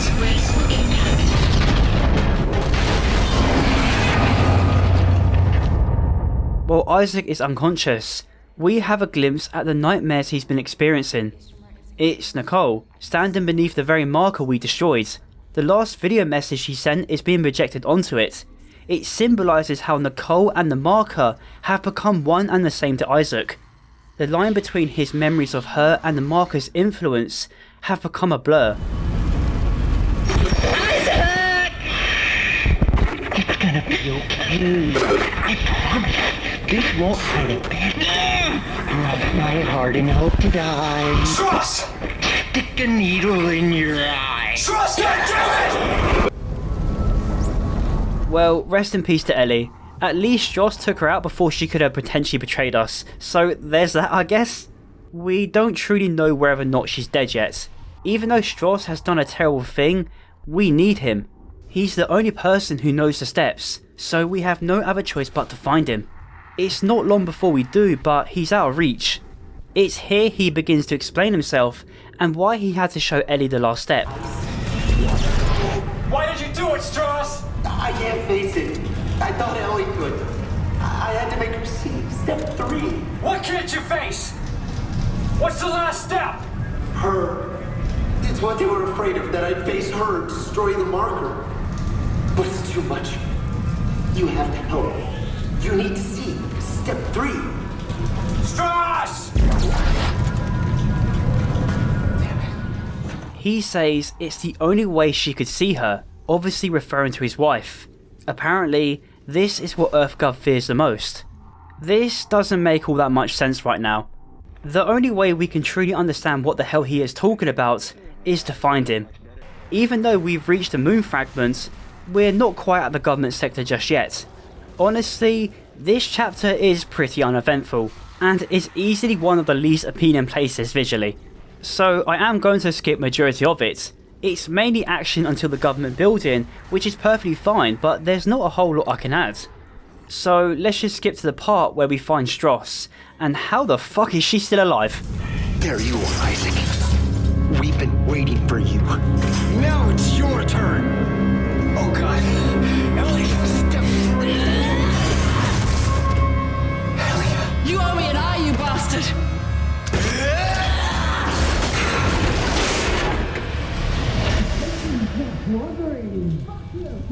Okay, so let's quickly talk about Strauss here for a second. He wasn't trying to kill her, but wanted her to see. He was showing her the final step, and it has something to do with his eye. In the first video message we can find of him, we can see the doctor checking his eye. And remember that encounter we had with Nicole? Isaac went through the same thing. It's almost like Nicole was trying to show us this. Before we get any answers though, something decides it wants a piece of Isaac.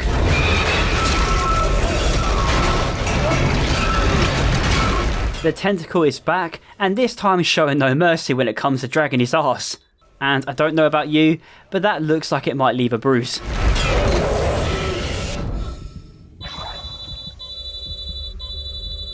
It pulls us out into space and then disappears? Like, I'm not even kidding. It seems like this was just added to pad out this chapter. It feels like a minor inconvenience for us, because it only takes about 2 minutes to get back inside. It's a cool but awkward moment, I guess. Once we are back inside, Ellie gives us a stern warning. She lost Strauss, and now she believes he's after us. And it's not even a few minutes later, he finds us. There you are! Oh, Strauss, what are you doing? You have to face her for me! Tell her! Not only did Nicole foreshadow this moment, but there is another event that happens later. A 2-for-1 message, I should say. Just like with her encounter, we need to get the screwdriver out of his hands. If you fail, well, it leads to one of the most brutal deaths in the game. See Isaac? Is she waiting? Tell her I'm sorry. Tell her I'm sorry. What he is saying here does have a lot of importance though. Strauss told us earlier that he is too afraid to face his own wife. He is running from his past rather than confronting the symbols. By taking Ellie's eye, he was hoping she would face her for him. That's exactly what he's trying to do to us. But fuck that. Man, shut the fuck. Why did you do it, Strauss? We had no choice but to put Strauss out of his misery. He became so detached from reality and became a danger to everyone around him. The 4 steps though dies with him. He was the key to destroying the marker. If we continue from here, Nicole does have some things to say about this.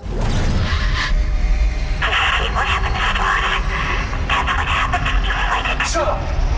Shut up! The marker? It was you. You made it to me. You made me kill him. Didn't you? We gotta be still haven't come to terms with who I am. Who am I, Isaac? I will ask you one more time before the end. Be ready. This is Isaac in denial. He is trying to shift blame onto the marker, believing he was influenced to kill Strauss, but that was entirely his choice. It was a matter of life and death at that point. Nicole is trying to push Isaac towards something he's trying to avoid. Not just his loss or guilt, but he's too afraid to let go. That probably makes zero sense to you right now, but just moments later, Nicole forces us to confront this.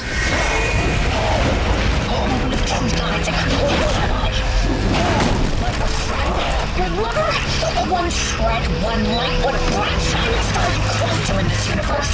You're embodied guilt. Forcing the life out of you because you can't get over the fact that I'm dead. That you feel responsible. Why do you keep fighting me? Why can't you let go? You're nothing. You can't hurt me. You're not real. You can't hurt me. Oh, Isaac is still in denial. Let's try that again. Why do you keep fighting me? Why can't you let go? Because you are my everything. And if I let you go, I've got nothing left. Step 4. Acceptance. Now you're ready to finish this. Okay, two things. How did Isaac break his own neck if Nicole isn't real? The fuck? But the most important question here is what happens? Well, Isaac is too afraid to let go. If he destroys the marker, Nicole will be gone for good. He will still have his memories of her, but the manifestation was a way for him to see her again.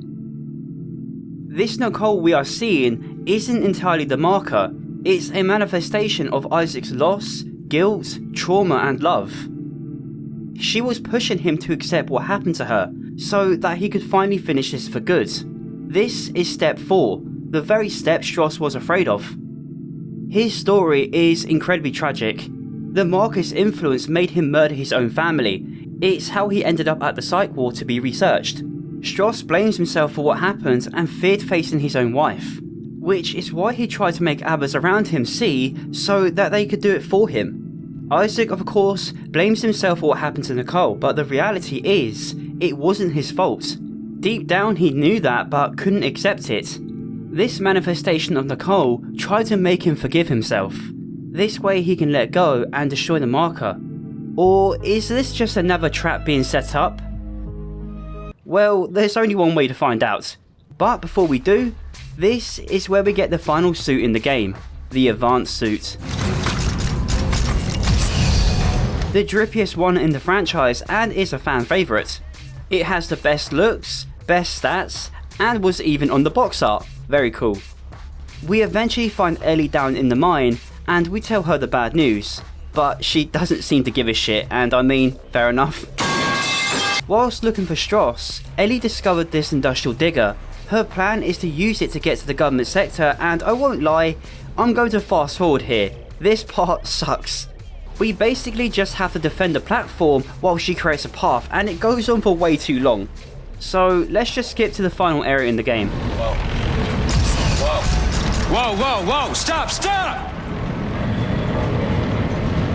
Looks like we reached the foundation pylons of the government sector. So how do we get in there? Straight ahead. We do have a giant drill. You know I'm riding on top of this thing, right?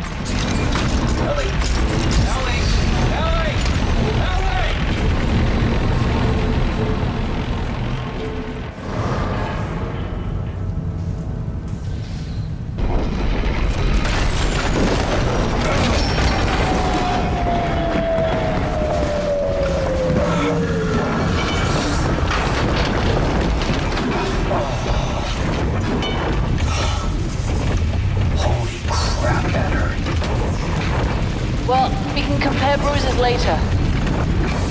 But at least we made it, right? And this is most definitely government sector. And I'm guessing that marker of yours is behind that huge door over there.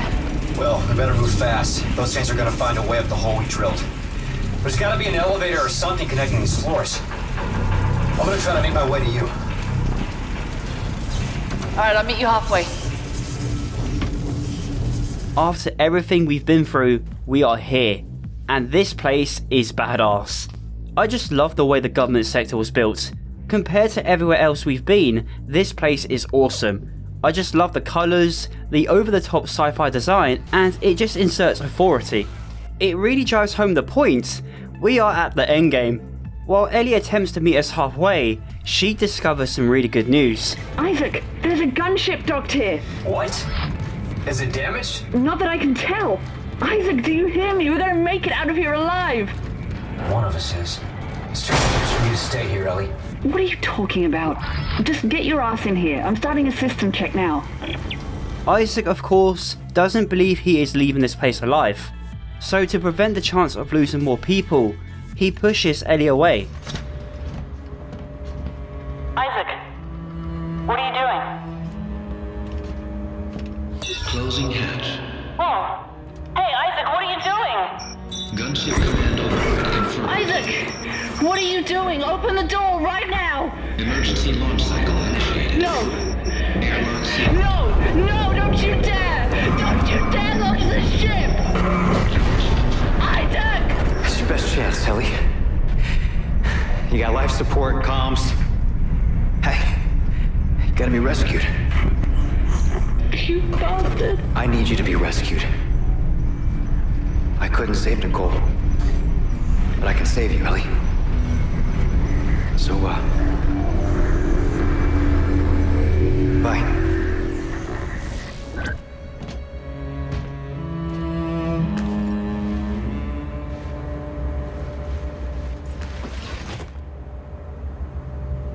Are you ready to talk now? Why? So I can let you go too? I can't do that, Nicole. I never wanted to let you go. A lot happened that we never wanted. Isaac, touch me. I don't think that's a good idea. Isaac, please. Make us whole. What the fuck? Okay, we get Nicole is just a projection from Isaac's subconscious, but she's starting to act a little strange. Isaac is ready to let her go, but it appears he doesn't quite trust what he is seeing. He's not sure what she is, but there is one thing for certain. If we're going to end this, we need her. It isn't long until the necromorphs arrive, putting us in a really awkward spot, because we have Tiedemann and his small army in front of us, and then we have a horde swarming in behind. There's no running from this anymore, so we might as well bust open the vault door and face Tiedemann. He's the real thing in our way right now, and what is that? Oh, shit. For our convenience, there is a way out of this ambush, but there is one funny thing that can happen here, and I never knew this was a thing until making this video. If you decide to stick around, the soldiers will start chucking grenades.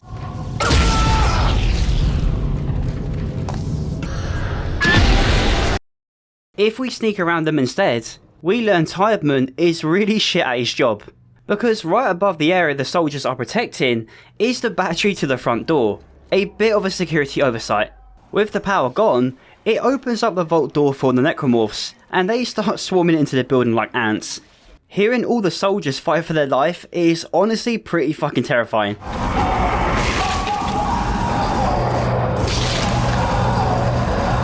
It helps put into perspective just how many we just let in, and after a while, all that screaming is gone. Well, at least we don't have to fight any of Tiedemann's men. Sort of. Every single person he had protecting this place just got added onto the horde. This whole place now is a mess. They never stood a chance, and guess what? That's on us. With the entire building exposed to us now, it's just a matter of locating the marker, but we have no idea where to go. There isn't even an objective marker for it, and this is where Nicole comes in. Isaac, where are you going? I don't know. Well, that's why I'm here, Isaac. To show you the way. Her purpose is to guide us. This whole place is pretty forgiving, to be honest, even though it's the final area in the game. It doesn't just throw endless waves of necromorphs at you. That's one thing I didn't like about the first game's finale. Aegis 7 was just a gauntlet with nothing new to learn, except for the plot twist of course. Here however, there is some telling information. The first one being this audio log from a scientist. Bonnie Worthington, research log 16671. It's the same signal. Dementia and codes and blueprints are all caused by the same signal from the marker. It's the people that are different. Smart people see codes and blueprints, but to everyone else it's just noise. Noise that drives you mad. The marker drives most people mad, but those with a higher IQ see blueprints and codes. And there is a reason for this. This is how markers get spread across the galaxy. By imprinting codes into one's head, they can build more. That's what happened to us. Tiedemann did have countermeasures in place to ensure the safety of the sprawl, but obviously it didn't work. Because down in this room, we can see more markers being replicated. We were led to believe there was just one, but as you can see, they had bigger plans. But it's not what it seems. Tiedemann wasn't getting greedy here. This isn't their doing. From an audio log here, we learned that not only were the patients taking memory suppressants, but also the very scientists who used Isaac to make markers.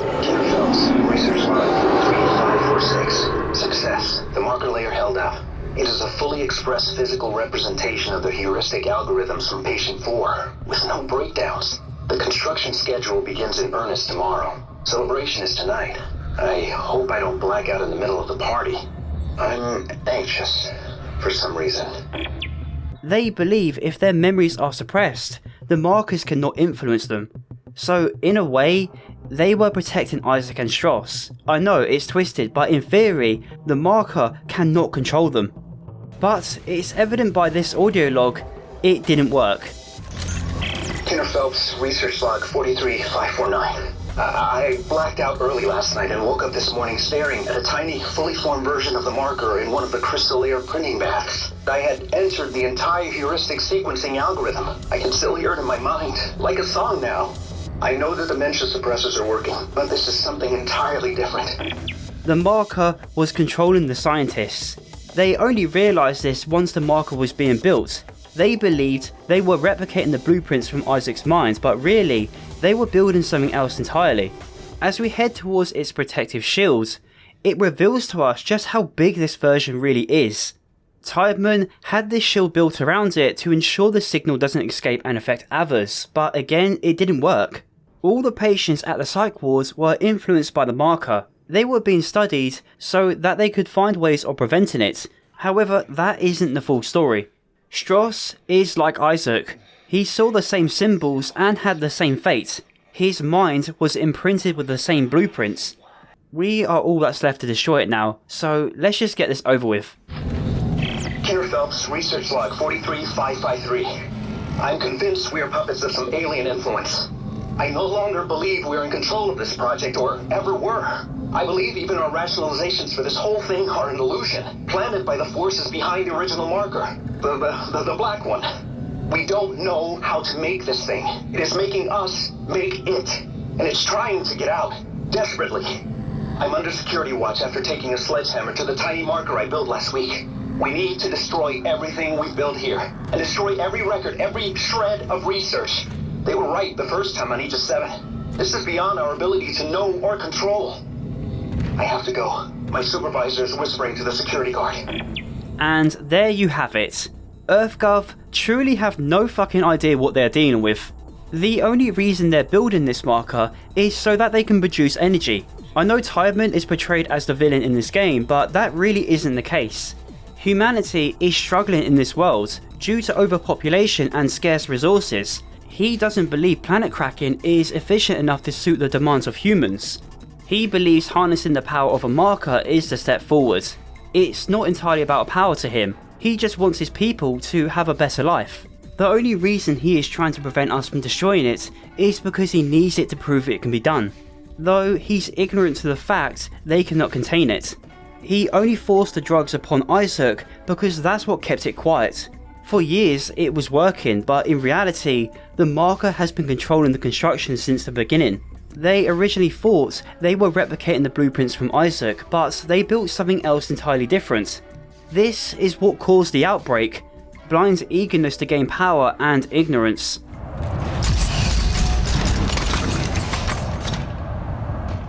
Oh my god. I built that.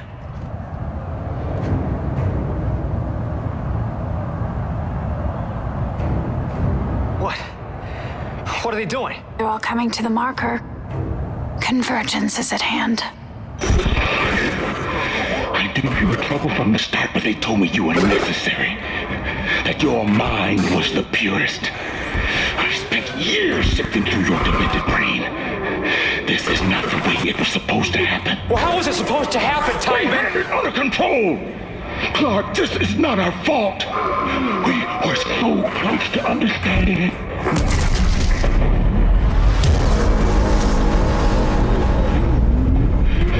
It's all those bodies you let in here. It's triggering a convergence event. But we never expected this many bodies.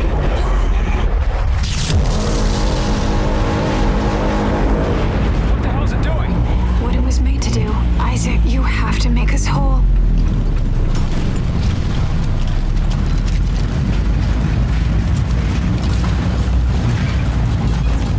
This is convergence.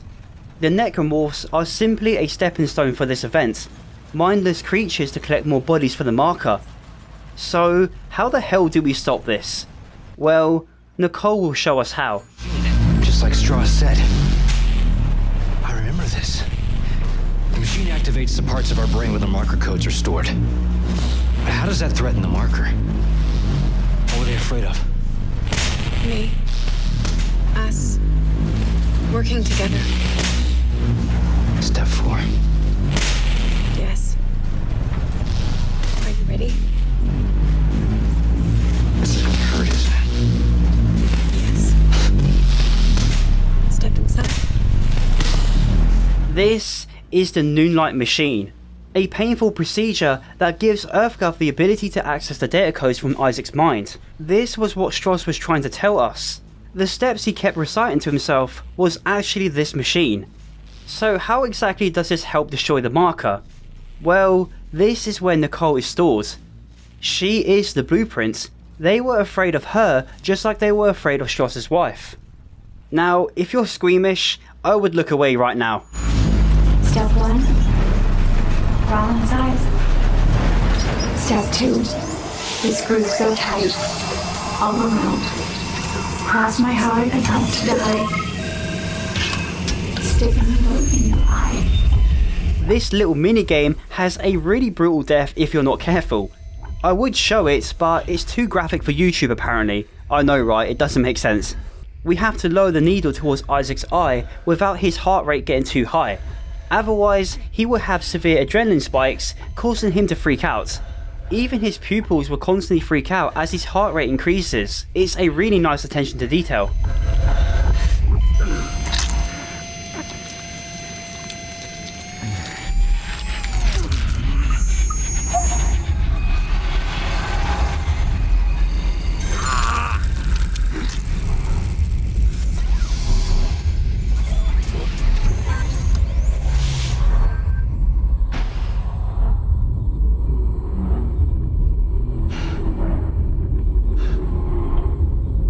Nicole!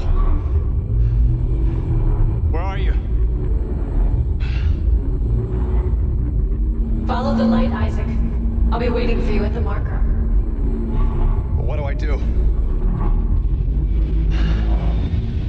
It's probably at this point you may start to realise something isn't right. Yeah, we'll get to that part. First we need to get to the... Oh look guys, it's the Hunter 2.0. Yeah, I feel like this thing was shoehorned in for the sake of making it harder. Though, saying that, it strangely looks like the hive mind.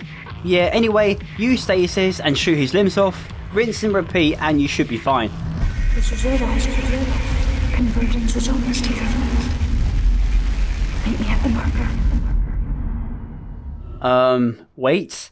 It's almost like Nicole wants a convergence event. Huh, weird. I hope this doesn't end badly.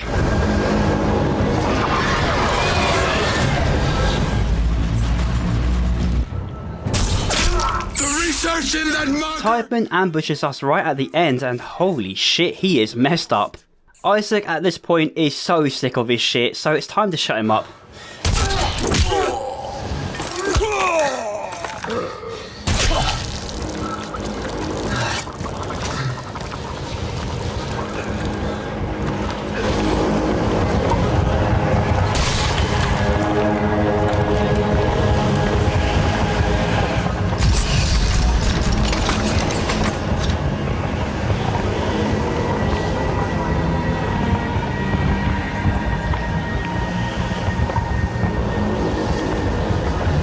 Thank you, Isaac. Now, time to die. What? Really, Isaac? Come on, man. Why did you trust her again?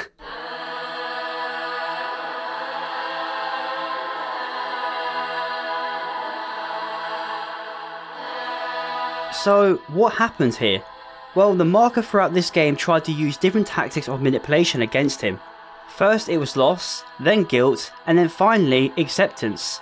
It tried to lead him on into believing she was only there to help, when in reality it just showed him a version of Nicole he wanted to see, one that would make him forgive himself. What she wanted him to do really was access the data codes in his brain so that she could consume him. In order for a convergence event to occur, the marker must consume the maker, that being Isaac.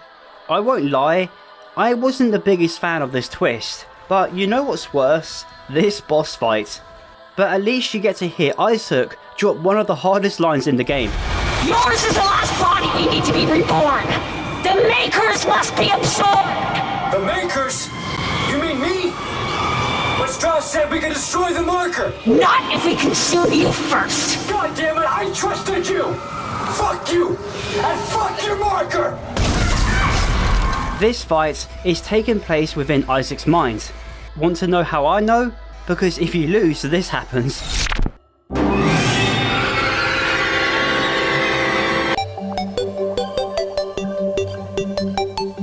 The marker is trying to gain full control of Isaac's will so that he can be absorbed. Essentially, this fight is for control. We are fighting against the marker's influence. Honestly, this fight fucking sucks. It's nowhere near as cool as the hive mind. That felt like a real fight. This one, you just blast Nicole in the face until it reveals a weak part of the marker. I'm actually not really sure what that is. This is how the marker is destroyed. If we can break away from its influence entirely, then we destroy its entire purpose. If it can't absorb a maker, then it cannot be complete. That in the end is how we win.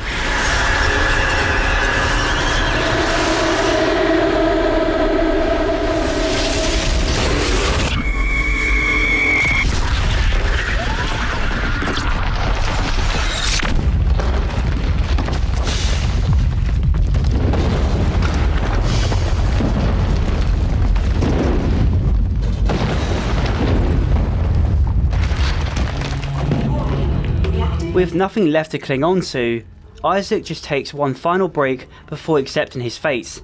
He knew this is where he would die, but at least it's on his terms this time.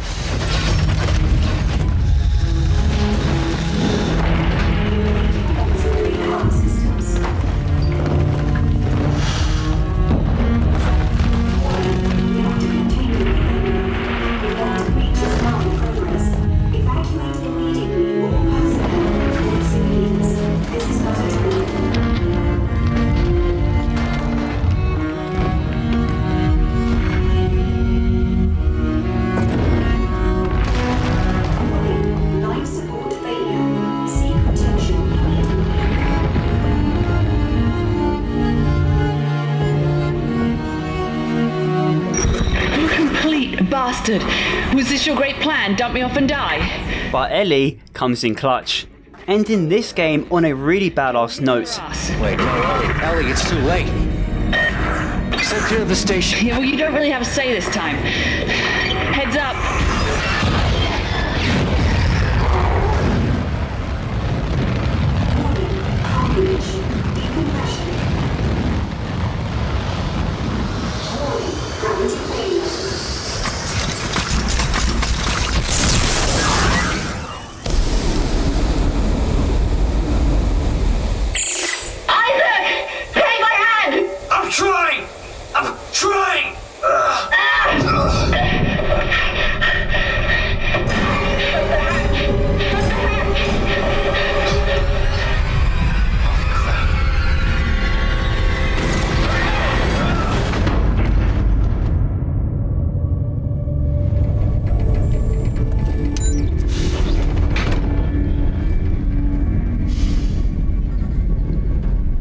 Wait, I feel like we've been here before.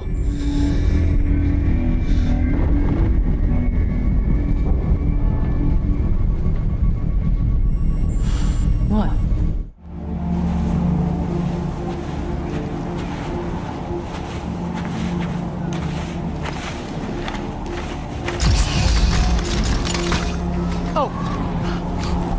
Unlike the last two games, this Dead Space gives us a glimpse into the past, about 200 years to be exact, putting us into the shoes of an unknown soldier making his way through a brutal blizzard on an icy planet, and I feel for this man. It's currently -2 in the UK right now. I know what he's going through. We get orders to retrieve a certain device completely solo. Oh, thank God! Did you find it? Find it. Doc, I'm not even sure what we're looking for. Just follow the waypoint that sent you. I can't tell you anymore. Just get there. Do you hear me? Judging by the urgency in the man's voice, this is quite important. Okay, Tim. You can do this. Oh, he's dependent on you. You're a soldier, right?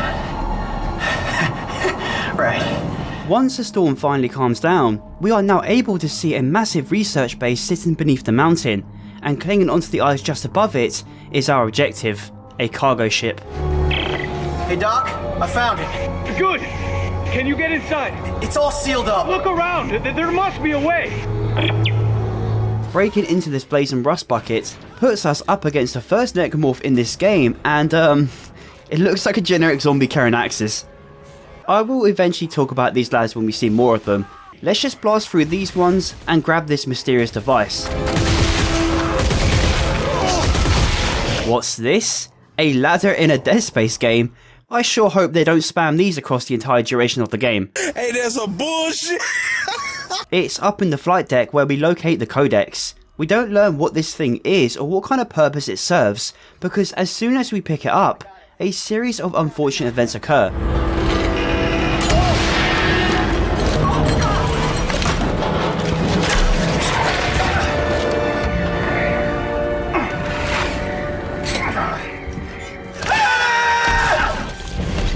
Deploying a winch from the door, we begin descending down the cliff while weaving around sharp debris from above. These parts are, they're alright, I guess. No, oh my god, man, the controls are so clunky. Cinematic, sure, but they're painfully slow and awkward. Mainly due to the fact we have to stop if you want to move either left or right, which has gotten me killed many times.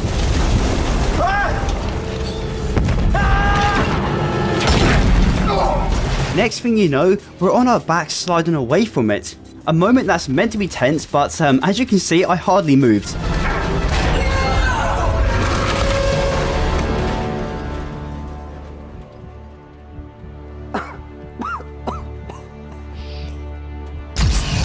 After a hard landing, we find General Mahad chilling in a graveyard waiting for us, and he's not fooling anyone. He's the bad guy, and he wants the codex. We got it, sir!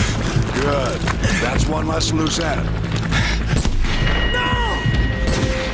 The game really tries to make you think he's meant to be some sort of villain, with how the camera angles all set up, and the fact he kills you, but the lad takes his own noggin off after deleting what was on the codex. But did you notice the flag he saluted? This was the Sovereign Colony, the government behind the discovery of the Black Marker and the creation of many others. This perfectly sets up the story of this game. We knew who they were, but their demise was always a mystery, and whatever secret they uncovered led to them taking their own lives. You had my curiosity, but now you have my attention. The age of man is at an end. We have become too many, too little to go around. 2 centuries later, we're back as a rock-bottom Isaac, dealing with a rough breakup with Ellie and PTSD. Even worse, the rent is due. This message is for the residents of apartment 16. Your rent is past due. Probably because he's spending his credits on booze, really channeling his inner Max Payne. I miss the booze.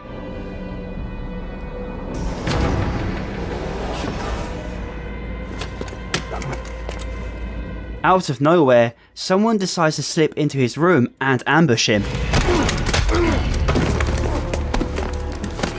You Clark? Get the fuck off. Answer me! Tim? Who the hell are you? The EarthGov suit is immediately obvious, but they're here for different reasons. They need Isaac's marker expertise, personally requested by Ellie. However, they've lost contact, so before they set off to go find her, they drag us along with them. Okay. Okay! This is when the unitologists begin to attack the city. So with no time to waste, we begin to move with our new pals.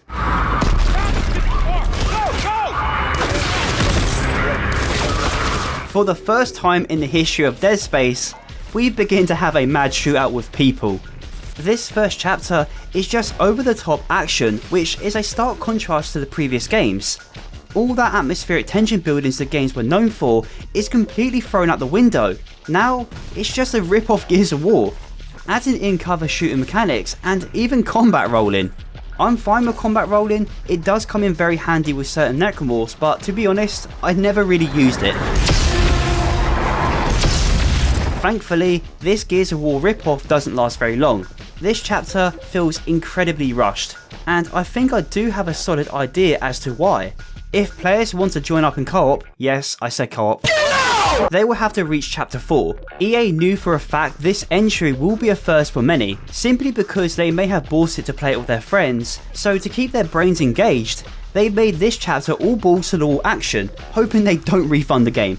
This is clearly something Dead Space fans didn't want, especially not within the first hour. Like, where's the horror we know and love? Gone. Reduced to atoms. As we rush towards the escape vehicle, we witness the origin of a classic meme.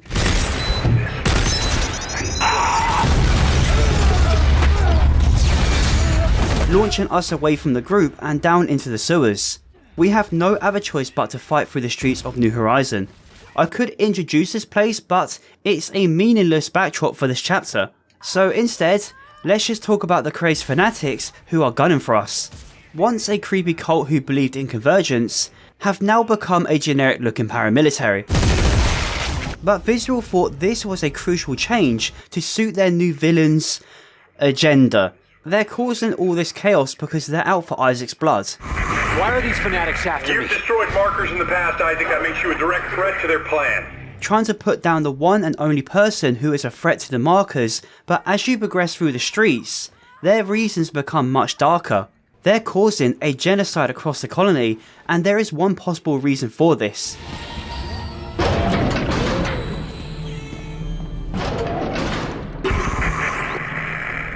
Brothers and sisters, the age of man is at an end. This is Danik, the leader of the group carrying out the slaughter, and he's hijacked the broadcasting system to justify his actions. It's just more of the same unitology yapping we've already heard. Gordon, this isn't just a manhunt. It's systematic slaughter. Oh, you noticed. But why topple the government? Why EarthGov? Danik blames them for experimenting with the markers, thinks it's heresy. So you can imagine what they think of you. Have you reached the extraction site yet? I'm almost there. After taking the elevator up towards the evacuation, we walk straight into a trap. Take them out!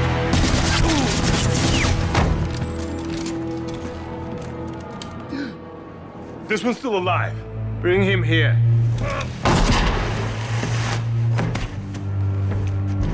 Isaac Clarke. Just the man I was looking for. The game wastes no time introducing this fella, and first impressions, he's pretty generic. He yaps to Isaac about his grand plan and then blows up a marker testing facility.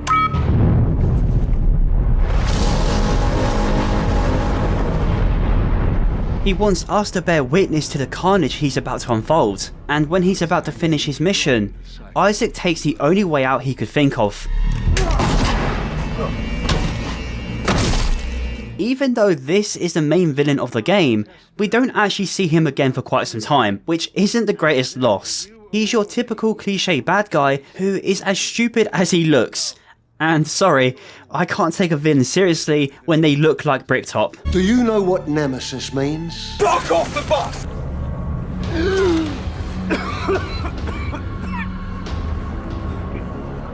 For a second time, we witness a marker get unleashed and cause a convergence event.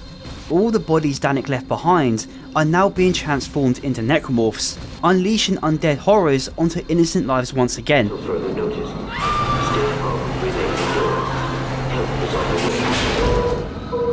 The necromorphs we met in the intro are back as well. They're known as fodders, necromorphs who have retained most of their human look and use conventional weapons to kill. That's until you begin to dismember them. These are unpredictable buggers. Sometimes they will drop to the floor dead, or will begin to mutate in real time, either turning into a walking set of tentacles or a crawling set. They don't have many choices. They are as horrifying as they are deadly, but not exactly hard to put down. As we're fighting through the horde, we begin to move towards the train station for a backup plan. Washington Station's not far. I can ride one of the trains out. Good plan. See you on the tracks. Though we do have to put one back together using kinesis. Yeah, notice how we already have the modules already? We had to use stasis earlier to bypass a traffic jam, and now we must use kinesis to do a little puzzle solving. Once it's built, it's just a matter of climbing on board and waiting for Norton to pick us up. But not before one final standoff with Danik's men. Of course there is. Don't worry, as I said before, we don't see Danik for a while after this chapter, so action heavy segments like this don't happen again until much later into the game, though I still rather not have them at all. This is only 40 minutes into the game, and it's already having an identity crisis.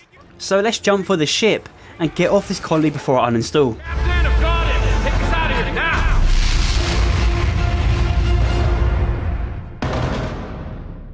After a nice little nap, we get a brief introduction to Carver. Who's that? Boy. Cute kid. You leave him behind? He's dead. Danik killed him. The one and only new character I actually somewhat like in this game. He doesn't like Isaac to begin with, but slowly becomes someone we can rely on. I really want to talk about him, but that will just have to wait. First, let's talk about EarthGov. As soon as Unitology took arms, they immediately started releasing markers across the galaxy, overthrowing EarthGov in the process. Norton and his team are now the only battalion standing. We meet them on the flight deck just as we arrive at Ellie's last known location.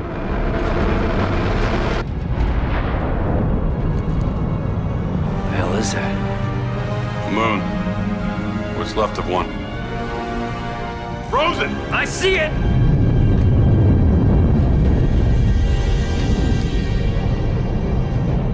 This is Tau Volantis, a lonely, isolated planet on the edge of the universe. What's even more haunting about that fact is the graveyard of an entire Sovereign colony fleet. Even worse, a bloody minefield. Frozen! Get us out of here! Collision warning. Brace for impact. I can't!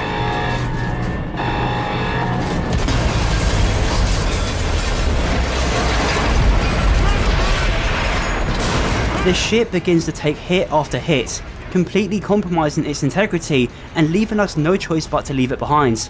We make an airtight room to deploy in space, but Isaac can't leave until he has his own suit. You giving the orders? So somebody else has a fucking plan! Look, I'll explain as I go. Carver, where can I find an EVA suit? Good! Down that way! Forcing us to leave the group to find one.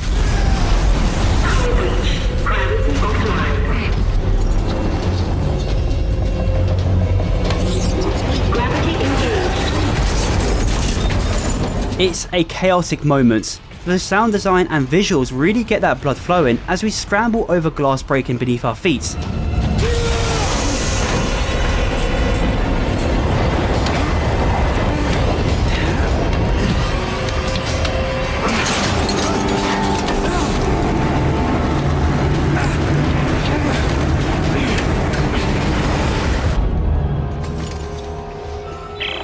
The room's sealed! What now?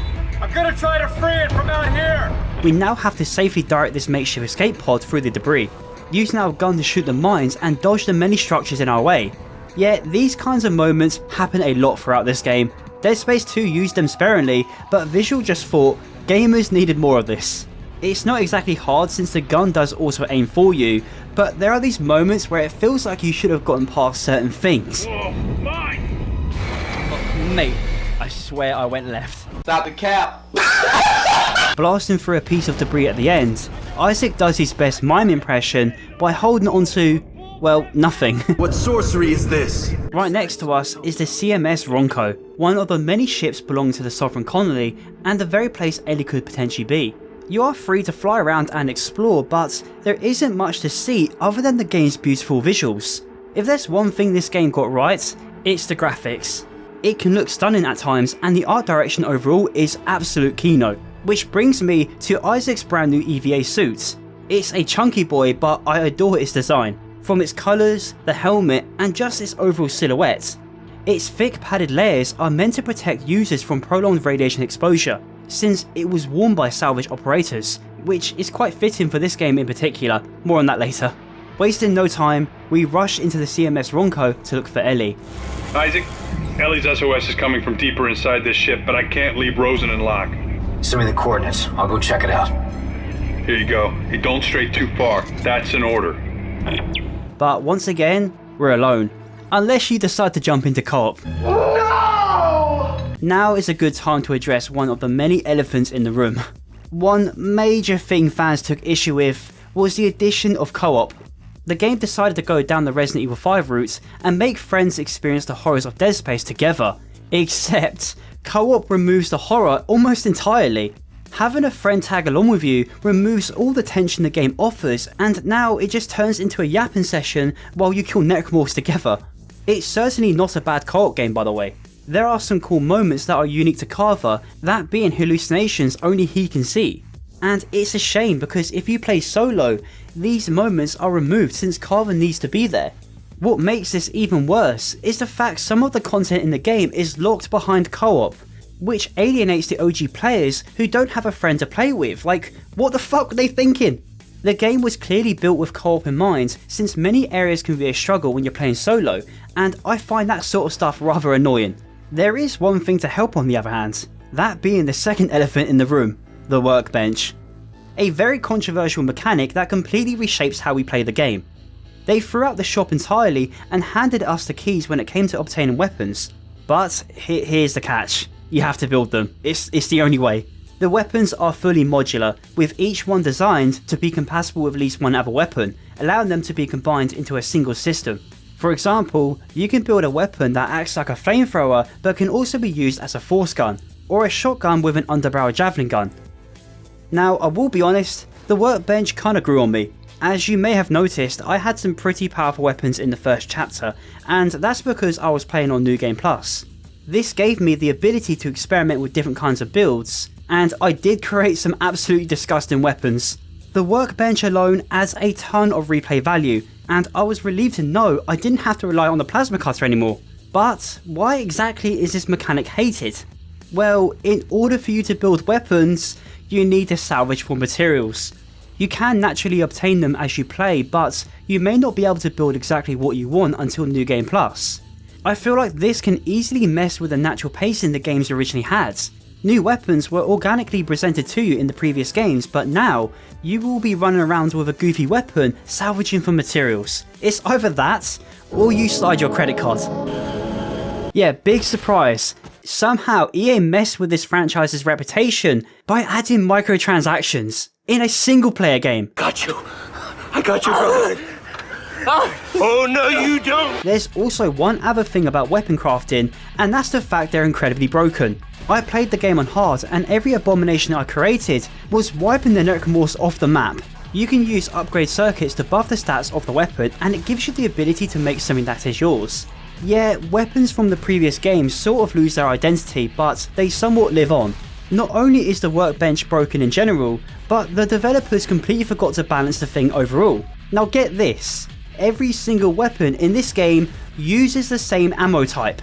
Ripper ammo, javelin spears, plasma cutter ammo, line gun ammo, all gone. It's now ammo clips. Ooh, how convenient! They completely threw out the survival horror of resource management and just let you go crazy. I think the reason why items like ammo and health items drop so much is because the game thinks you're playing co-op. With all that said, I'm very conflicted with the workbench. I both love and hate its existence. It warps Dead Space's overall identity in my opinion. It's now just another survival horror at this point. but I can't deny I had a lot of fun playing around with it. So let's talk about the first weapon I made. I merged a military rifle with a grenade launcher, and this thing was busted. I call it the pulse rifle, but better.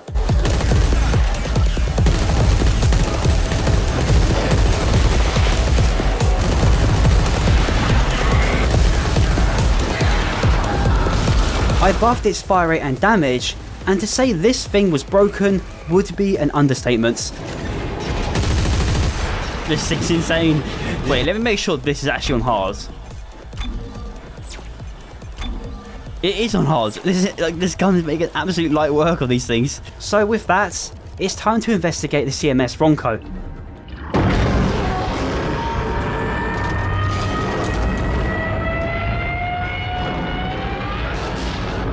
Wow, now this is haunting. This is where the game finally remembers it's meant to be a horror and throws us into what's basically a tomb. The way it's designed is nightmarish. It's not the Ishimura, but it gets the job done. This place has essentially been asleep for almost 200 years. Its interior is all rusted shut and blood stains the walls. In the entrance to the ship, you will find what I first thought was vending machines, but it's actually containers storing bodies. Wait, human remains? What the f... I thought these were bloody vending machines last time I played. What the hell? Since this place is practically ancient, it's hard to tell what happened, but the environmental storytelling does a really good job at conveying there was a necromorph outbreak. And it isn't long until we meet the buggers, and what we find is both disgusting and horrifying. As we approach Ellie's location, we disturb mummified necromorphs hibernating.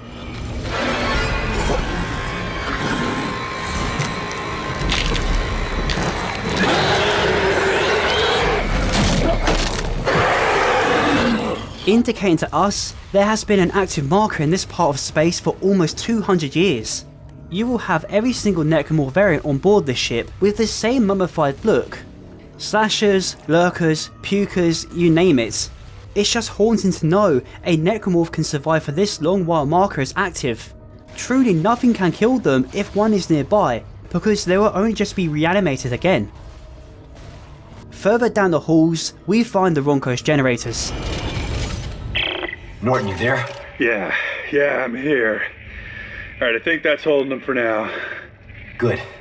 The SOS is coming from directly above me. And it looks like I found the ship's primary generator. If I can get power going, it should unlock the crossover for you. Alright, what about you? There's an elevator here that goes straight up the spire.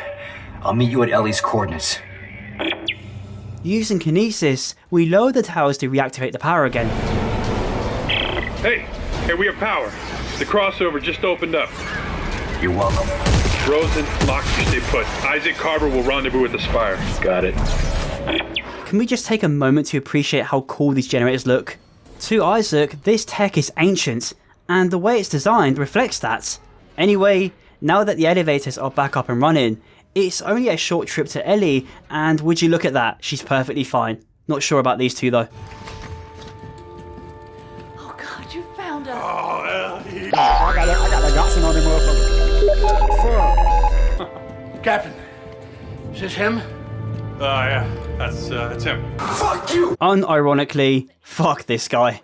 Not only did he force Isaac into this mission, but now he just had to rub it in his face that Ellie is his girl now.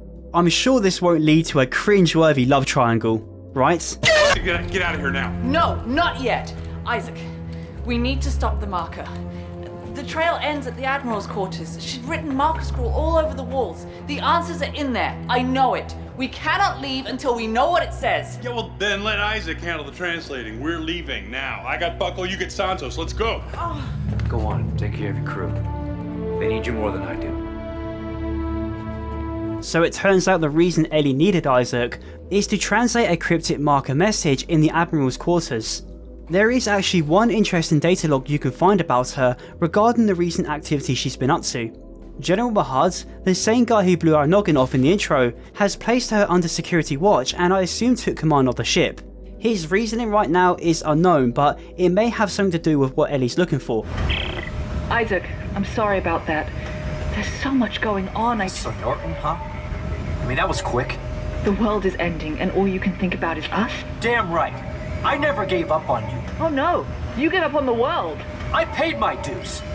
Or don't you think I'm fucked up enough already? Isaac, this is do or die. We're stuck without your help. Are you with me?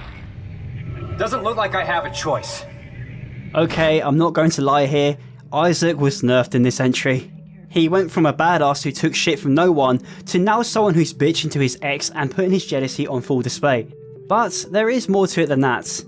Ellie wanted to continue her fight against the markers, whereas Isaac believes he's done enough. He went through hell twice and is done with it all, so you can't exactly blame him. What's more striking though is the fact that Isaac seems to be more pissed at Ellie for hooking up with this douchebag. This creates an awkward conflict within the group that just feels so forced sometimes. Yeah, anyway, the writing kinda sucks in some parts of the game, especially around Isaac and Norton, but more on that later. Returning to the generators, the classic Dead Space tentacle greets us. What? Oh, fuck. Dealing with it isn't an issue however, since it's conveniently wrapped around the open coils. To release this wormy beast, we must power the generators back up to give it a nasty shock. Once that's out of our way, we just need to backtrack to the halls, where we will find the Admiral's elevator. There's this minigame to unlock it beforehand, and it's alright. A bit tedious and does get slightly overused in this game, but not exactly hard. As we enter the Admiral's quarters, we lay our eyes onto the cryptic message, and many markers can be seen being connected to some sort of machine. Ellie, Carver, to reach the Admiral's quarters. Isaac's. Turn it off. Hey, Isaac! Turn it Isaac? off. Carver, what's going on? Turn it off. Isaac! Turn Hey! it off. Turn it off. Hey! What is it? What's going on? Nothing. Everything's fine. Everything's fine. Ellie, the Admiral was obsessed with making a key. A key to what? Hey! A key to what? Some sort of alien device. A machine. I think that she believed that it controlled the markers. Oh my god. They found the source. The marker homeworld. You have got to be shitting me. Tau Volantis isn't just some random planet, it's the marker homeworld. The Admiral believed the markers are all connected to an alien machine that can be found down there, and by switching it off, all the markers in the galaxy will be destroyed. With our faith restored and a new plan in motion, all we need to do now is figure out how we're going to get down there. We are however in luck. When Norton's crew was returned to safety, they located a skip just outside the ship. This will allow us to travel to 4 different ships scattered across the graveyards. Before we leave though, there's this interesting presentation we can watch in the lecture hall. The Admiral had it made for General Hudd, and I think it's an attempt to convince him why reaching Tau Volantis is so important for the Sovereign Colony. She believes this machine will allow them to harness the power of markers and help them win the war. But judging by the cryptic message she left, she may have lost her mind as a result, leading to her confinement. There is something else though. The Doctor who is presenting this sounds familiar. It defied our understanding of science. It appeared to generate limitless energy. He was the one speaking to the soldier right at the beginning of the game, and it was his idea to retrieve the codex. Of course, this didn't exactly end well for him. What this tells us is that there was possibly a conflict among the Sovereign Colony. We don't have a lot to work on right now, so let's just head for the skip. Isaac, Norton here. Why are you contacting me on a private channel? Because I need to know if you're on my side. We're taking sides now? I know you two had a thing, but she's mine now, and I love her too much to let her do this. If she's right and this is the marker homeworld, maybe there's a chance of stopping this. Look, we both know how this is going to end. If they found a way to stop the markers 200 years ago, don't you think we'd all be safe by now? It doesn't add up. Oh, I get it. You think you and her... Yeah, we'll forget it. She's over it, all right? Man, shut the fuck. This is where the game introduces optional missions. Transmission begun. Marker 4. Do you guys hear this? My rig's picking up some kind of looping message. It sounds encrypted. It's coming from the research vessel CMS Greeley. This could be really important. If I get a chance, I'll check into it, Santos. Isaac out. They're not entirely important, but they do offer an insight into the Sovereign Colony. The CMS Greeley is the closest ship to us, and it's actually where this mission takes place. I will be honest, these act more like dungeons than anything. You fight through waves of necromorphs, carry out some tasks, and you get a nice reward at the end. There's an encrypted transmission being broadcast from here, and wait, what's her name again? Oh, Santos. Yet Santos believes it may have key information, so she wants us to retrieve whatever's on board. What you do find is rather creepy.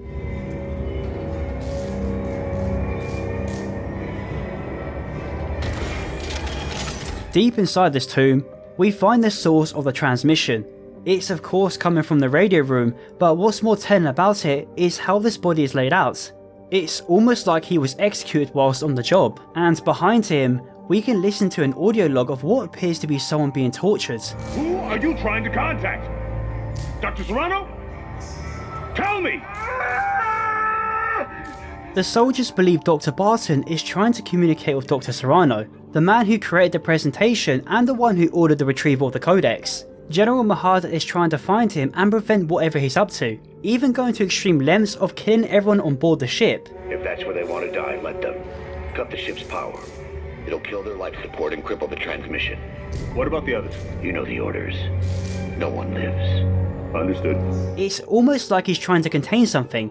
Whatever it is, it's something to do with the machine down on Tower Volantis. As we move further into the Greeley, we can find Dr. Serrano's research lab containing some rather interesting specimens. According to this artifact, they're an alien species. Dr. Serrano believes there are millions of them frozen down there, and may even be the ones who created the original marker. General Mahad clearly wanted this discovery to be buried, since he carried out a cleansing operation on the ship. If we choose to find this encrypted message, you will find this. Got it. Hey Santos, I'm sending you the decryption key now. I see it. Hold on, I'll apply it to the message.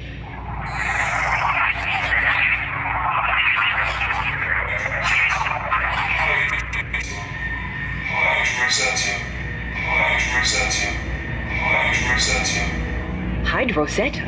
Who's she? They must have been trying to hide her from the execution order. Her research could be the key to all of this. But why issue a cleanse order if it would destroy such an important secret? Maybe they panicked. Or maybe they knew something we didn't. Isaac, thanks for looking into this. It could prove very useful. Good to hear. Well, I'm heading back. We've got a long road ahead of us. Isaac out. Whoever this Rosetta person is, she may be the key to find out exactly what happened here. That was the CMS Greeley in a nutshell. While it does serve as a generic dungeon, it did contain key information. The place we need to go to now is the CMS Terra Nova. Buckle, who's this guy, has potentially located a shuttle there and is wondering whether or not it's functioning. It's our job to check it out. While the CMS Greeley served as a research ship, the CMS Terra Nova was used for scouting and excavation operations. Soldiers were sent down to Tower Volantis to gather information, and discovered several necromorphs frozen along with a marker. Naturally, they brought all of them back on board. Now, where have we seen this before? It wasn't long before the crew started suffering with dementia, one of the many symptoms a marker produces. Due to this, General Mahad ordered a Scenario 5 on the ship, and from this audio log we can find here, the captain explains exactly what this is. I'm sorry, Tucker, but you heard Mahad's announcement. We're facing a Scenario 5 situation. Scenario 5? What the hell does that even mean? It means you have to die. We all do. If we don't, he'll just send someone over to do it for us. Come on, Valerie. Just put that down. I'm sorry. They don't have to know. I'm so sorry. This does lead to a new mission, but I'll talk about that in a bit. Moving further into the Terra Nova storage deck, we find a cute little scavenger bot. Huh. Wow. An old scavenger bot. This lad will collect materials for you, and that's basically all it does. It's for those who cannot be bothered to collect any themselves, or are not willing to give EA any of their cash.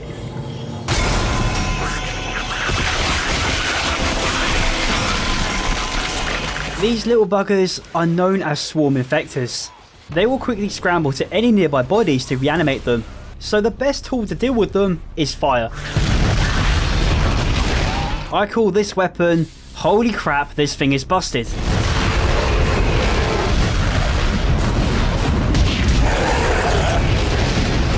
I merged a force gun with a flamethrower and upgraded its damage as much as I could, but I also modified it to freeze anything the fire touches. You can add stasis to the weapon and it almost felt like I was cheating the game. I'm not even kidding, this creation made this laughably easy. Nothing was able to escape the flame. As we attempt to use the tram line, we are halted by a blockage. Guys, something's blocking the tram system. Cradle op should be nearby. You can see the tracks from there. Thanks, Buckle. I'll check it out. A reoccurring trope in Dead Space to pad out its length. Luckily, it's not all that hard to unblock it. We just need to solve this jigsaw puzzle and it was clearly made with co-op in mind. The last container we moved though does contain something familiar. Now he looks like a hunter. After clearing the path for the tram, we double back through the storage deck where a nasty surprise is waiting for us.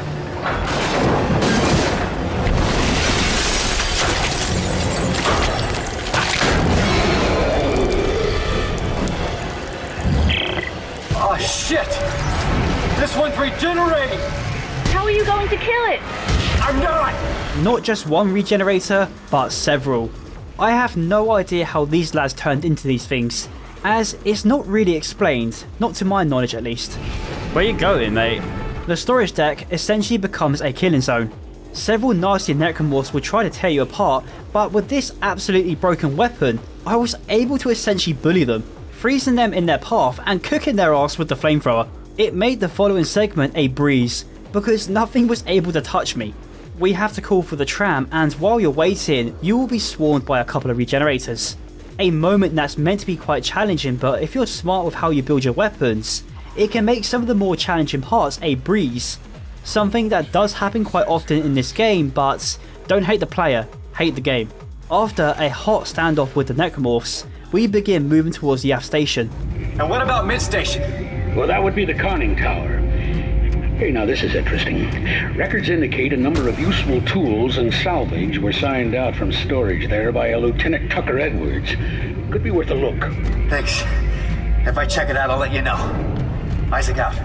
The mid-station does offer you an optional questline, one that I'm not really a fan of. First off, it's yet again a dungeon, but the story within it doesn't make a whole lot of sense. I see you. Guess you were smart enough to make it past my lockout. So you must not be one of those no-neck dipshits on the General's goon squad. But before you go patting yourself on the back, you should know that was the easy part. Your day is about to get a whole lot worse. So we have to locate a man named Edwards. It's the same guy from this audio log, and his reason for killing a bunch of people at the conning tower was to simply survive. Not as sorry as I am, Commander. And if any one of them jacked up jarheads tries to come for me, they'll be sorry too. This is where it gets a bit weird. The game conveys he's alive and well through the many times he communicates with Isaac.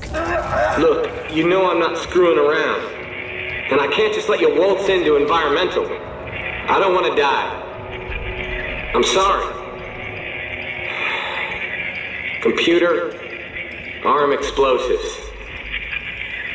And detonate. But if you do the math, there is no way in hell he's alive, yet he talks to us in a way that makes it appear otherwise. As we move through the many arenas, he actively sets off traps in attempts to kill us. The traps were originally made for the cleansing crew, and Edwards went to extreme lengths to ensure his safety. It tells us he is willing to do anything to survive, even killing his own lover. It's not long before we reach the top, and the game tries so hard to pull off this twist that he is already dead, and I mean, no shit, the ship is 200 years old. Congratulations. You found me. Kinda stupid, ain't it? I just wanted to live, and now that I'm the only one left, I couldn't give a shit. With all this time alone, I realize it's just like Sam said. I'm a lazy prick who never took one for the team. Well, team, if you can hear me now, this one's for you. It feels kind of cheap, and I'm not entirely sure if there was meant to be more to his story. Your reward for this is more crafting materials. Very cool. It's at the aft station where we find the shuttle. I found the closure, and it's a piece of shit. No way I can pressurize the cabin. It's seen better days, but it will have to do. Its remote controls are missing, so if we want to navigate the debris field, we will need to scavenge for more parts around the station. We only need to collect a few key materials, then whip up a new one at the workbench. Whoa! Oh my god! What? And while you're here, you can also use the workbench to craft ammo, health packs, and tungsten cranks. This is essentially a key that replaces the nodes from the previous games. Certain rooms require these to be unlocked, and you can find some pretty nice stuff in there, including new weapon frames, components, upgrade circuits, and so on. Once we've installed a new remote control board, we just have one other issue. No good. It's out of fuel. Oh, wait, there should be a refueling station on the upper floor. Here, I'm sending you the coordinates. It wouldn't be a Dead Space game if there weren't problems laid on top of each other. Refueling the shuttle is basically one of those typical gamer moments, where we have no other choice but to find necromorphs while we patiently wait. This is where Ellie attempts an engine test and somehow accidentally starts a launch sequence. That stupid bloody ancient techno. Oh god. Isaac, I think I just started the launch sequence and I don't know how to stop it. You what? Look, just get out of that chamber before it bakes you to a crisp. A moment that should be intense, but there's no urgency whatsoever. The game makes you believe there is with the sheer amount of chaos that goes on, but really, the only thing that's going to give you trouble are some more regenerators. Oh, and even worse, the airlock controls are still shut. The airlock door is stuck! If the shuttle launches before it opens... Son of a bitch! Alright, I'll check the gears. We have to clear some debris out of the gears, but how does one achieve this, you may ask? Why, of course, use the convenient cannons set up facing towards them. Like, what purpose do these serve? Who let bro design this shit? It's one of the few moments in a Dead Space game where the environment makes no sense. After successfully destroying the airlock gears, we not only save ourselves, but also the entire mission.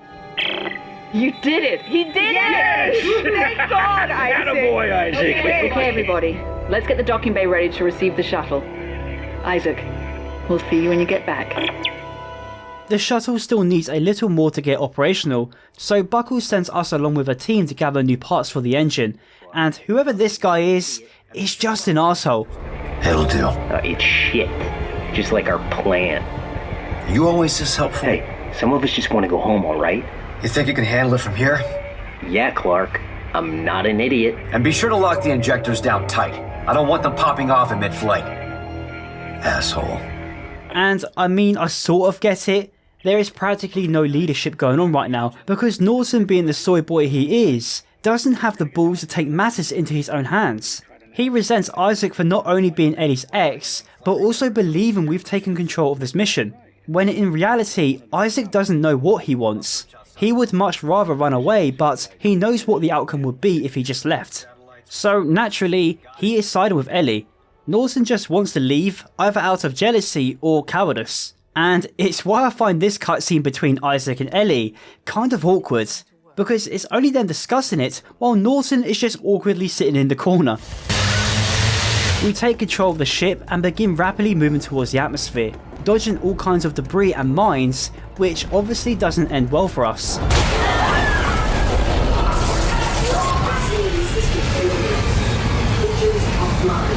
The shuttle receives a devastating blow and all hell begins to break loose. We make a desperate attempt to save what's left, and things only seem to get worse. Shit! Isaac, take the helm! I'll take them! With the ship's navigational controls compromised, it's entirely in our hands to guide it through the sharp icy mountains.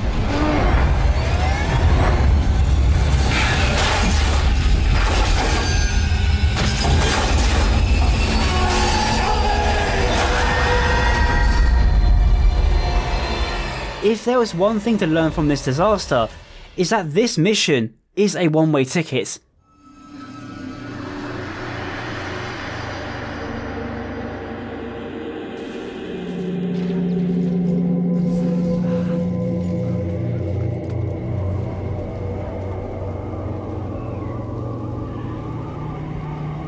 After an unknown amount of time has passed, we wake up not knowing whether or not we are lucky to have survived. As far as we know, we're all alone on this cruel, desolate planet. Ellie! Ellie! The crash left our suit compromised and our body temperature is plummeting. With no time to waste, we step into the blizzard to search for survivors. Using the many fires left by the crash to keep ourselves warm, and it will serve as a guide to the other parts of the ship. It's the only lifeline we can rely on right now. It's an incredibly atmospheric part of the game, and it really drives home the point how brutal the environment of Tower of Atlantis is to the human body. It's not long until we see the other part of the ship smoking in the distance. It's a miracle we survived, but Ellie and the others aren't exactly equipped for this climate, so we better get a move on.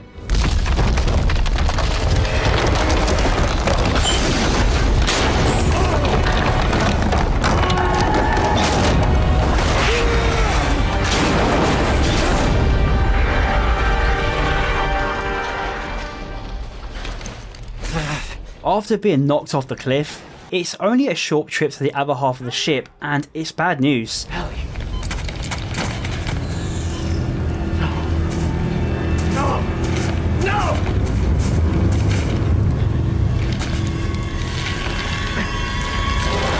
Oh, never mind. It's only the guy who had his head knocked off. Asshole. Our luck does eventually turn in our favour. Not only is Ellie alive, but she has left a trail of flares for us to follow. They're hoping to find shelter nearby, since the Sovereign Colony did build a research base down here. We follow it, till suddenly we're ambushed by something entirely new to us.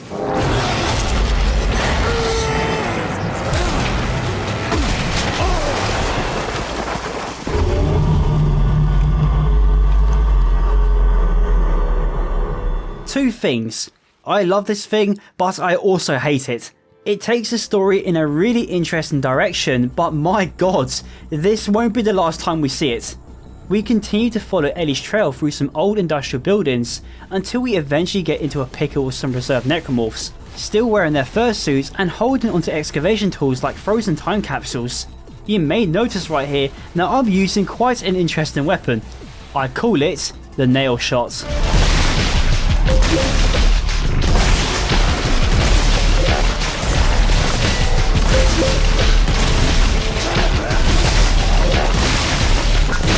Honestly, I had no idea what I was even trying to do with this weapon.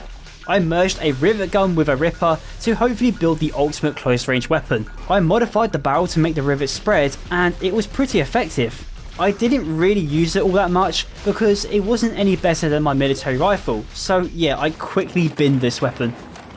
Ellie's trail eventually ends at this facility where we find Buckle in his final moments. We found snowsuits, but there weren't enough to go around, so I decided to stay behind. There might be more down in the basement. Might be. The elevator shot, and we heard something scratching around down there, so we didn't. There's apparently a snowsuit in the basement, but do be warned, according to Buckle, something was scratching down there. With no other choice but to investigate, we fix the elevator back up, and what we discover is incredibly disturbing. Entering the kitchen, we are greeted by Gollum.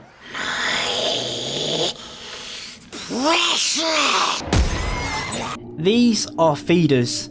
They're almost entirely blind and are sensitive to light. This is the first time in the franchise where it's best not to engage. You can distract them by using sound and you can safely sneak past them. If you do decide to blast them, it will only draw more attention, leading to you being ambushed by the buggers.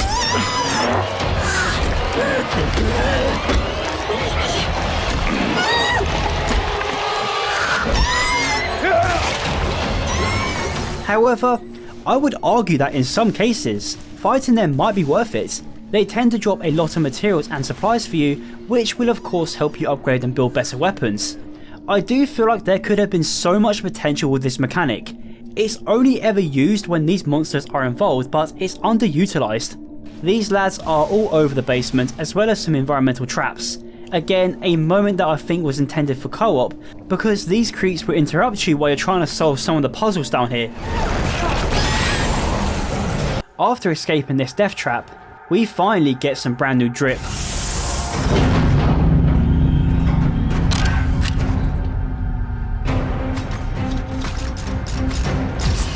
the Arctic survival suit. Holy crap, this suit goes hard. I just love the way it blends a primal look with a sleek sci-fi design.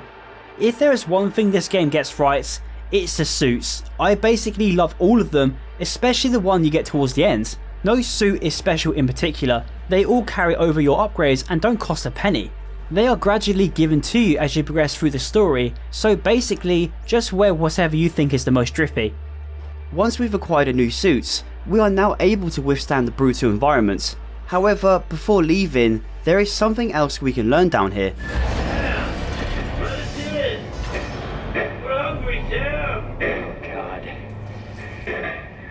Private Sam Ackerman. Is anyone left out there? Sam! It's Dr. Serrano. Listen, you must make your way to Facility 1. Do you hear me? Lives depend on it. Sam Ackerman is your co-op partner during the prologue.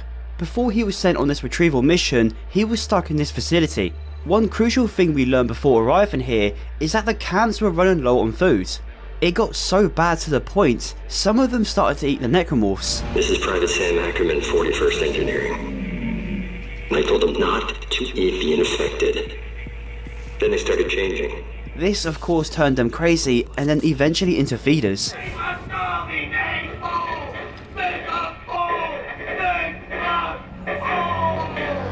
With the snowsuit on our backs, we press on to the next facility, encountering more frozen necromorphs on the way, and it wouldn't be a Dead Space game without a tense scripted moment.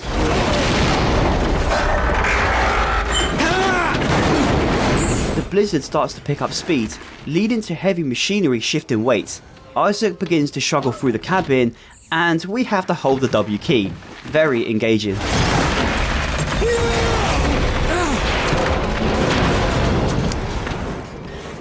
Rickety piece of shit. We reach the top of the cliff and arrive at Facility 1, the very place Tim and Ackerman were meant to bring the codex to, personally ordered by Dr. Serrano. General Mahad wasn't exactly keen on his findings and ordered Scenario 5, a full cleansing operation. This is where we link back up with Carver and the gang. Carver! Down here! Clark! How the hell did you... Never mind! That's until a large creature gets in our way.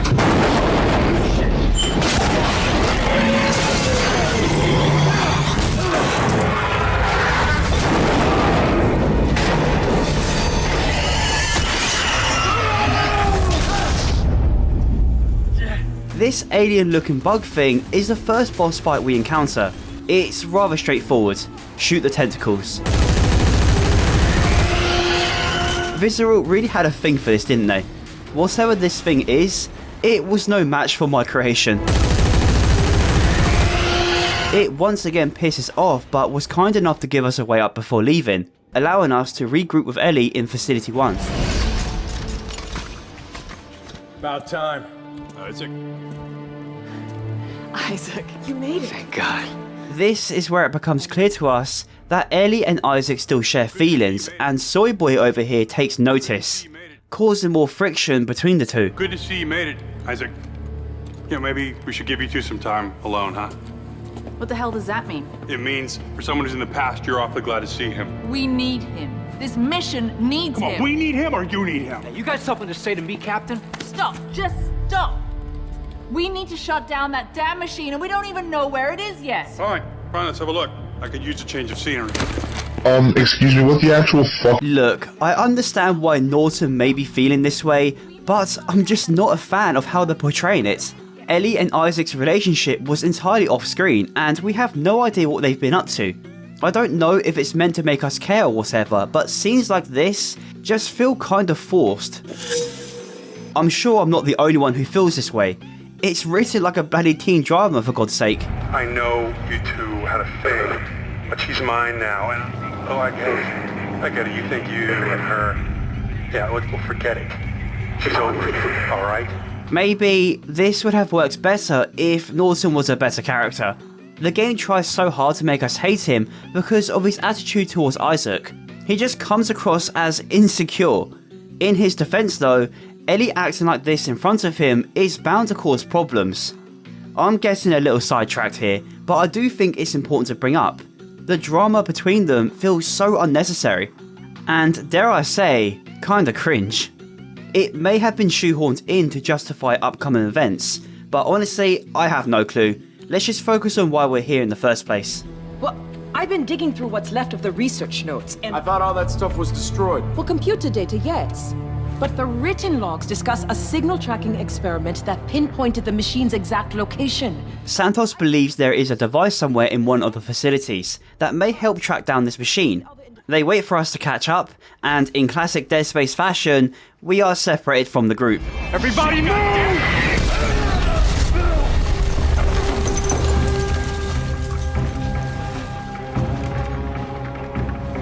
How the hell did Danik's men find us? Danik and his fanatic army somehow tracked us down, and according to Isaac, that would have been impossible. Come from? They must have tailed us here. That's impossible. Not through shock space. Yeah? Well, they did. Oh, I wonder who snitched on us. And for the second time, Dead Space begins to show signs of an identity crisis. The story and gameplay was going so well up until this point in the game.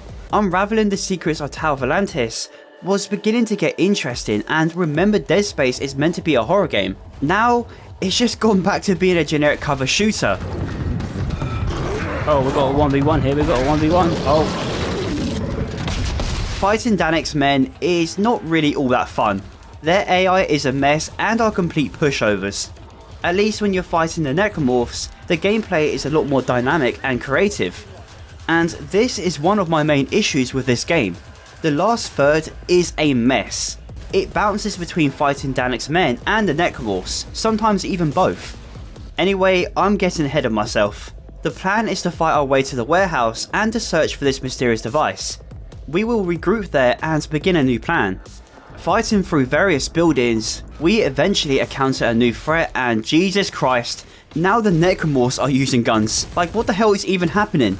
This is the Creeper, a more developed version of the one from the Divider, who now has the ability to reanimate corpses and use their weapons against us.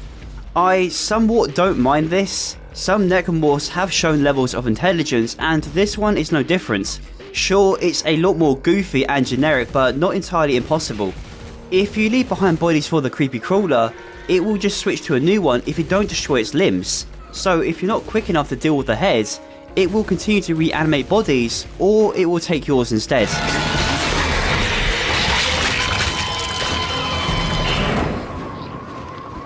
What the hell?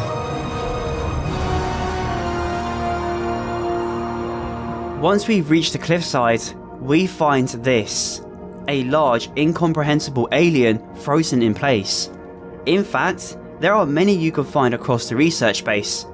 Based on Dr. Serrano's notes and audio logs, this is what he was researching. Believing they created the markers, and it's looking like that could be the case. But one thing he couldn't wrap his head around is what happened to them. We are bound to find more answers here, and maybe even discover what caused an internal conflict. But before we do that, we must get past this giant drill. Isaac, you won't believe. What is that noise? A giant drill blocking my way out. Maybe I can lower the safety gates. Is that why? One way to find out. Isaac, being a man filled with bad ideas, naturally decides to fuck with it, sending it into a terrifying frenzy. Ellie! I'm trapped! The drill's trying to kill me! Isn't there an off switch? No! Wait. Yeah, there's a yellow fuse in the center! While the drill loses control, other things enter the arena that want to kill us, making it even harder to look over your shoulder. We have to slow it down using kinesis and destroy the yellow fuses, but each time you do, it gets a bit more crazy. Repeating this 4 times will eventually set us free.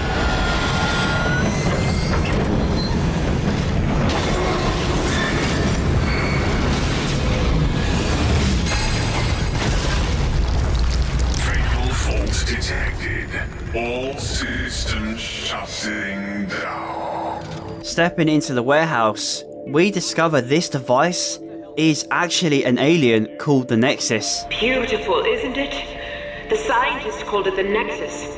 They thought these bigger specimens acted as conduits for the machine's control signal. It has some kind of unique connection to the marker, and Santos thinks its nerve cluster will lead us to it, which means we need to crack it open. Of course, we first need to defrost it, so we head up towards the roof to reignite the furnace. This is where the game gives you some new drip, that being the archaeologist suit, which is easily my least favourite. Its design is cool, but the overall colour scheme is just meh. I understand it's used to increase visibility during blizzards since it was worn by the science division. While I was here, I also decided to replace my nail shot with this thing. I call it the Fire Lance. Using a Tesla core with a fire module, it both shocks and ignites anything I shoot. I cranked its fire rate up as well as its damage, and it ended up being a better plasma cutter, but looks nowhere near as cool. Fixing the furnace only takes about a minute since all we need to do is replace the power. The Nexus will slowly begin to defrost, prompting us to go on a new fetch mission. It's like they modified a telemetry spike. I have no idea how it works, but yeah, I think I can build it with the right parts. If we want to be able to track the marker signal, we will need to build a probe gun. As we double back through the drill, we watch a mass Sudoku.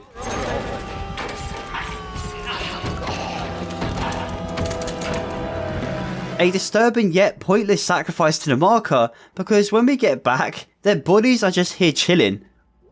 On the way to the second warehouse, we run into a group of hungry stalkers.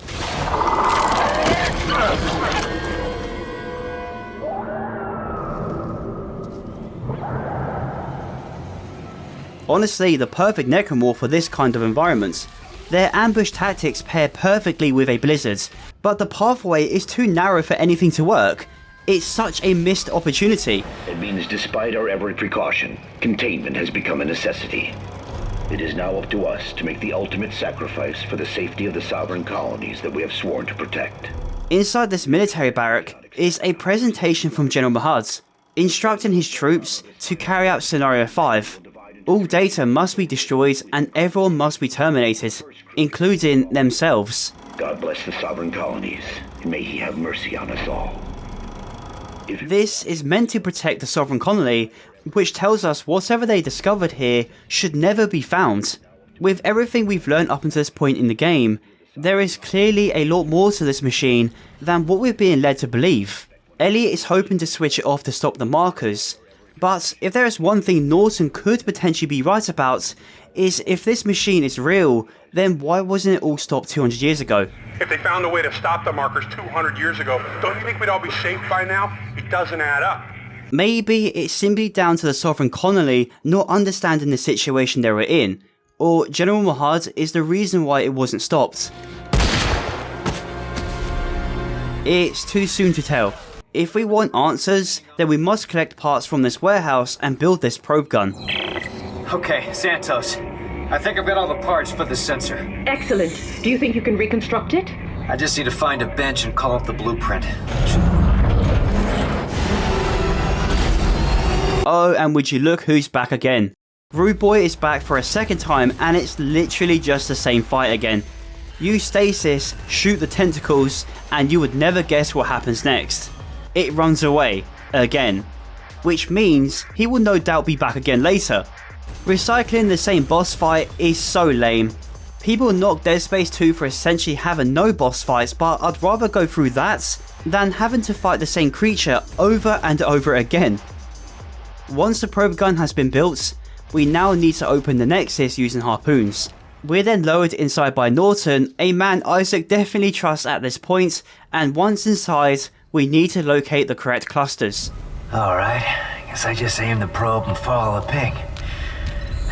Doesn't sound too hard. The probe gun's beacon will guide us as we make our way through this thing's guts, and the signal gets progressively stronger the closer you get. Shooting the clusters makes the Nexus move around, and trigger some kind of defense where groups of feeders will come out to kill you. The waves get stronger as you probe each cluster, and with the final one, Isaac is hit with some kind of vision from the machine, revealing its location not only to us, but to Santos too.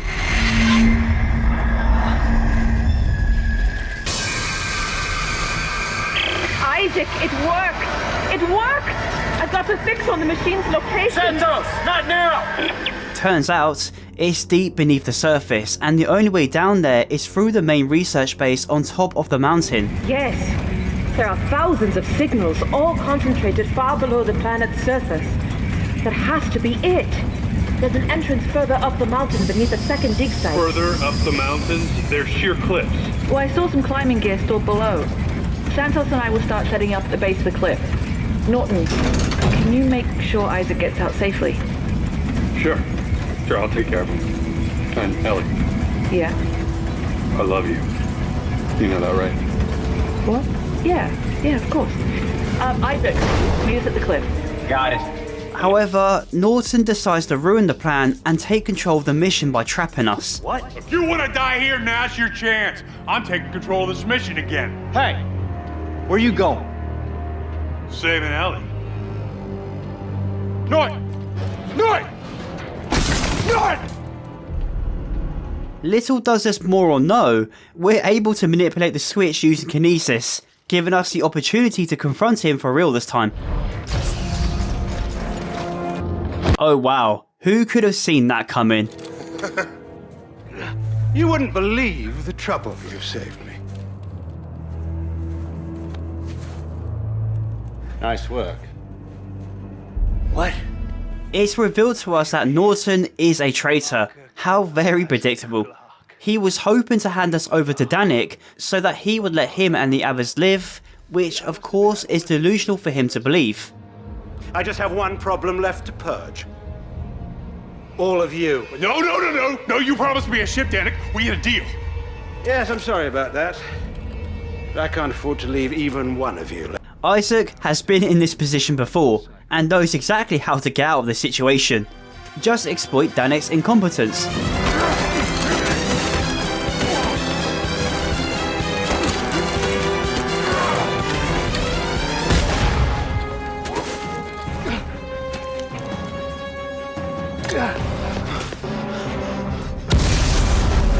He is honestly the worst villain. He spends more of his time yapping about what he's going to do instead of just getting to the point.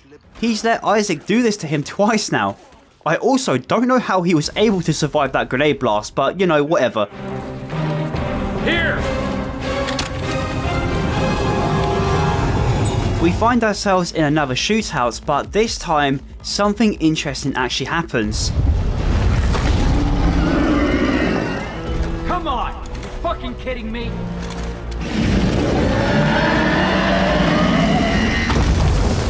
Move, Norton! The Nexus breaks free and begins to vacuum everything up. Finally, a real boss fight. It's very similar to the Hive Mind, both by how it behaves and how we defeat it. Its open chest exposes weak points for us to shoot, and by doing enough damage, the thing will try and swallow us whole, giving us more places to shoot. Between rounds, it spawns in feeders to stop us. They're easily defeated by destroying the sacks they spawn from, but it gives the Nexus a chance to slam you with its claws. However, destroying all the weak points doesn't kill it, so the next time it tries to eat us, there's nothing we can do.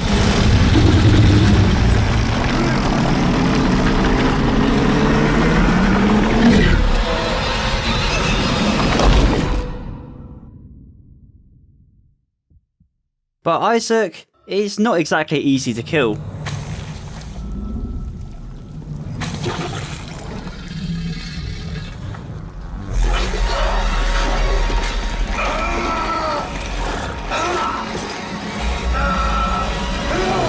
We continue to fall further into the creature's digestive system, where we eventually fall into its stomach.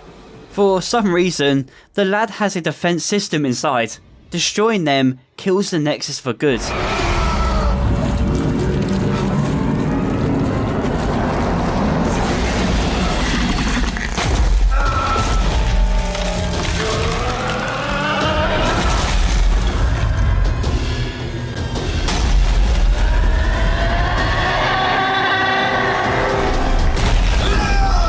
Once out, there is just one more problem to deal with. Norton. Whoa! You made us come down here. You encouraged her. Still showing resentment towards Isaac, decides to finally take matters into his own hands. But not anymore. Captain! Stand down, Sergeant. This is all your fucking fault. She doesn't love you.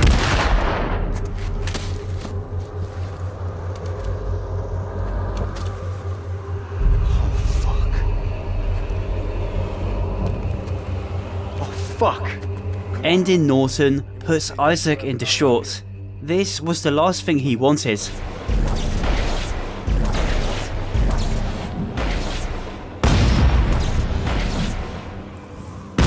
Explaining this to Ellie won't be easy. Isaac.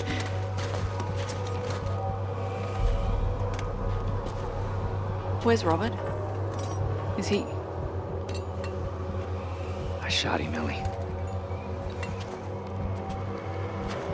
What? I'm sorry.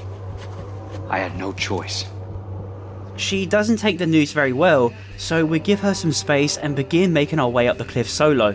The wall is too unstable for all of us to climb it, so we make the effort to find a safer route for them instead. Ellie, come on. Norton was pointing a gun at my face. I'm sorry. Is that supposed to make it okay? You never believed in me, or this mission, or us. I had to go find someone else to help me, and now he's dead. You sabotaged it, just like everything else. What's that supposed to mean? Is that what you really think? Yes, they brought you here at gunpoint. I guess that's what it took. I'm not here because someone put a gun to my head. Yeah, well, Norton's dead because someone put one to his. Man, why the fuck is there a ladder here, man? Like, just put a ramp. Like, this is my main problem about the ladders in this game. Is like, shit, like ladders like this are ridiculous. Just make it a ramp, bro. Like, did they have a ladder quota or something? Like, what the? Yeah, screw the ladders in this game. They're a bit overused in some areas, and this is just a bit ridiculous. Further up the mountain, we find the controls to a cargo lift. It safely brings everyone up, but that's until the alien from earlier comes back for more.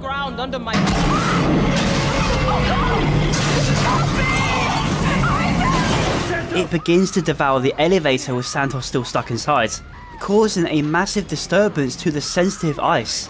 Isaac tries his best, but Carver cuts her loose. Cover now!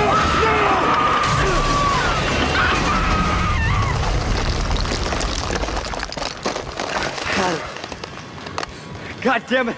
I had her! It was gonna take us all down with it! Isaac, the cliff's falling apart! Come on, damn it, give me your hand! I promised her!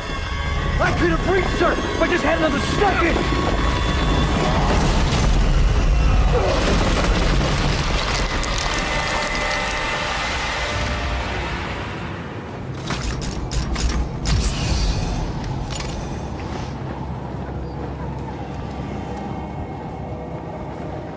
The floor breaks beneath us and separates Isaac from the group yet again. Now, I know Carver gets some shit, but honestly, he's the only new character I like. This is coming from the perspective of someone who hasn't played co-op, so I have no idea how he interacts with Isaac. He's the polar opposite to us.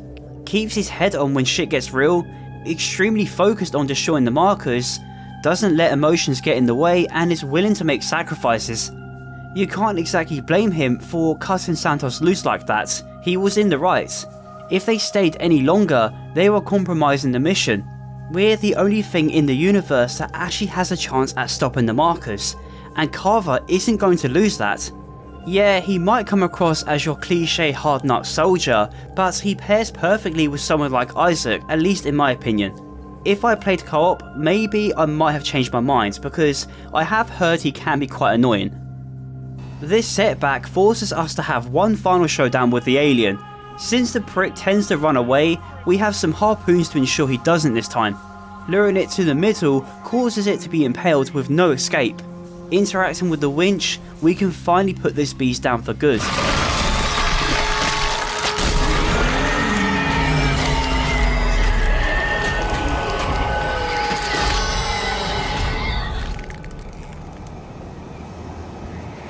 With just one more climb to do, we are finally back with the gang.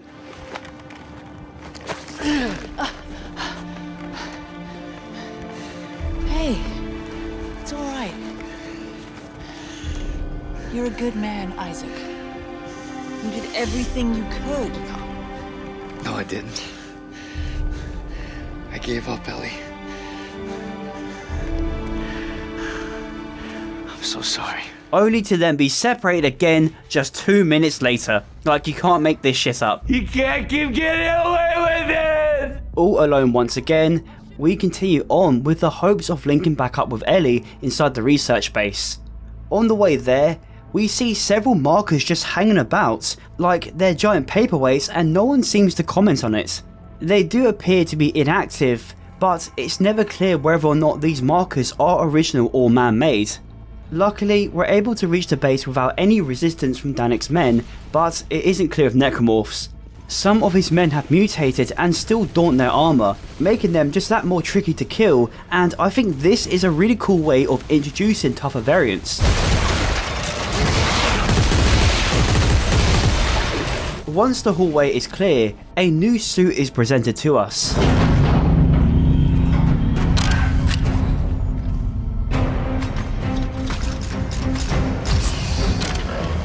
This is the Legionary exosuit, the same one Tim Kaufman wore in the game's intro. It's an old decommissioned piece of kit worn by the Sovereign Colony military, and it goes hard. It's not as cool looking as the one you get towards the end, but the helmet on this thing is badass. One thing you will notice about the suits in this game is that all of them are equal. Your upgrades are carried over, so all you have to think about is which one looks the best to you, and I love that. It's also here I decided I wanted to break the game. I went straight back to the workbench and decided to build not just one new weapon, but two. The first one isn't that special, it's just a shotgun with an underbarrel javelin. It was really good, but it's not the one I want to talk about. I want to talk about this thing. Now imagine the Wunderwaffle. That's exactly what this thing is. Shooting just one necromorph causes a chain lightning reaction, and as far as I'm aware, it can damage everything within a certain proximity, even through walls. So all you have to do is just shoot one of them twice and it should kill everything in the room. It's game breaking. If the developers included such a thing, then they either just wanted us to have fun or they balanced jack shit. I used this thing until the very ending of the game, because I won't lie, after this chapter, it started to go downhill for me personally.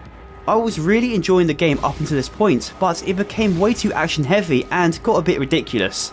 If it's just the necromorphs we're fighting, it wouldn't be that much of an issue, but no, we're fighting Danik, the necromorphs, and even the aliens. We reach Rosetta's lab and it appears Ellie has found her research. The very thing we're looking for isn't a device, but an alien, divided and frozen. It's incomplete. So, according to the records, there are 4 more pieces. They were checked out of storage by Dr. Serrano. Well, there are 3 buildings in the facility, so if there are more pieces, they're either in one or all of them. Ellie is able to locate the missing pieces, and it's up to us to retrieve them. We gain access to the rest of the base, where biomass has been growing. It's blocking our path to the rest of the samples, so we must restore the gas system to perish it. The first biology lab contains some rather interesting information for us. We can see an alien test subject pinned to the wall and dissected. There are audio logs you can listen to for a bit of context, but it's kind of unnecessary, simply because a lot of our questions get answered in an upcoming cutscene. So I am going to skip past these. The samples are very close to each other and it doesn't take all that much time to collect them all. They're automatically prepared for us once we're back, and once the samples have been arranged in the correct order, we discover Rosetta was never a person. Well, here she is. Meet Rosetta. Where's her face? She doesn't have a face. It's not even a she. It's an it. The twist was kind of obvious, but I'll let it slide. It means they used an alien brain to unlock the secrets of the alien machine. It's clever. All right, let's see what happens when we activate it. This could get a little weird. Fingers crossed. We activate Rosetta and are hit with a flashback. It shows an entire alien race being consumed by a convergence event and then forming a giant moon. The aliens prevented this from being completed, however, by freezing the entire planet using a certain machine, the very one we're looking for. It turns out we had it all wrong. Turn it off wasn't instructions on how to stop the markers, it was orders from the marker itself. Turning the machine off won't help us, it will only resume the convergence event and finish the formation of a Brethren moon. the final stage of a necromorph, and it's big enough to consume other planets. The aliens we've been seeing were never the creators, they were just another victim of the markers. They sacrificed their home worlds to ensure the safety of others in the galaxy. This adds a lot more context to the conflict. It's likely Dr. Serrano was being influenced by the marker to shut off the machine, which is why he had Tim Kaufman retrieve the codex for him. It's the key. General Mahad ordered Scenario 5 to purge the entire planet in hopes to stop the machine from being found so that it would prevent the moon from being whole. So by being here, we are doing more harm than good. Oh no. No, we've got it all wrong. Oh my god, the moon. The moon is the source of the marker signal, not the machine. The moon is convergence. As we retrieve the codex, we discover Danik has Ninja Pro equipped. Here's the key. Like, how did this dickhead quietly enter the room and take Carver and Ellie as hostage? Like, what? No! It will home in on Earth's markers and hunt us down! You don't understand what you're doing! I misunderstood initially, that's true, but it's all quite clear to me now. It's not only mankind's tampering which has hindered our glorious rebirth, but this alien machine as well. Well, come on, kill them! To no one's surprise, we managed to weasel ourselves out of this mess. Most dogshit villain in gaming. As the room is being filled with poisonous gas, Danik takes this opportunity to run with the codex. We rush for the door but learn the bugger has trapped us in. Ellie is able to set us free, but at the cost of her own life. Ellie, come on! Ellie!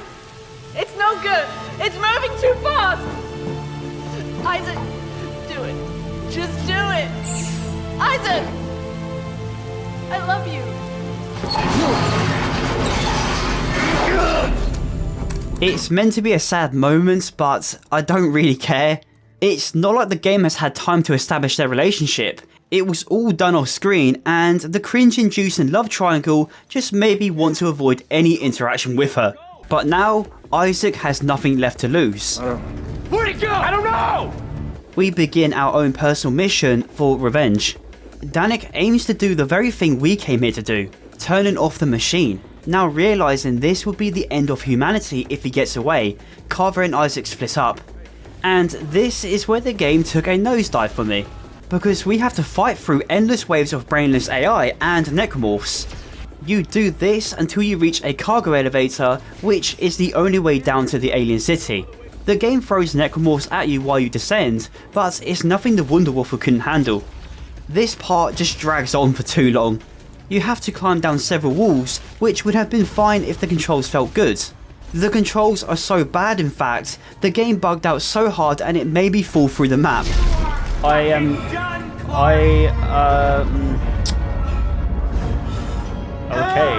Yeah, nice. Hey, at least the game gives you the final suit here. This is the Elite suit, easily my favourite in the game. The helmet gives me Sam Fisher vibes and the colour scheme is nice. Personally for me, this is my favourite suit out of all the games. They all look great, but this one spoke to me. With new drip on our backs, we continue the chase for the codex. The elevator comes to a sudden stop and Danik's men are attacked by a necromorph alien. It's a completely different kind of threat to us, but the same method applies to them too. Look, I know these things look scary, but this weapon made them complete pushovers. It's not like these aliens are any special. There is only one variant of them, and they go down like a sack of shit in just a few shots. To me, that is such a missed opportunity. Anyway, with that ugly thing out of the way, we have a close call and fall to the bottom, where we can see Danik calling for reinforcements.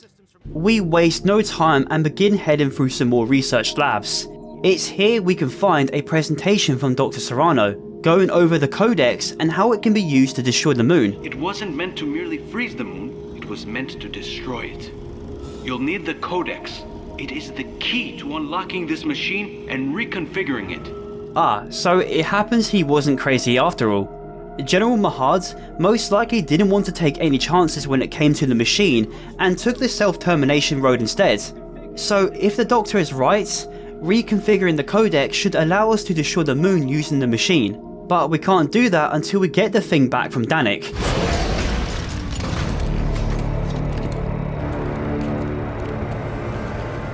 At the very bottom lies what's left of an ancient alien city with the machine right at the centre. What's even crazy about this place is that it used to sit beneath an ocean. Tau Volantis never used to look like this. It was once an aquatic planet before the machine froze the Brethren moon. Isaac and Carver have a heart-to-heart moment before heading down, believing this will be their final moments. Oh, shut up, Carver. You're a good man. I alienated my son, wrecked my family. Isaac, I killed Santos. Is that what a good man does? Good men mean well. We just don't always end up doing well. As dumb as the story can be sometimes, the adventure does have a special place in my heart. However, I do understand why people argue how stupid this game can be sometimes. Let's take this moment for example. So Danik and his boys are right beneath us, right? What do you think Isaac will do next? Why, blow himself up, of course. It's a really stupid way to move the plot forward. It makes zero sense, but whatever. After a really dumb segment, we find ourselves in the dungeons of the city. Alien corpses are littered down here, surrounding markers, and it only makes their fate just that more eerie and tragic. They were able to stop the convergence event, but at the cost of their entire species. It just goes to show how powerful and incomprehensible markers truly are. There is still a bunch of research equipment set up down here, allowing us to get to places and reach whatever the hell this is. This alien device is some sort of switch. If we match the patterns on the door and insert the codex, it will begin to alter the city around us and activate probably one of the worst lift designs I have ever seen. I get they were aliens, but come on man, there had to be a better way than this. A lot of the machines here just seem way more complex than they need to be. To restore power, we need to rotate these towers and again use the codex. They seem to rely on this thing a lot. What if perhaps, I don't know, they lose it?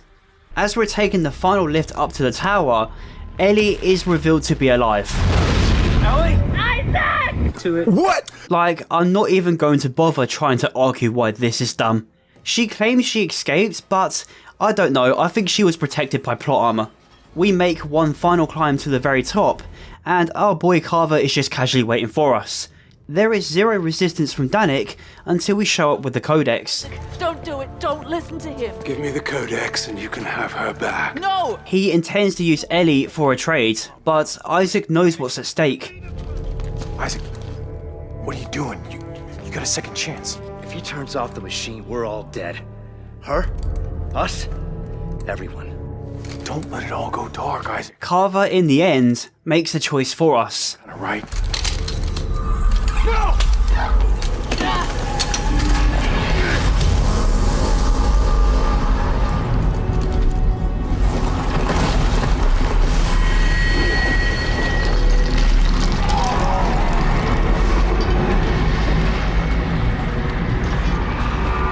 I've done it. I've finally done it. The darkness is at an end. Let the evolution begin.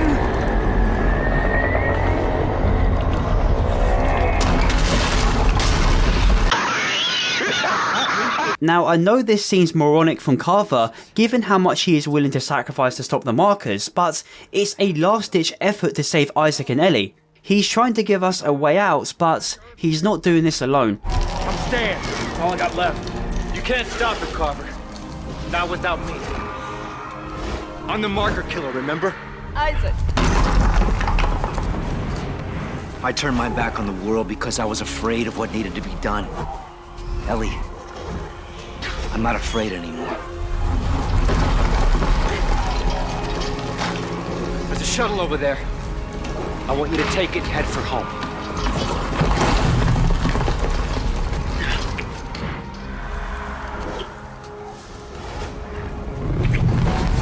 With the machine turned off, the moon becomes alive and resumes convergence, devouring Tau Volantis. It's haunting and really shows what's at stake here.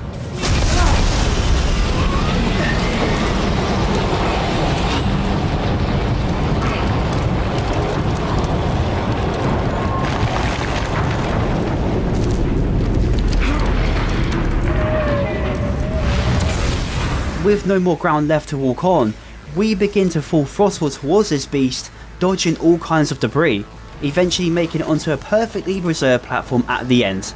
Jesus, insert gamer moments. You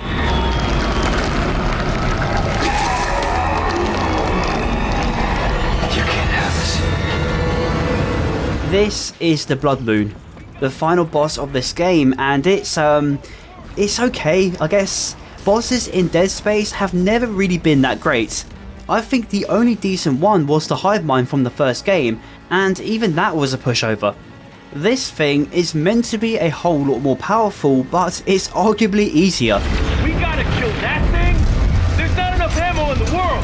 We'll have to make some up! Bullets against this thing are useless, so we have to use the markers surrounding it as weapons. How symbolic.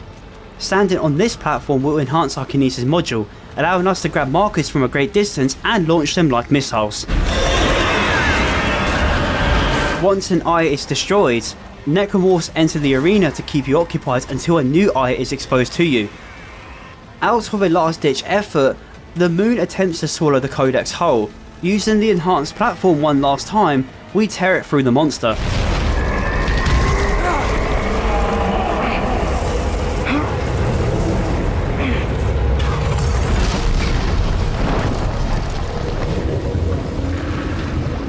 With the machine now accessible, we waste no time to plug the codex in, ending this once and for all. No more bullshit. We die here, now. But Earth gets it tomorrow.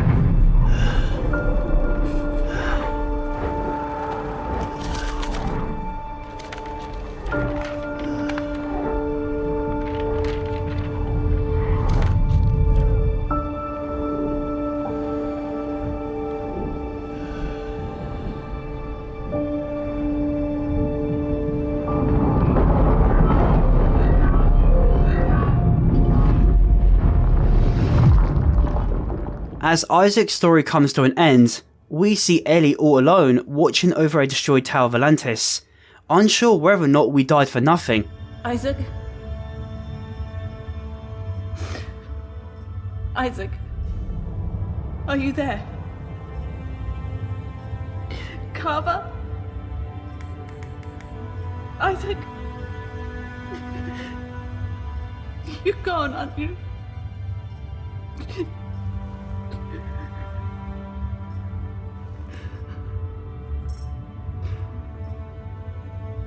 The marker signal has gone too. Isaac, you did it! You really did it.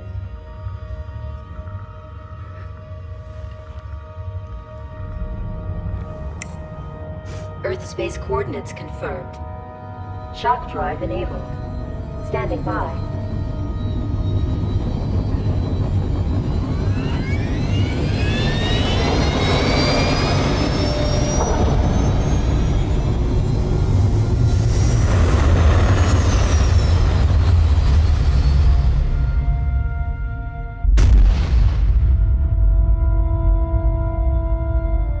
As the credits roll, you may begin to wonder if playing this game was worth it or not, but hold on to those thoughts, it's not over yet.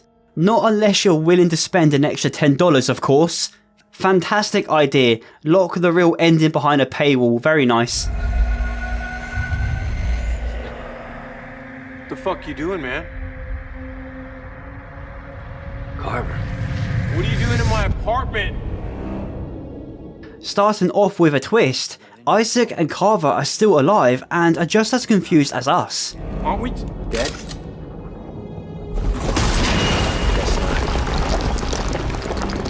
That doesn't make any sense! Isaac, you activated the codex, the moon fell, we fell! What about the alien machine?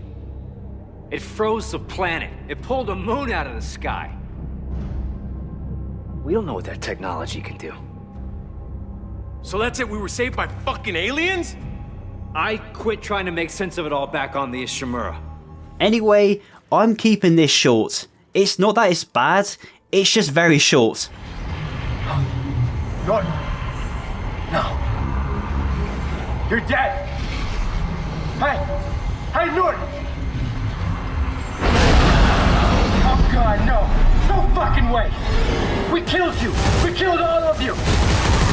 Carver, they're still here. I know, they're over here too. How? We must have missed something, I don't know. Turns out all the moons in the galaxy have been awakened. They theorized the blood moon we just killed somehow warned the other moons and now they're coming for Earth. Carver and Isaac managed to fight for a Unitology ship and return to the Terra Nova, where a new cult has formed after Danik's demise. They're known as the Ninth Circle and are pretty creepy. We steal the shock point drive from them and reactivate the ship's core reactor. This will allow us to detach the flight deck from the flotilla and return to Earth. Upon arriving, we see all the moons are already there.